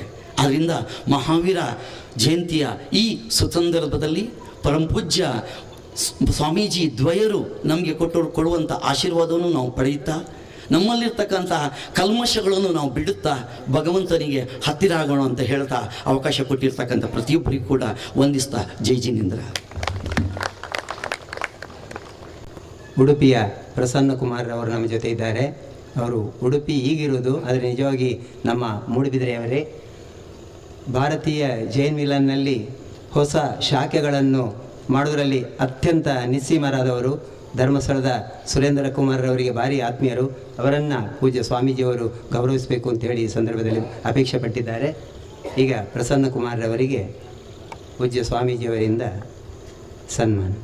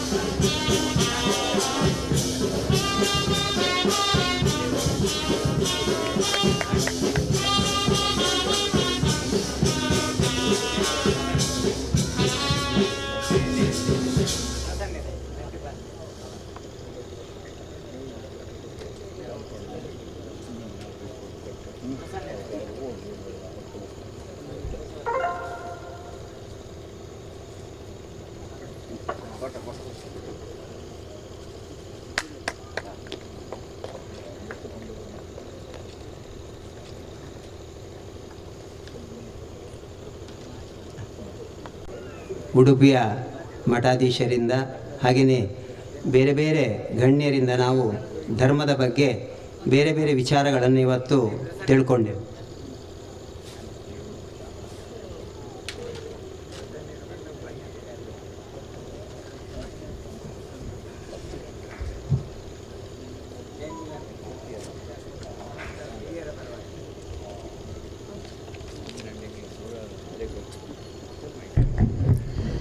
ಎಲ್ರಿಗೂ ಜೈ ಜಿನೇಂದ್ರ. ವೇದಿಕೆಯಲ್ಲಿರುವ ಮೂಡುಬಿದಿರೆ ಚಾರುಕೀರ್ತಿ ಭಟ್ಟಾರಕ ಪಂಡಿತಾಚಾರ್ಯ ಮಹಾಸ್ವಾಮಿಗಳ ಪಾದಗಳಿಗೆ ಇಚ್ಛಾಮಿ ಇಚ್ಛಾಮಿ ಇಚ್ಛಾಮಿ.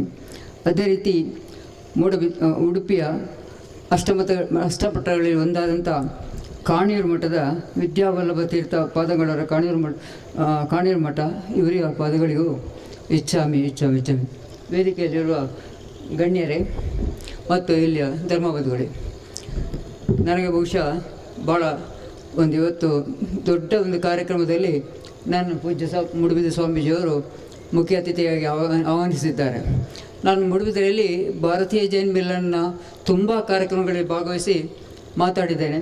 ಆದರೆ ಇಂಥ ಒಂದು ಧಾರ್ಮಿಕ ಕಾರ್ಯಕ್ರಮ, ಅದು ಕೂಡ ಮಹಾವೀರ ಸ್ವಾಮಿಯ 2560 ವರ್ಷದ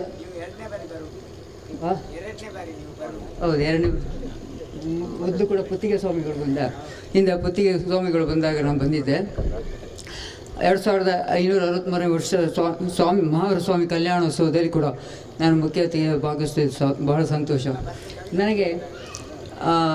ಮೂಡುಬಿದ್ರೆ ಸ್ವಾಮೀಜಿಯವರು ಅಷ್ಟಮಠದ ಎಲ್ಲ ಸ್ವಾಮಿಗಳನ್ನು ಇಲ್ಲಿ ಆಹ್ವಾನಿಸುವಾಗ ಅವರು ನನ್ನ ಹತ್ರ ಆಹ್ವಾನಿಸಬೇಕು ಅಂತ ಹೇಳ್ತಾ ಇದ್ದೆ. ಹಿಂದೆ ಪೇಜಾವರ ಸ್ವಾಮಿಗಳು, ಅದೇ ರೀತಿ ಪುತ್ತಿಗೆ ಸ್ವಾಮಿಯವರು, ಈ ಸಲ ಕಾಣಿಯೂರು ಮಠ ಸ್ವಾಮಿಯವರನ್ನು ಕೂಡ ನಾನು 2 ಸಲ ಹೋಗಿ ಆಹ್ವಾನಿಸ್ತೇನೆ.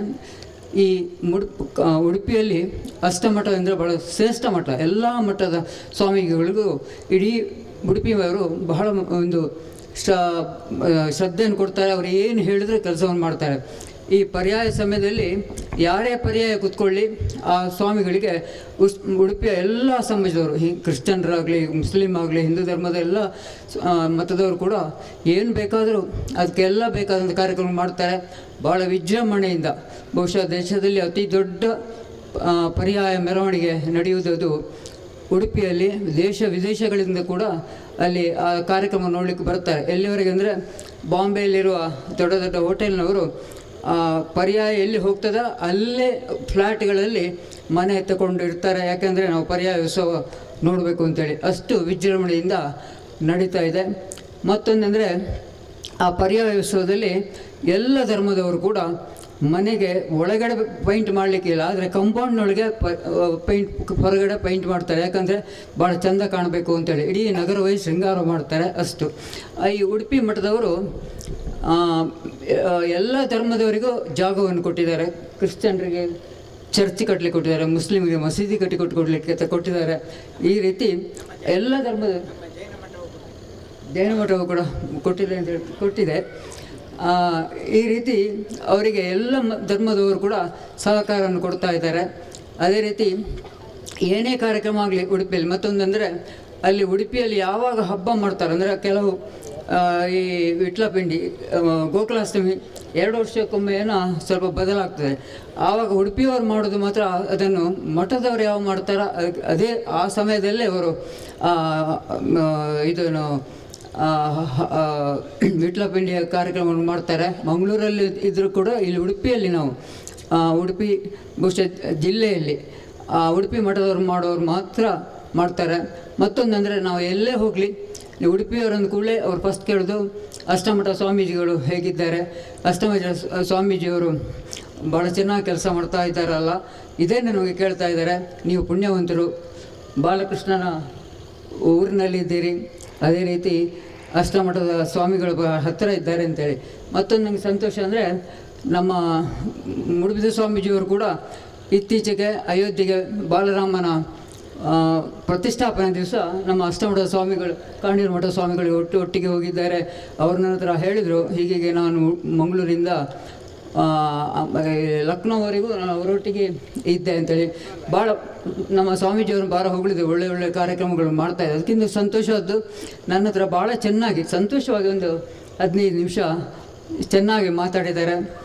ಅದರಿಂದ ಎಲ್ಲ ಸ್ವಾಮಿಗಳು, ಅಷ್ಟಮಠದ ಎಲ್ಲ ಸ್ವಾಮಿಗಳು ಕೂಡ ಮೂಡುಬಿದಿರೆ ಸ್ವಾಮೀಜಿಯವರ ಹತ್ರ ಭಾಳ ಅತ್ಯುತ್ತಮ ಸಂಬಂಧವನ್ನು ಇಟ್ಕೊಂಡಿದ್ದಾರೆ. ಯಾವತ್ತೂ ಕರೆದರೂ ಅವರು ಬರಲಿಕ್ಕೆ ಭಾಳ ಉತ್ಸಾಹ. ಅದೇ ರೀತಿ ಕೂಡ ನಮ್ಮ ಮೂಡುಬಿದಿರೆ ಸ್ವಾಮೀಜಿಯವರು ಪೂರ್ವಾಶ್ರಮದಲ್ಲಿ ಉಡುಪಿಯಲ್ಲಿದ್ದರು.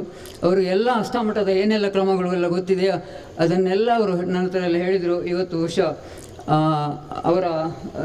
ಅವರಿಗೆ ಕೊಟ್ಟಂಥ ಫಲಪುಷ್ಪ ನೋಡುವಾಗ ಗೊತ್ತಾಗುತ್ತೆ. ಇದಕ್ಕೆಂದರೆ ನಮ್ಮ ಪರ್ಯಾಯ ಸಮಯದಲ್ಲಿ ಅಲ್ಲಿ ಅಷ್ಟಮಠದ ಸ್ವಾಮೀಜಿಗಳು ಇದನ್ನೇ ಕೊಡ್ತಾರೆ ಬಂದವರಿಗೆ ಅಂಥ ಕಾರ್ಯಕ್ರಮದಲ್ಲಿ.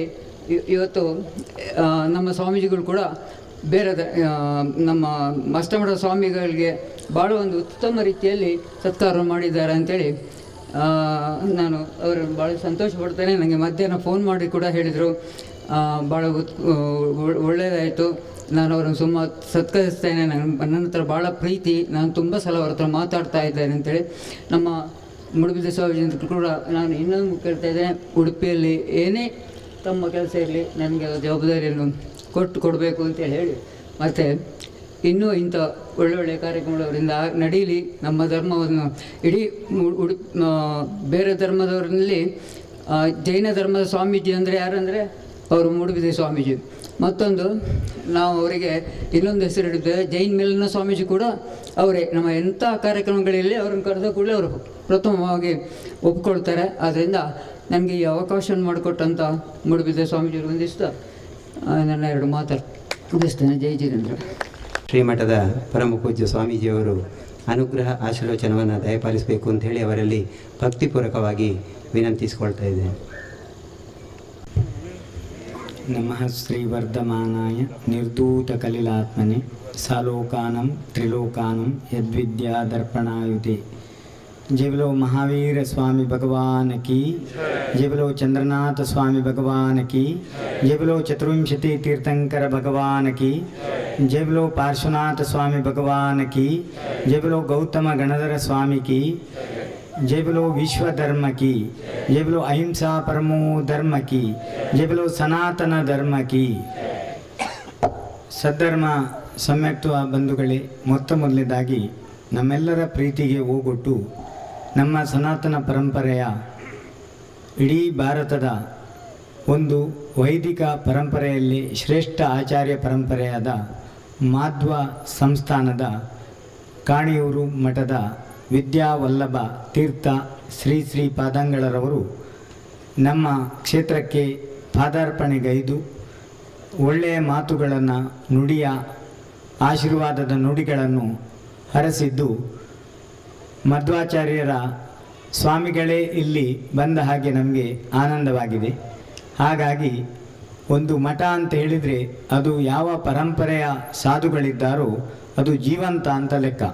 ಹಾಗಾಗಿ ಆ ಕಾಲದಲ್ಲಿ ಮಧ್ವಾಚಾರ್ಯರು, ವರ್ತಮಾನದಲ್ಲಿ ವಿದ್ಯಾವಲ್ಲಭರು ಮತ್ತು ಇತರ 7 ಮಠಗಳು. ಜೈನರಿಗೆ ಎಲ್ಲ ಅಷ್ಟಮಠಗಳ ಬಗ್ಗೆ ಅಪಾರವಾದಂಥ ಶ್ರದ್ಧೆ ಇದೆ, ನಂಬಿಕೆ ಇದೆ. ಮತ್ತು ಅನೇಕ ಮಠಗಳಿಗೆ ನಮ್ಮ ಬೀಡು, ಗುತ್ತು ಮೊದಲಾದವುಗಳಿಂದ ಉಂಬಳಿಯನ್ನು ಬಿಟ್ಟಿದ್ದಾರೆ. ಹಾಗಾಗಿ ಪಡುಬಿದ್ರಿ ಮತ್ತು ಎರ್ಮಾಳಿಗೆ ಮತ್ತು ಕೊಕ್ಕರ್ಣೆ ಮತ್ತು ಕುತ್ಯಾರಿಗೆ ಸಂಬಂಧಪಟ್ಟ ಹಾಗೆ ಸೂರಾಲು ಮೊದಲಾದ ಅರಮನೆಗಳಿಗೆ ಬಹಳ ಹತ್ತಿರವಾಗಿರುವವರು. ಫಲಿಮಾರು ಮಠಕ್ಕೂ ಕೂಡ ಬಾರಾಡಿಬೀಡು ಹತ್ತಿರವಾಗಿದೆ. ಹಾಗಾಗಿ ಎಲ್ಲ ಮಠಮಾನ್ಯಗಳು, ಬೀಡುಗುತ್ತುಗಳು ನಮ್ಮ ಮಠದ ಶಿಷ್ಯರೇ ಆಗಿರುವುದರಿಂದ ಅವರು ದಾನ ಕೊಟ್ಟರೆ ನಾವು ದಾನ ಕೊಟ್ಟಾಗೆ ಆಗುತ್ತದೆ. ಮತ್ತು ಆ ರೀತಿಯ ಸಂಬಂಧ ಮತ್ತು ಒಡನಾಟವನ್ನು ನಮ್ಮ ಮಠಗಳು ಇರಿಸಿಕೊಂಡಿದ್ದಾವೆ. ಹಿಂದೆಯೂ ಕೂಡ ಇದೇ 1000 ಕಂಬದ ಬಸದಿಗೆ ದರ್ಶನದ ಬಗ್ಗೆ ಚರ್ಚೆ ಮತ್ತು ವಾಗ್ವಾದಕ್ಕಾಗಿ ಈ ಕ್ಷೇತ್ರಕ್ಕೆ ಉಡುಪಿಯ ಮಠದ ಪೂಜ್ಯರುಗಳು ಚಿತ್ತೈಸ್ತಾ ಇದ್ದರು. ಅದು ಆರೋಗ್ಯಕರವಾದಂಥ ಚರ್ಚೆಗಳು ನಡೀತಾ ಇದ್ದವು. ಆ ಸಂಬಂಧ ಮತ್ತೆ ಮತ್ತೆ ಬೆಳಿಬೇಕು ಅನ್ನುವ ಒಂದು ವಾತ್ಸಲ್ಯದಿಂದ ಪೂಜ್ಯರನ್ನು ನಾವು ಅನೇಕ ಬಾರಿ ಈ ವಿಚಾರವಾಗಿ ಚರ್ಚಿಸಿದ್ದೆವು. ಹಿಂದಿನ ಪೇಜಾವರ ಸ್ವಾಮಿಗಳಾಗ್ಬೋದು, ಪುತ್ತಿಗೆಯ ಸ್ವಾಮಿಗಳಾಗ್ಬೋದು, ಕೃಷ್ಣಾಪುರದ ಸ್ವಾಮಿಗಳಾಗ್ಬೋದು, ಸೋದಾಮಠದ ಸ್ವಾಮಿಗಳಾಗ್ಬೋದು ಮತ್ತು ಅದಮಾರಿನ ಸ್ವಾಮಿಗಳಾಗ್ಬೋದು, ಅವರೆಲ್ಲರೂ ಕೂಡ ಅಷ್ಟಮಠ ಬಹಳ ಪ್ರೀತಿಯಿಂದ ಒಂದು ಸನಾತನ ಪರಂಪರೆಯನ್ನು ಉಳಿಸಿ ಬೆಳೆಸುವ ಕೆಲಸವನ್ನು ಮಾಡಿದೆ. ಇವತ್ತು ಈಗಾಗಲೇ ಅನೇಕ ಜನ ವಿದ್ವಾಂಸರು ನಮ್ಮ ಭಗವಾನ್ ಮಹಾವೀರರ ಸಂದೇಶಗಳನ್ನು, ಭಗವದ್ಗೀತೆಯಲ್ಲಿ ಕೃಷ್ಣ ದೈವಿ ಸಂಪತ್ತು ಮತ್ತು ಅಸುರಿ ಸಂಪತ್ತಿನ 18 ಅಧ್ಯಾಯಗಳಲ್ಲಿ ಹೇಳಿ ಕೊನೆಯದು ಸನ್ಯಾಸತ್ವ ಅಂತ ಹೇಳಿದ್ದಾರೆ. ಎಲ್ಲ ರೀತಿಯ ಅಧ್ಯಯನವನ್ನು ಮಾಡಿದ ಮೇಲೆ ಕೊನೆಗೆ ಇರುವಂಥದ್ದು ವಾನಪ್ರಸ್ಥ, ಅದರಲ್ಲಿ ಅತ್ಯಂತ ಶ್ರೇಷ್ಠದ್ದು ಸನ್ಯಾಸತ್ವ ಅಂತ. ಜೈನ ಧರ್ಮ ಕೂಡ ಅದನ್ನೇ ಹೇಳ್ತದೆ. ನಮ್ಮ ಜೀವನದಲ್ಲಿ ನಾವು ಕೇವಲ ಸಂಸಾರಿಗಳಾಗಿರುವುದಲ್ಲ, ತ್ಯಾಗಿಗಳಾಗಿ ಮತ್ತೆ ಮೋಕ್ಷವನ್ನು ಪಡಿಬೇಕು ಅಂತ. ಅಂದರೆ ಒಂದು ಚಿನ್ನಕ್ಕೆ ಬೆಂಕಿಯಲ್ಲಿ ಹಾಕಿ ಅದನ್ನು ಸುತ್ತಿಗೆಯಲ್ಲಿ ಬಡಿದು ತನಗೆ ಬೇಕಾದಂಥ ಆಕಾರಗಳಿಂದ ಕತ್ತರಿಸಿ ಅಪ್ಪಟವಾದ ಚಿನ್ನವನ್ನು ಹೇಗೆ ಪಡೆಯಲಾಗುತ್ತದೋ ಆ ಸಂದರ್ಭದಲ್ಲಿ ಅನೇಕ ಕಲ್ಮಶಗಳನ್ನು ತೆಗೆದು ಅಗ್ನಿಯ ದಗದಗಿಸುವಂಥ ಅಗ್ನಿಯಲ್ಲಿ ಅದನ್ನು ಪುಟಕ್ಕಿಟ್ಟು ಬಹಳ ಸುಂದರವಾದ ಆಭರಣವನ್ನಾಗಿ ಮಾಡಲಾಗ್ತದೆ. ಹಾಗೆ ಮನುಷ್ಯನಲ್ಲೂ ಅವನಲ್ಲಿ ಇರತಕ್ಕಂಥ ಕ್ರೋಧ, ಮಾನ, ಮಾಯ, ಲೋಭ ಇದು ಸಾಮಾನ್ಯವಾದಂಥದ್ದು, ಇದು ತಾಮಸಿಕವಾಗಿರುವಂಥದ್ದು. ಇದನ್ನು ತೆಗೆದು ರಾಜಸಿಕವಾಗಿರ್ತಕ್ಕಂಥ ನಮ್ಮ ಯೋಚನೆಗಳಲ್ಲೂ ನಾವು ಮಗ್ನರಾಗದೆ ಕೊನೆಗೆ ನಾವು ಸಾತ್ವಿಕತೆಯ ಕಡೆಗೆ ನಮ್ಮನ್ನು ನಾವು ಸಿದ್ಧಪಡಿಸಬೇಕು ಅನ್ನುವುದನ್ನೇ ಗೀತೆಯಲ್ಲಿ ಅರ್ಜುನನಿಗೆ ಕೃಷ್ಣನು ಬೋಧಿಸುತ್ತಾನೆ. ಅದನ್ನೇ ನಮ್ಮ ಗೌತಮ ಗಣಧರರು ಭಗವಾನ್ ಮಹಾವೀರರಿಂದ ಸರ್ವಜ್ಞ ಪೀಠದಿಂದ ತಿಳಿದಂಥ ಎಲ್ಲ ವಚನಗಳನ್ನು ಚಾಚೂ ತಪ್ಪದೆ ಹಾಗೆ ಕೇಳಿ ಸಾತ್ವಿಕವಾದದ್ದೇ ಶ್ರೇಷ್ಠವಾದದ್ದು, ಭೋಜನದಲ್ಲೂ ತಾಮಸಿಕ ನಿಷೇಧ, ರಾಜಸಿಕವು ಸರಿಯಾಗಿರಬಹುದು, ಆದರೆ ಸಾತ್ವಿಕಕ್ಕೆ ಹೆಚ್ಚಿನ ಮನ್ನಣೆ ಇರುವುದರಿಂದ ದಿನದಲ್ಲಿ ನಮ್ಮ ಆರೋಗ್ಯವನ್ನು, ನಮ್ಮ ಚಿತ್ತವನ್ನು, ನಮ್ಮ ಮತಿಯನ್ನು ಸುಂದರವಾಗಿ ಇರಿಸುವ ಹಾಗೆ ನಾವು ನಮ್ಮ ಮನಸ್ಸನ್ನು ಹೊಲವನ್ನಾಗಿ ಮಾಡಿ ಕೊಡುವಂಥ ಆಹಾರವನ್ನು 8 ದಿನಕ್ಕೊಮ್ಮೆಯಾದರೂ 4 ದಿನಕ್ಕೊಮ್ಮೆಯಾದರೂ ಈ ದೇಹವನ್ನು ಶುಚಿಗೊಳಿಸುವುದಕ್ಕಾಗಿ ಅಗ್ನಿಗೂ ಸ್ವಲ್ಪ ವಿರಾಮವನ್ನು ಕೊಟ್ಟು, ಗಾಳಿಗೂ ಸ್ವಲ್ಪ ವಿರಾಮವನ್ನು ಕೊಟ್ಟು, ನೀರಿಗೂ ಸ್ವಲ್ಪ ವಿರಾಮವನ್ನು ಕೊಟ್ಟು ನಮ್ಮ ಆಹಾರ ಪ್ರಕ್ರಿಯೆಯಲ್ಲಿ 50% ಘನ ಪದಾರ್ಥ, 25% ಜಲಪೂರಿತವಾಗಿರ್ತಕ್ಕಂಥ ಪದಾರ್ಥಗಳು, 25% ಶ್ವಾಸ ಉಚ್ಛ್ವಾಸವನ್ನು ಮಾಡುವುದಕ್ಕಾಗಿ ಗಾಳಿಗಾಗಿ ನಾವು ಮೀಸಲಿರಿಸಿದಾಗ ನಮ್ಮಲ್ಲಿರ್ತಕ್ಕಂಥ ದೈವತ್ವವು ಕಾಂತಿಯುಕ್ತವಾಗಿ ಹೊಳೆಯುವುದಕ್ಕೆ ಆರಂಭವಾಗುತ್ತದೆ. ಯಾರಲ್ಲಿ ಇಂತಹ ಚರ್ಯೆ ಮತ್ತು ಕ್ರಮಗಳು ಇರುತ್ತವೋ ಅವನು ಶಿಸ್ತಿನ ಸಿಪಾಯಿಯಾಗಿ ತನ್ನಲ್ಲಿ ತಾನು ಶ್ರೇಷ್ಠನಾಗುವುದಕ್ಕೆ ಸಾಧ್ಯ ಇದೆ. ಸಾತ್ವಿಕತೆಯನ್ನು ಮೈಗೂಡಿಸಿಕೊಳ್ಳುತ್ತಾ ಆತ್ಮನ 3 ಅವಸ್ಥೆಗಳಾದ ಬಹಿರಾತ್ಮದಿಂದ ಅಂತರಾತ್ಮನ ಕಡೆಗೆ, ಅಂತರಾತ್ಮನಿಂದ ಪರಮಾತ್ಮನೇ ಆಗುವುದು ಸಾಧ್ಯ ಇದೆ. ಅದನ್ನೇ ಆತ್ಮ ಮತ್ತು ಪರಮಾತ್ಮರಲ್ಲಿ ದ್ವೈತ ಅನ್ನೋದನ್ನು ಮಧ್ವಾಚಾರ್ಯರು ಹೇಳಿರುವಂಥದ್ದು. 2 ಅಂದರೆ ಒಂದಲ್ಲ 2, ಸಾಮಾನ್ಯ ಸಂಸಾರಿಗಳು ಒಂದು, ಪರಮಾತ್ಮನು ಬೇರೆ ಅಂತ. ನಮ್ಮಲ್ಲಿ ಅದನ್ನೇ ಹೇಳ್ತಾರೆ, ಸಾಮಾನ್ಯನು ಸಾಮಾನ್ಯನಾಗಿ ಇರ್ತಾನೆ, ಯಾವನು ದೈವಿತ್ವದ ಒಳ್ಳೆಯ ಗುಣಗಳನ್ನು ತನ್ನದಾಗಿಸಿಕೊಳ್ಳುತ್ತಾನೋ ಅವನು ಆ ಅವಸ್ಥೆಯಿಂದ ಪರಮಾತ್ಮನ ಅವಸ್ಥೆಗೆ ಹೋಗಬೇಕಾದ್ರೆ ಅನೇಕ ರೀತಿಯ ಒಂದು ಹಂತಗಳನ್ನು ದಾಟಬೇಕಾಗ್ತದೆ. ಅದನ್ನೇ ಅನಂತಾನುಬಂಧಿ, ಅಪ್ರತ್ಯಖ್ಯಾನ, ಪ್ರತ್ಯಖ್ಯಾನ, ಸಂಜ್ವಲನ ಅನ್ನುವುದನ್ನು ಬಂಡೆಯಲ್ಲಿ ಎಳೆದ ಗೀರಿನ ಹಾಗೆ, ಗದ್ದೆಯಲ್ಲಿ ನೇಗಿಲಿನ ಪಣೂರಿನ ಮೂಲಕ ಅಥವಾ ಚೂಪಾದ ಒಂದು ಆಯುಧದ ಮೂಲಕ ಮಣ್ಣನ್ನು ಗೆರೆ ಎಳೆದ ಹಾಗೆ, ಮತ್ತು ಧೂಳಿನ ಹಾಗೆ ಅಂತ, ಅದು ಮಣ್ಣಲ್ಲ, ಮರಳಲ್ಲ, ಧೂಳಿನ ಹಾಗೆ ಅಂತ. ಹಾಗೆ ಧೂಳು ಬಹಳ ಸೂಕ್ಷ್ಮ ಕಣ, ಆದರೆ ಅದನ್ನು ನಾವು ಸೂಕ್ಷ್ಮ ಅಂತ ಬಿಟ್ಟರೆ ನಮಗೆ ವೈಪರ್ ಹಾಕಿದರೆ ಮಾತ್ರ ಗ್ಲಾಸ್ನಲ್ಲಿ ಒಳ್ಳೆಯ ರಸ್ತೆ ಕಾಣ್ತದೆ. ಧೂಳು ಇದ್ದರೆ ಆ ರಸ್ತೆ ನಾವು ಕಾಣುವುದಿಲ್ಲ, ಅಪಘಾತ ಆಗ್ಬೋದು. ಹಾಗಾಗಿ ಧೂಳು ಅಂತೇಳಿ ನೆಗ್ಲೆಕ್ಟ್ ಮಾಡುವ ಹಾಗಿಲ್ಲ. ಇನ್ನೊಂದು ನೀರಿನಲ್ಲಿ ಎಳೆದ ಗೆರೆ ಹಾಗೆ ಸಂಜ್ವಲನ ಕಷಾಯ ಅಂತ ಹೇಳುವಂಥದ್ದು. ಇದರ ಬಗ್ಗೆ ಇವತ್ತು ಅರ್ಥಪೂರ್ಣ ವಿಚಾರಗಳ ಚಿಂತನ ಮಂಥನ ಜರುಗಿದೆ. ಮಧ್ವ ಮಠ ಒಂದು ಶ್ರೇಷ್ಠವಾದ ಮಠ. ಹಾಗಾಗಿ ನಾವು ನಮ್ಮ ಅಜ್ಞಾನವನ್ನು ದೂರ ಮಾಡುವುದಕ್ಕೆ ಬ್ರಾಹ್ಮಣ್ಯ ಅನ್ನೋದು ಇಲ್ಲಿ ಶ್ರೇಷ್ಠವಾದ ಜ್ಞಾನ. ಜ್ಞಾನಕ್ಕೆ ಕ್ಷತ್ರಿಯರು, ವೈಶ್ಯರು, ಶೂದ್ರರು ಅನ್ನೋದು ಈ 4 ವರ್ಗವೇ ವಿಷ್ಣುವಿನ ಪಾದ ಅಂತ ಹೇಳಿ, ಮತ್ತು ಸೊಂಟ ಅಂತ ಹೇಳಿ, ಆಮೇಲೆ ಭುಜ ಅಂತ ಹೇಳಿ, ಮತ್ತು ತಲೆ ಅಂತ ಹೇಳಿ ವರ್ಗೀಕರಣ ಮಾಡಿದ್ದಾರೆ. ಆ ರೀತಿಯಲ್ಲಿ ನಾವು ಕೂಡ ಇದನ್ನು ಒಪ್ಪಿಕೊಳ್ಳುತ್ತಾ ನಮ್ಮ ಜೀವನದಲ್ಲಿ ಸನಾತನ ಪರಂಪರೆಯ ಐಕ್ಯತೆಯಿಂದ ನಾವು ಸಮಗ್ರ ಭಾರತವನ್ನು ಕಾಣಬೇಕಾಗಿದೆ. ಇಲ್ಲಿರುವಂಥ ವೈವಿಧ್ಯತೆಯಲ್ಲಿ ಇರತಕ್ಕಂಥ ಜ್ಞಾನ, ತಪಸ್ಸು, ವೈರಾಗ್ಯ, ಇದರಿಂದ ನಾವು ಬಹಿರಾತ್ಮನಿಂದ ಅಂತರಾತ್ಮನ ಕಡೆಗೆ, ಅಂತರಾತ್ಮನಿಂದ ಪರಮಾತ್ಮನ ತತ್ವವನ್ನು ಅರಿಯುವ ಮನಸ್ಸುಳ್ಳವರಾಗೋಣ. ಕೆರಳುವಿಕೆಯಿಂದ ಆರೋಗ್ಯವು ಕೆಡುತ್ತದೆ, ಅರಳುವಿಕೆಯಿಂದ ಮನಸ್ಸೂ ಅರಳುತ್ತದೆ, ಜಗತ್ತೂ ಅರಳುತ್ತದೆ ಅಂತ ಸುಂದರ ಸ್ವರೂಪವನ್ನು ಉಪನಿಷತ್ತಿನ ಮೂಲಕ ಮತ್ತು ಮಹಾಪುರಾಣದ ಮೂಲಕ, ಷಟ್ಖಂಡಾಗಮದ ಮೂಲಕ ಅತ್ಯಂತ ಸೋದಾಹರಣವಾಗಿ ವಿವರಿಸಿ ಸರ್ವಜ್ಞ ಪೀಠದಿಂದ ಬಂದ ಅಮೃತದ ವರ್ಷವನ್ನು, ಅಮೃತದ ವಾಣಿಯನ್ನು ನಮ್ಮೆಲ್ಲರಿಗೂ ಮಳೆಯ ನೀರಿನ ಹಾಗೆ ಸಿಂಪಡಿಸಿ ನಮ್ಮನ್ನು ಉದ್ಧರಿಸಿದ ಆ ಎಲ್ಲ ಶ್ರೇಷ್ಠ ಆತ್ಮರನ್ನು ಸ್ಮರಿಸಿಕೊಳ್ಳುತ್ತೇವೆ. ನಮ್ಮ ಭಗವಾನ್ ಮಹಾವೀರರ ಜ್ಞಾನವನ್ನು ಸರಿಯಾದ ಕ್ರಮದಲ್ಲಿ ಅರಿತವರು ಬ್ರಾಹ್ಮಣರು. ಹಾಗಾಗಿಯೇ ಗೌತಮ ಗಣಧರರು ಪುರಾಣವನ್ನು ಓದಿದ್ರು, ಬೇರೆ ಬೇರೆ ರೀತಿಯ ಉಪನಿಷತ್ತುಗಳ ವಿಚಾರಗಳನ್ನು ಅರಿತರು. ಅವರಿಗೆ ನವಪದ ಸಹಿತವಾದಂಥ ಸಪ್ತತತ್ವ, 9 ಪದಾರ್ಥ, 6 ದ್ರವ್ಯಗಳ ವಿವರಣೆಯನ್ನು ಪಡೆದಾಗ ಆದ ಆನಂದ ಹೇಳುತ್ತಿರೋದು. ಹಾಗಾಗಿ ಒಬ್ಬ ಬ್ರಾಹ್ಮಣರೇ ಗಣಧರರಾಗಿ ಜೈನ ಧರ್ಮದ ಪ್ರಚಾರ ಮತ್ತು ಪ್ರಸಾರವನ್ನು ಮಾಡಿದ್ದು ಆ ಕಾಲದಿಂದಲೂ ಕೂಡ ಬ್ರಾಹ್ಮಣರಿಗೂ ಜೈನ ಕ್ಷತ್ರಿಯರಿಗೂ ಇದ್ದಂಥ ನಂಟು ಇವತ್ತು ಕೂಡ ಪ್ರಸ್ತುತ ಇದೆ. ಹಾಗಾಗಿ ಜ್ಞಾನದ ಮತನ ನಿರಂತರ ಆಗಲಿ, ಆ ಮೂಲಕ ಅಜ್ಞಾನವು ದೂರ ಹೋಗಲಿ, ಅಸುರಿ ಸಂಪತ್ತು ನಷ್ಟವಾಗಿ ದೈವಿ ಸಂಪತ್ತು ಎಲ್ಲ ಕಡೆಯೂ ಮೆರಿಲಿ ಅನ್ನೋ ಪ್ರಾರ್ಥನೆಯೊಂದಿಗೆ ಪೂಜ್ಯ ಶ್ರೀ ಪಾದಂಗಳರವರ ಆಗಮನದಿಂದ ನಮಗೆಲ್ಲರಿಗೂ ಆನಂದ ಆಗಿದೆ. ಅವರು ಮತ್ತಷ್ಟು ಬರಬೇಕು ಮತ್ತು ಹರಸಬೇಕು. ಈ ರೀತಿಯ ಚಿಂತನ ಮಂಥನಗಳಿಂದ ನಮ್ಮ ಸಮೃದ್ಧವಾದ ಸನಾತನ ಪರಂಪರೆ ಬೆಳಿಬೇಕು ಅನ್ನುವ ಪ್ರಾರ್ಥನೆಯೊಂದಿಗೆ ಇವತ್ತು ವಿಶೇಷ ಉಪನ್ಯಾಸವನ್ನು ನೀಡಿದ ಇಚ್ಲಂಪಾಡಿ ಮಹಾವೀರರಿಗೂ, ನಮ್ಮ ಕ್ಷೇತ್ರದ ಯಾವತ್ತೂ ಕಾರ್ಯಕ್ರಮದಲ್ಲಿ ಸಹಕರಿಸ್ತಾ ಇರುವಂಥ ಶ್ರೀಯುತ ಎಕ್ಸಲೆಂಟ್ ಕಾಲೇಜಿನ ಯುವರಾಜರಿಗೂ, ನಮ್ಮ ವಿಶೇಷವಾದ ಕ್ಷೇತ್ರದ ಬಗ್ಗೆ ಅಪಾರ ಗೌರವವಿದ್ದು ಇಲ್ಲಿಯ ಆಸ್ತಿ ಪಾಸ್ತಿ ಇರ್ಬೋದು ಅಥವಾ ಇಲ್ಲಿಯ ಧಾರ್ಮಿಕ ರಕ್ಷಣೆ ಇರ್ಬೋದು, ಅದರ ಜವಾಬ್ದಾರಿಯನ್ನು ಹೊತ್ತ ಅನೇಕ ನ್ಯಾಯಾಧೀಶರುಗಳಲ್ಲಿ ಬಾವಲಿ ಪ್ರಸಾದರು ಕೂಡ ಒಬ್ಬರು ಅನ್ನೋದು ನಮಗೆ ಹೆಮ್ಮೆ ತರುವಂಥ ವಿಚಾರ. ಅದೇ ರೀತಿಯಾಗಿ ನಮ್ಮ ರತ್ನಾಕರ್ ಜೈನ್ರವರು ನಮ್ಮ ಆಶ್ರಯದಾತರು, ಪೋಷಕರು, ವಿಶೇಷವಾಗಿ ಮಂಗಳೂರಿನಲ್ಲಿದ್ದು ನಿಸ್ಪೃಹ ಭಾವದಿಂದ ನಮ್ಮ ಕ್ಷೇತ್ರದ ಸಂಬಂಧವನ್ನು ಅವರ ತಂದೆಯ ಕಾಲದಿಂದಲೂ ಕೂಡ ನಡೆಸ್ತಾ ಇದ್ದಾರೆ. ಅವರು ಬೆಡ್ಕೇರಿ ಸಂಬಂಧಪಟ್ಟವರೇ ನಮ್ಮ ಮುಕ್ತೇಶ್ವರರಿಗೆ. ಹಾಗಾಗಿ ಇವರು ಅತಿಥಿ ಅಲ್ಲ, ನಮ್ಮವರೇ. ಆ ನೆಲೆಯಲ್ಲಿ ಅವರನ್ನು ಇವತ್ತು ಕರೆದಿದ್ದೇವೆ. ಭಾಳ ಸಂತೋಷ ಆಗಿದೆ ನಮಗೆ.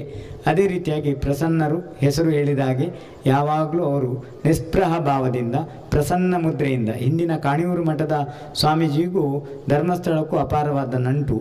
ಹಾಗಾಗಿ ಧರ್ಮಸ್ಥಳದ ಹರ್ಷೇಂದ್ರ ಕುಮಾರರು ಆಗಾಗ ವಿಚಾರ ಮಾಡ್ತಾಯಿದ್ರು, ಉಡುಪಿದ ಸ್ವಾಮಿಲಿ ಬರ್ತೀರಿ, ಭಾರಿ ಪುರ್ಲುಡು ಹೂವೋಡು ಅನ್ನೋ ಭಾವನೆ 2-3 ಸಾರಿ ಹೇಳಿದರು. ಅದಕ್ಕಾಗಿ ಸ್ವಾಮೀಜಿಯವರ ಒಂದು ವಿಶೇಷ ಪ್ರೀತಿ ಧರ್ಮಸ್ಥಳಕ್ಕೂ ಇದೆ ಅನ್ನೋದನ್ನು ಈ ಸಂದರ್ಭದಲ್ಲಿ ಹೇಳ್ತಾ, ಉಡುಪಿಯ ಮಠದ ಆಶೀರ್ವಾದ ನಮ್ಮ ಕ್ಷೇತ್ರದ ಮತ್ತು ನಮ್ಮ ಮೂಡುಬಿದ್ರೆಯವರಾದ ಹೆಗ್ಡೆ ಅವರಿಗೆ ಸದಾ ಇರಲಿ ಅನ್ನೋದನ್ನು ಈ ಸಂದರ್ಭದಲ್ಲಿ ಹೇಳ್ತಾ, ವಿದ್ಯಾವಲ್ಲಭ ತೀರ್ಥ ಸ್ವಾಮೀಜಿಯವರು ನಾವು ಅಯೋಧ್ಯೆಗೆ ಹೋದಾಗ ಕೂಡ ಹೆಗ್ಡೆ ಅವರು ಫೋನ್ ಮಾಡಿ ವಿಚಾರ ಮಾಡಿದರು, ನಿಮ್ಮ ಪ್ರಯಾಣ ಸುಖಕರವಾಗಲಿ ಅಂತ ಹೇಳಿದರು. ನಾವು ಲಕ್ನೋದವರೆಗೆಲ್ಲ, ಲಕ್ನೋಗಿಂತ ನಮಗೆ ಒಂದು ವಿಶೇಷ ಬಸ್ಸಿನ ವ್ಯವಸ್ಥೆ ಮತ್ತು ಅಲ್ಲಿಯ ಮುಖ್ಯಮಂತ್ರಿಗಳು ವಿಶೇಷವಾದ ಸ್ವಾಗತದ ವ್ಯವಸ್ಥೆ ಮಾಡಿದರು. ಮತ್ತು ನಮ್ಮ ಜೈನ ಸಮಾಜದವರು ಪೂಜ್ಯ ಸ್ವಾಮೀಜಿಯವರ ಆತಿಥ್ಯಕ್ಕೆ ನಿಲ್ಲುವ ವ್ಯವಸ್ಥೆ ಮಾಡಿದರು. ಅದಕ್ಕಾಗಿ ನಾವು ಆ ಸಮಾಜಕ್ಕೆ ನಮ್ಮ ಮೂಡುಬಿದ್ರೆಯ ಪರವಾಗಿ ಅಭಿನಂದನೆಗಳನ್ನ ಹೇಳ್ತೇವೆ. ಸ್ವಾಮೀಜಿಯವರಿಗೆ ಯಾವುದೇ ಕೊರತೆ ಆಗದ ಹಾಗೆ ನಮ್ಮ ಜೊತೆಗಿದ್ದು, ನಮ್ಮ ಜೊತೆಗೇ ಅಯೋಧ್ಯೆಗೆ ನಾವು ಇಬ್ಬರೂ ಕೂಡ ಒಟ್ಟಿಗೆ ಹೋಗಿದ್ದೆವು. ಹಾಗಾಗಿ ರಾಮದೇವರು ನಮ್ಮನ್ನೆಲ್ಲ ಒಟ್ಟು ಮಾಡಿದ್ದಾರೆ. ಇವರು ಕೃಷ್ಣರು, ಅವರು ರಾಮರು. ನಮಗೆ ಅಯೋಧ್ಯೆಯಲ್ಲಿ ರಾಮ ನೋಡಿದಾಗ ರಾಮನ ಹಾಗೆ ಆಗಲಿಲ್ಲ, ಅದು ಕೃಷ್ಣನ ಹಾಗೆ ಕಾಣ್ತಾ ಇತ್ತು. ಅದನ್ನು ನಾನು ಹೇಳಲಿಲ್ಲ, ಪೇಪರ್ನಲ್ಲಿ ಹೇಳಲಿಲ್ಲ. ಆದರೆ ಇವತ್ತು ಹೇಳ್ತಾ ಇದ್ದೇನೆ, ಮೂರ್ತಿ ಮಾತ್ರ ಅಪ್ಪಟ ಕೃಷ್ಣನ ಹಾಗೇ ಆಗಿದೆ. ಆದರೆ ರಾಮನೂ ಬೇರೆ ಅಲ್ಲ, ಕೃಷ್ಣನೂ ಬೇರೆ ಅಲ್ಲ, ನಮ್ಮ ಜಿನನೂ ಬೇರೆ ಅಲ್ಲ. ಯಾಕಂದರೆ ರಾಮನ ಜಾಗ, ಕೃಷ್ಣನ ಜಾಗ, ಅದಕ್ಕಿಂತ ಪೂರ್ವದಲ್ಲಿದ್ದಂಥ ಆದಿನಾಥರು ಕೂಡ ನಮ್ಮ ರಾಮ ಜನ್ಮಭೂಮಿ. ಹಾಗಾಗಿ ಬ್ರಾಹ್ಮಣರಿಗೆ ಎಷ್ಟು ವೈದಿಕರಿಗೆ, ಹಿಂದೂಗಳಿಗೆ ಪ್ರೀತಿ ಇದೆಯೋ ಅಷ್ಟೇ ಜೈನರಿಗೂ ಕೂಡ ಆ ಮಣ್ಣಿನ ಮೇಲೆ ಪ್ರೀತಿ ಇದೆ. ನಾವು ನೀವು ಬೇರೆ ಅಲ್ಲ. ನಮ್ಮ ಸನಾತನ ಪರಂಪರೆ ಅನಾದಿ ನಿಧನದ್ದು. ಆ ಅನಾದಿ ನಿಧನದ ಸಂಬಂಧ ಮತ್ತಷ್ಟು ನಾವು ಉಳಿಬೇಕಾಗಿದೆ. ಪರಕೀಯರಿಂದ ದಾಳಿಯಿಂದ ನಲುಗುತ್ತಾ ಇರುವಂಥ ಭಾರತವನ್ನು ನಾವೆಲ್ಲರೂ ಐಕ್ಯತೆಯಿಂದ ರಕ್ಷಿಸಬೇಕಾಗಿದೆ ಸ್ವಾಮೀಜಿ ಅನ್ನುವ ಮಾತುಗಳನ್ನು ಹೇಳ್ತಾ ನಮ್ಮೆರಡು ಮಾತುಗಳಿಗೆ ಶಾಂತಿಯನ್ನು ಕೋರ್ತೇವೆ. ಓಂ ಶಾಂತಿ ಶಾಂತಿ ಶಾಂತಿ. ಕೊನೆಯಲ್ಲಿ ಧಾರ್ಮಿಕ ಸಭೆ ಕೊನೆಯಲ್ಲಿ ಧನ್ಯವಾದ ಸಮರ್ಪಣೆ. ಧನ್ಯವಾದ. ದಿನೇಶ್ ಆನಡ್ಕರ್, ಬಸದಿಗಳ ಮುಕ್ತೇಶ್ವರ್ ಇವರಿಂದ.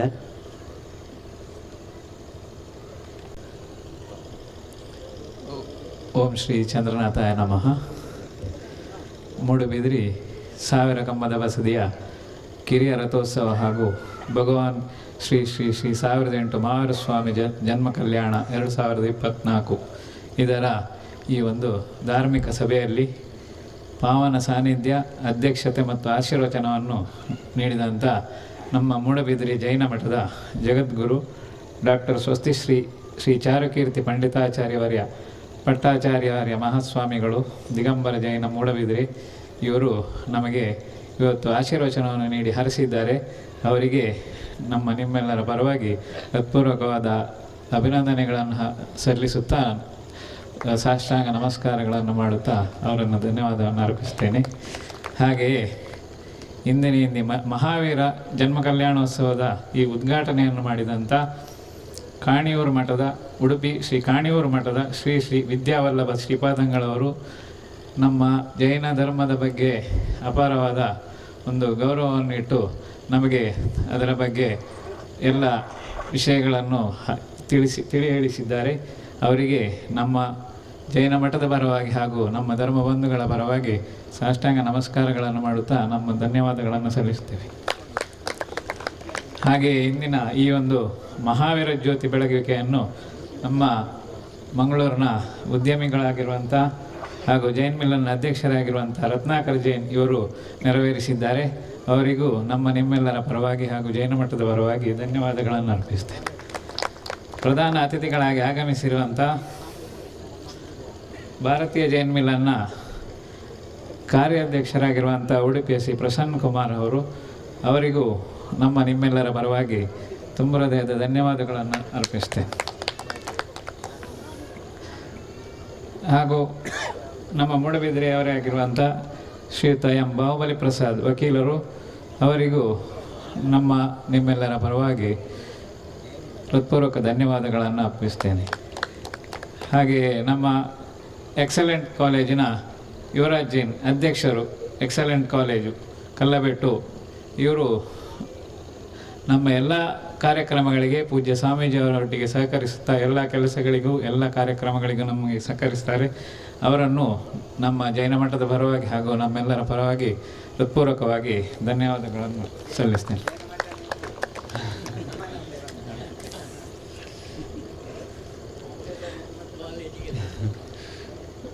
ಇಂದಿನ ಈ ಒಂದು ಕಾರ್ಯಕ್ರಮದಲ್ಲಿ ಪ್ರಧಾನ ಉಪನ್ಯಾಸವನ್ನು ನೀಡಿ ಶ್ರೀ ಮಹಾವೀರ್ ಜೈನ್ ಇಸ್ಲಾಂಪಾಡಿ ಅವರು ನಮಗೆ ಮೊದಲಿಂದಲೂ ತುಂಬ ಪರಿಚಯದವರು.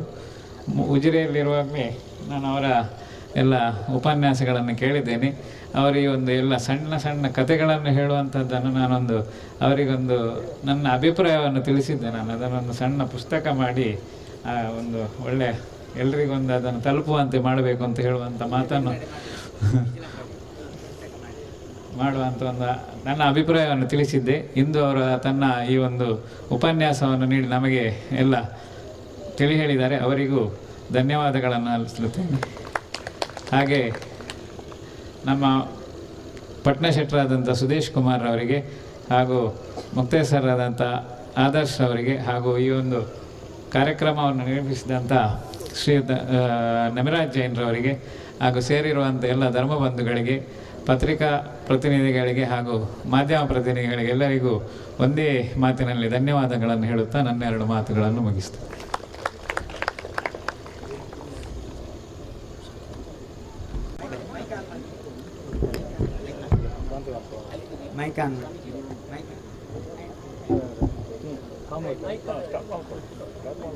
प्रतिपालकानं यतीन्द्र सामान्य तपोधनानं देशस्य राष्ट्रस्य पुरस्य राज्ञः करोतु शान्तिं भगवान् जिनेन्द्र क्षेमं सर्वप्रजानां प्रभवतु बलवान् धार्मिको भूमिपालः काले काले च सम्यक् वर्षतु मघवा व्याधयो यान्तु नाशं दुर्भिक्षं चोरमारीक्षणमपि जिगताम् आस्मभूर्जीवलोके जैनेन्द्रं धर्मचक्रं प्रभवतु प्रसरतु सर्वसौख्यप्रदायिनी प्रध्वस्ति गाति कर्माणः केवलज्ञानभास्करः कुर्वन्तु जगतां शान्तिं वृषभाद्या जिनेश्वर ಓಂ ಶಾಂತಿ ಶಾಂತಿ ಶಾಂತಿ. ವಿಷ್ಣುವಿನ 4ನೇ ಅವತಾರ ಅಂತೇಳಿ ವೃಷಭನಾಥರನ್ನು ಸ್ತುತಿಸಲಾಗ್ತದೆ. ಹಾಗಾಗಿ ನಮ್ಮ ವೈದಿಕ ಧರ್ಮಕ್ಕೂ ಜೈನ ಧರ್ಮಕ್ಕೂ ಒಂದು ಅನನ್ಯವಾದ ಸಂಬಂಧ ಇದೆ. ಕೊಲ್ಲೂರಿನ ಕುಟಚಾದ್ರಿಯಲ್ಲಿ, ಕೊಲ್ಲೂರಿನ ಪಕ್ಕದ ಕುಟಚಾದ್ರಿಯಲ್ಲಿ ಆ ವೃಷಭಾಚಲ ಪರ್ವತ ಅನ್ನುವ ಪರ್ವತದಲ್ಲಿ ವೃಷಭನಾಥರು ಮೋಕ್ಷವನ್ನು ಪಡೆದರು ಅಂತೇಳಿ ದ್ವೈತ ಮತದ ನಂಬಿಕೆ. ಹಾಗಾಗಿ ನಮ್ಮೆಲ್ಲರೂ ಚಪ್ಪಾಳೆ ತಟ್ಟಿ ಅದನ್ನು ಅನುಮೋದಿಸೋಣ. ನಮ್ಮ ತೀರ್ಥಂಕರರಿಗೂ ಮಹಾವಿಷ್ಣುವಿಗೂ ಒಂದು ಸಂಬಂಧವನ್ನು ಕಲ್ಪಿಸಿದಂಥ ಧರ್ಮದ ಗುರುಗಳು ನಮ್ಮಲ್ಲಿ ಆಗಾಗ ಬರ್ತಾ ಇರಲಿ ಅನ್ನೋ ಭಾವನೆಯೊಂದಿಗೆ ಶಾಂತಿ ಮಂತ್ರವನ್ನು ಹಾಡ್ತೇವೆ. ಓಂ ಶಾಂತಿ ಶಾಂತಿ ಶಾಂತಿ. ಇನ್ನು ಮುಂದೆ ಹಲೋ ಜಬಲೋ ಚಂದ್ರನಾಥ ಸ್ವಾಮಿ ಭಗವಾನಕಿ. ಬಂಧುಗಳೇ, ಇದೀಗ ಜಗದ್ವಿಖ್ಯಾತ 1000 ಕಂಬದ ಬಸದಿಯ ಈ ಸುಂದರ ವೇದಿಕೆಯಲ್ಲಿ ತನ್ವೀರಾವ್ ಮಂಗಳೂರು ಇವರಿಂದ ನೃತ್ಯ ಕಾರ್ಯಕ್ರಮ ನಡೆಯಲಿಕ್ಕಿದೆ. ಮೊದಲನೆಯ ನೃತ್ಯ ಅಂಬಾ ಶಾಂಭವಿ.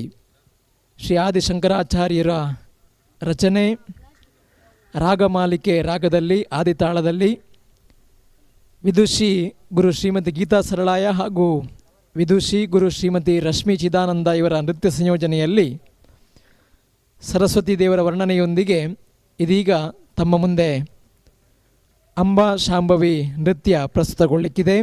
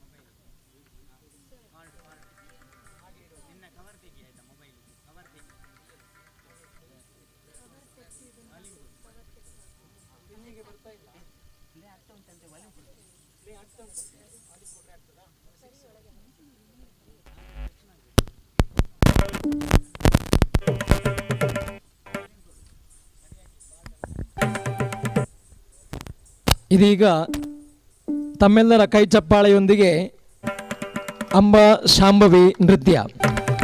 It's 10:33 p.m.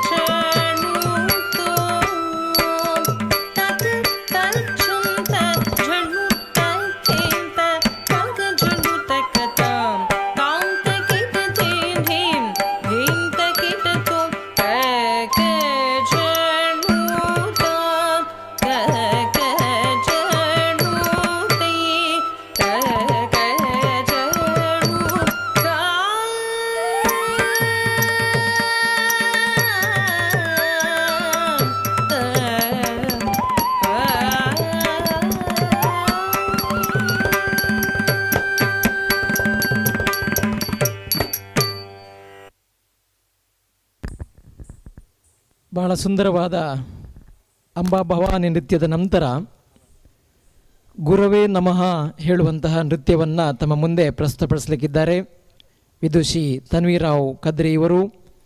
ಸಂಸ್ಕೃತ ಭಾಷೆಯಲ್ಲಿ ರಚಿತವಾದ ಈ ಜೈನ ಗಾನವನ್ನು ಗುರುವಿನ ಗುಣಗಾನ ಮಾಡುತ್ತಾ ನಮನ ಸಲ್ಲಿಸುವ ನೃತ್ಯದ ರೂಪದಲ್ಲಿ ಪ್ರಸ್ತುತಪಡಿಸಲಾಗ್ತಾ ಇದೆ.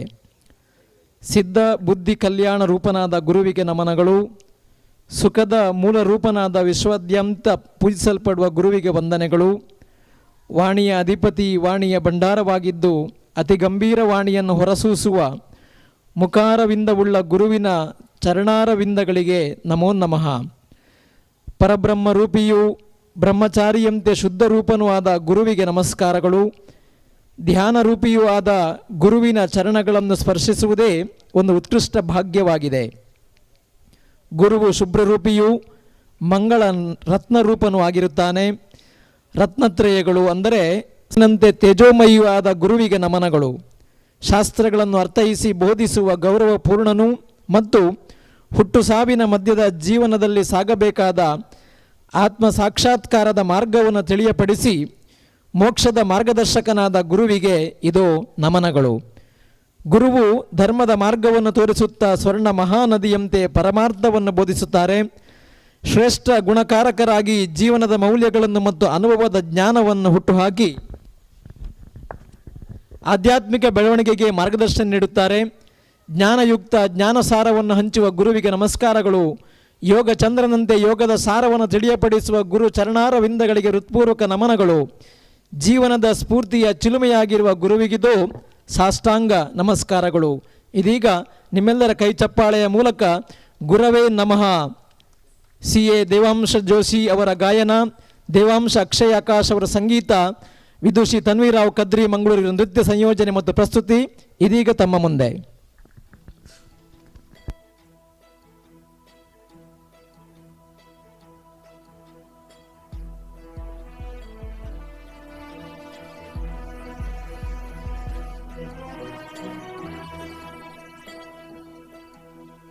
योग सिद्धाय सिद्ध बुद्धाय भद्रभावाय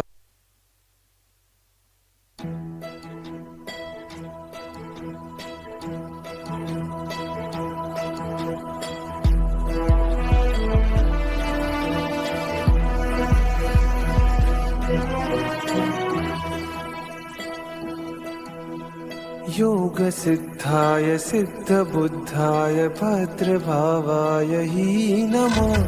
विश्वपूज्याय पूज्य भावाय शर्मकन्दाय ही नमः. वागीश्वराय वागम्भीराय वाग्मिताय ही नमः. गुरुदेवाय गुरुवक्त्राय गुरुचरणाय ही नमः. परब्रह्माय ब्रह्मरूपाय रूपशुद्धाय हि नमः. गुरुदेवाय गुरुवक्त्राय गुरुचरणाय हि नमः. परब्रह्माय ब्रह्मरूपाय रूपशुद्धाय हि नमः.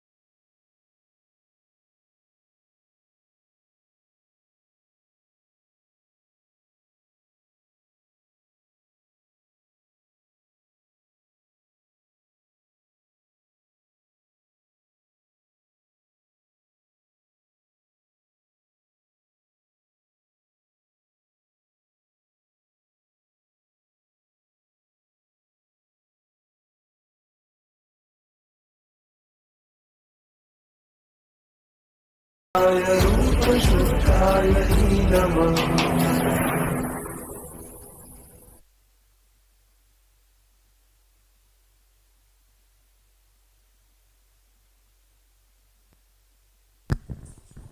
ಬಂಧುಗಳೇ, ನಾವೆಲ್ಲರೂ ಕೂಡ ಜಗತ್ತಿನಲ್ಲಿ ಅತ್ಯಂತ ಅದ್ಭುತವಾದ ಸಮವಸರಣದ ಎದುರು ಭಾಗದಲ್ಲಿ ಕುಳಿತಿದ್ದೇವೆ. ಇಂತಹ ಸಮವಸರಣದ ವರ್ಣನೆಯನ್ನು ಇದೀಗ ನಾವು ಮುಂದಿನ ನೃತ್ಯದಲ್ಲಿ ನೋಡಲಿಕ್ಕಿದ್ದೇವೆ. ಹಸ್ತಿನಾಪುರದ ಶಾಂತಿನಾಥ ಮುನಿಗೆ ಕೇವಲ ಜ್ಞಾನೋದಯವಾಗಿ ಶಾಂತಿನಾಥ ತೀರ್ಥಂಕರರಾದ ಸಂದರ್ಭದಲ್ಲಿ ಇಂದ್ರನಾಜ್ಞೆಯಂತೆ ಕುಬೇರನು ತೀರ್ಥಂಕರರು ತಮ್ಮ ಅನುಯಾಯಿಗಳಿಗೆ ಉಪದೇಶ ಮಾಡಲು ದೈವಿಕವಾದ ಅತ್ಯದ್ಭುತ ಸಮವಸರಣದ ಸಭಾಂಗಣದ ನಿರ್ಮಾಣ ಮಾಡುತ್ತಾನೆ. ಅದರ ವರದಿಯನ್ನು ನಗರದ ವನಪಾಲಕನು ಹೂ ಹಣ್ಣುಗಳೊಂದಿಗೆ ಪುರದ ಅರಸನಾದ ದತ್ತ ಭೂಪಾಲನಿಗೆ ನೀಡುತ್ತಾನೆ. ಅತ್ಯಂತ ಭಕ್ತಿಪೂರ್ವಕವಾಗಿ ದತ್ತ ಭೂಪಾಲನು ಸರ್ವ ಶರಣರಿಗೆ ಆಶ್ರಯ ನೀಡುವಂತಹ ತೀರ್ಥಂಕರರ ಸಮವಸರಣದ ವೈಭವವನ್ನು ಕಣ್ತುಂಬಿಕೊಂಡು ಅದರ ವರ್ಣನೆಯನ್ನು ಮಾಡುವ ಪರಿ ಈ ರೀತಿಯಾಗಿದೆ. ಆಹಾ, ಏನು ರಮ್ಯ, ಏನು ಸೌಮ್ಯವಾಗಿದೆ ಈ ಸಮವಸರಣವು.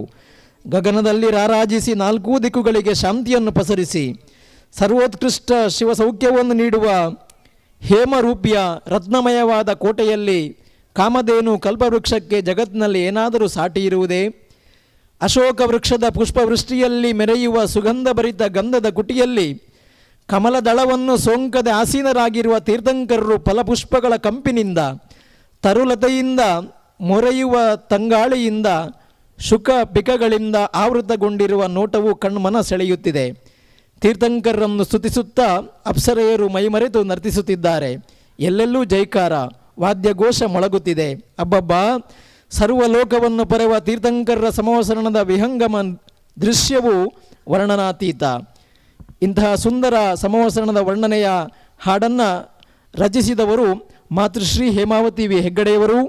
ನೃತ್ಯ ಸಂಯೋಜನೆ ಮತ್ತು ಪ್ರಸ್ತುತಿ ಇದೀಗ ವಿದುಷಿ ತನ್ವೀರಾವ್ ಕದ್ರಿ ಮಂಗಳೂರು ಇವರಿಂದ ನಿಮ್ಮೆಲ್ಲರ ಕೈ ಚಪ್ಪಾಳೆಯ ಮೂಲಕ.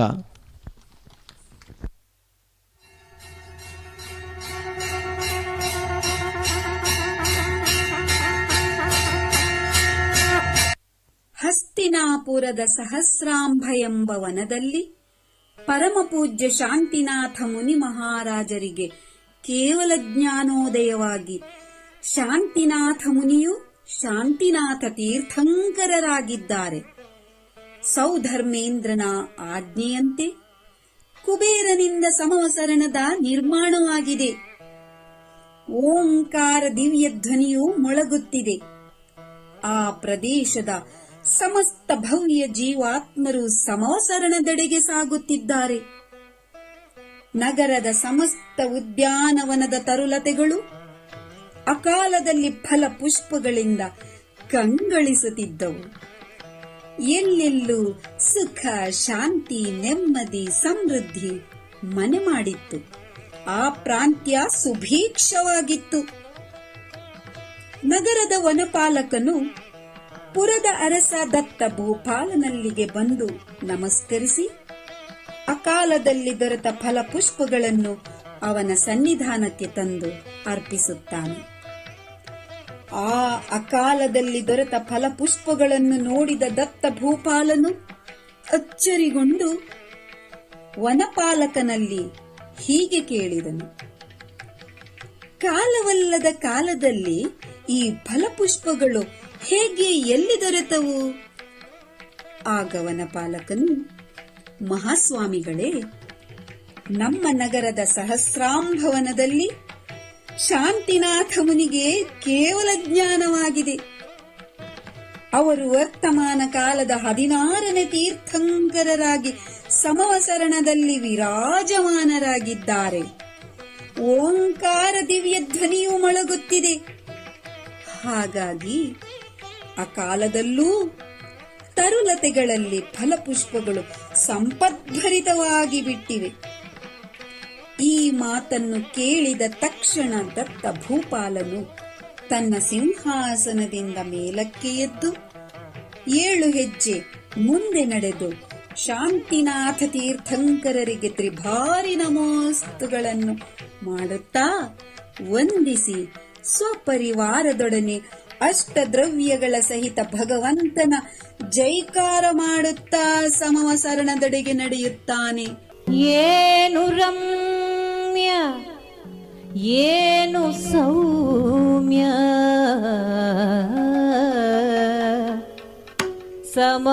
ಸಮವಸರಣವು ಅಮಮ ಸಮವಸರಣವು. ಏನು ರಮ್ಯ ಏನು ಸೌಮ್ಯ ಅಮಮ ಸಮವಸರಣವು. ಜ್ಞಾನಧರನೆ ತೀರ್ಥಂಕರನೆ ಜ್ಞಾನಧರನೆ ತೀರ್ಥಂಕರನೆ ನಿನ್ನ ಸಭಾಭವನವು ನಿನ್ನ ಸಭಾಭವನವು. ಏನು ರಮ್ಯ ಏನು ಸೌಮ್ಯ ಅಮಮ ಸಮವಸರಣವು ಅಮಮ ಸಮವಸರಣವು. ಏನು ರಮ್ಯ ಏನು ಸೌಮ್ಯ ಅಮಮ ಸಮವಸರಣವು ಅಮಮ ಸಮವಸರಣವು. ಗಗನದಲ್ಲಿ ಗಗನದಲ್ಲಿ ಗಗನದಲ್ಲಿ ರಾಜಿಸಿ ಮಿಗೆ ಸೊಗ್ಗವ ಬೀರಿ ನಾಲ್ಕು ದೆಸೆಗೆ ಜಗಕ್ಕೆ ನೀಡಿ ಶಾಂತಿಯೊಸಗೆ ಮೆರೆವ ಮಹಿಮೆ ಜ್ಞಾನದು ಮೆರೆವ ಮಹಿಮೆ ಮೆರೆವ ಮಹಿಮೆ ಜ್ಞಾನದು. ಭವ ದುಃಖವ ತವೆ ತಗ್ಗಿಸಿ ಶಿವ ಸೌಖ್ಯವ ನೀವುದು ಶಿವ ಸೌಖ್ಯವ ನೀವುದು. ಏನು ರಮ್ಯ ಏನು ಸೌಮ್ಯ ಅಮಮ ಸಮವಸರಣವು ಅಮಮ ಸಮವಸರಣವು. ಏನು ರಮ್ಯ ಏನು ಸೌಮ್ಯ ಅಮಮ ಸಮವಸರಣವು ಅಮಮ ಸಮವಸರಣವು. ಹೇಮಮಯದ ರೂಪ್ಯಮಯದ ಹೇಮಮಯದ ರೂಪ್ಯಮಯದ ರತ್ನಮಯದ ಕೋಟೆಯು ರತ್ನಮಯದ ಕೋಟೆಯು. ಕಾಮಧೇನು ಕಲ್ಪವೃಕ್ಷಕ್ಕೆ ಇಹುದೆ ಜಗದಿ ಸಾಟಿಯು ಇಹುದೆ ಜಗದಿ ಸಾಟಿಯು.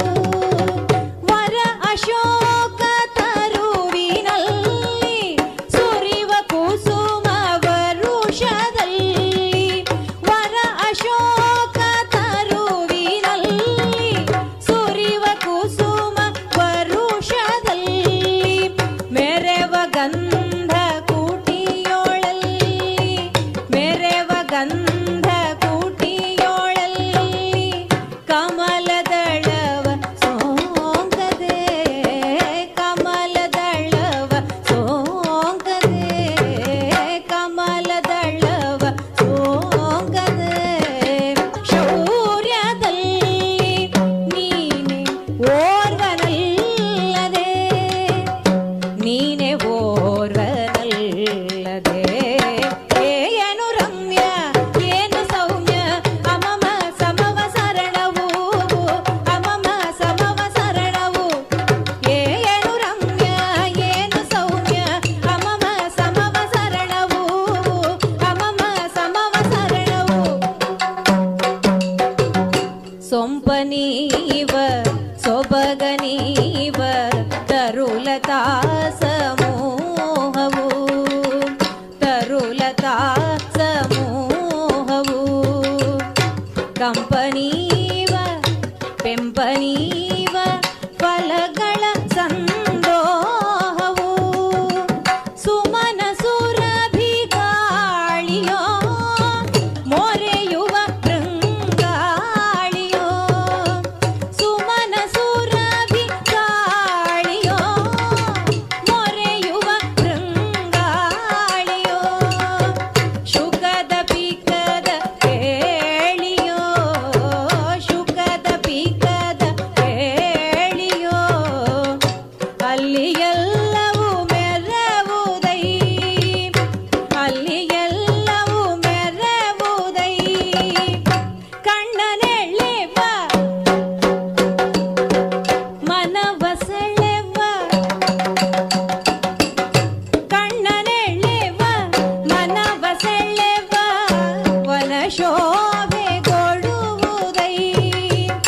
ವನ ಶೋಭೆ ಕೊಡುವುದೈ ಏನು ರಮ್ಯ ಏನು ಸೌಮ್ಯ ಅಮಮ ಸಮವ ಸರಣವು ಅಮಮ ಸಮವ ಸರಣವು ಏನು ರಮ್ಯ ಏನು ಸೌಮ್ಯ ಅಮಮ ಸಮವ ಸರಣವು ಅಮಮ ಸಮವ ಸರಣವು ನಳಿನ ಮುಖಿಗ ಅಪ್ಸರೆಯರು ಗಾನರಸವ ಸುರಿವರು ನಳಿನ ಮುಖಿಗ ಅಪ್ಸರೆಯರು ಗಾನರಸವ ಸುರಿವರು ಒಲಿದು ನಿನ್ನ ಕೀರ್ತನೆಗಳ ನಲಿಯುತ ಮೈ ಮರೆವರು ಎಲ್ಲೆಡೆಯಂ ನೋಡಲಲ್ಲಿ ಅಮರ ನರ ಸಮೂಹದಲ್ಲಿ ಎಲ್ಲೆಡೆಯಂ ನೋಡಲಲ್ಲಿ ಅಮರ ನರ ಸಮೂಹದಲ್ಲಿ ಪೊಣ್ಮುವ ಜಯ ಘೋಷದಲ್ಲಿ ಪೊಣ್ಮುವ ಜಯ ಘೋಷದಲ್ಲಿ ಸಕಲ ವಾದ್ಯ ಮೊರೆವು ಸಕಲ ವಾದ್ಯ ಮೊರೆವು ನಿನ್ನ ಗುಣವ ನಿನ್ನ ಘನವ ಸರ್ವಲೋಕ ಕೊರೆವವು ಸರ್ವಲೋಕ ಕೊರೆವವು ಏನು ರಮ್ಯ ಏನು ಸೌಮ್ಯ ಅಮಮ ಸಮವ ಸರಣವು ಅಮಮ ಸಮವ ಸರಣವು ಏನು ರಮ್ಯ ಏನು ಸೌಮ್ಯ ಏನು ರಮ್ಯ ಏನು ಸೌಮ್ಯ ಏನು ರಮ್ಯ ಏನು ಸೌಮ್ಯ ಅಮಮ ಸಮವ ಸರಣವು ಅಮಮ ಸಮವ ಸರಣವು ಅಮಮ ಸಮವ ಸರಣವು ಏನು ರಮ್ಯ ಏನು ಸೌಮ್ಯ ಅಮಮ ಸಮವ ಸರಣವು. ಸಾವಿರ ಕಂಬದ ಬಸದಿಯ ಈ ಸುಂದರ ಪರಿಸರಕ್ಕೆ ಸೂಕ್ತವಾದ ರೀತಿಯಲ್ಲಿ ಅದನ್ನು ವರ್ಣಿಸುವ ರೀತಿಯಲ್ಲಿ ಸಮವಸರಣದ ವರ್ಣನೆಯನ್ನು ಮಾಡಿದ್ದಾರೆ ಅತ್ಯಂತ ಸುಂದರವಾದ ನೃತ್ಯದೊಂದಿಗೆ. ಬಂಧುಗಳೇ, ಇದೀಗ ನಮ್ಮ ಸ್ಥಳೀಯ ಪ್ರತಿಭೆ ಕುಮಾರಿ ಚಾರ್ವಿ ಜೈನ್ ಅವರಿಂದ ಒಂದು ನೃತ್ಯ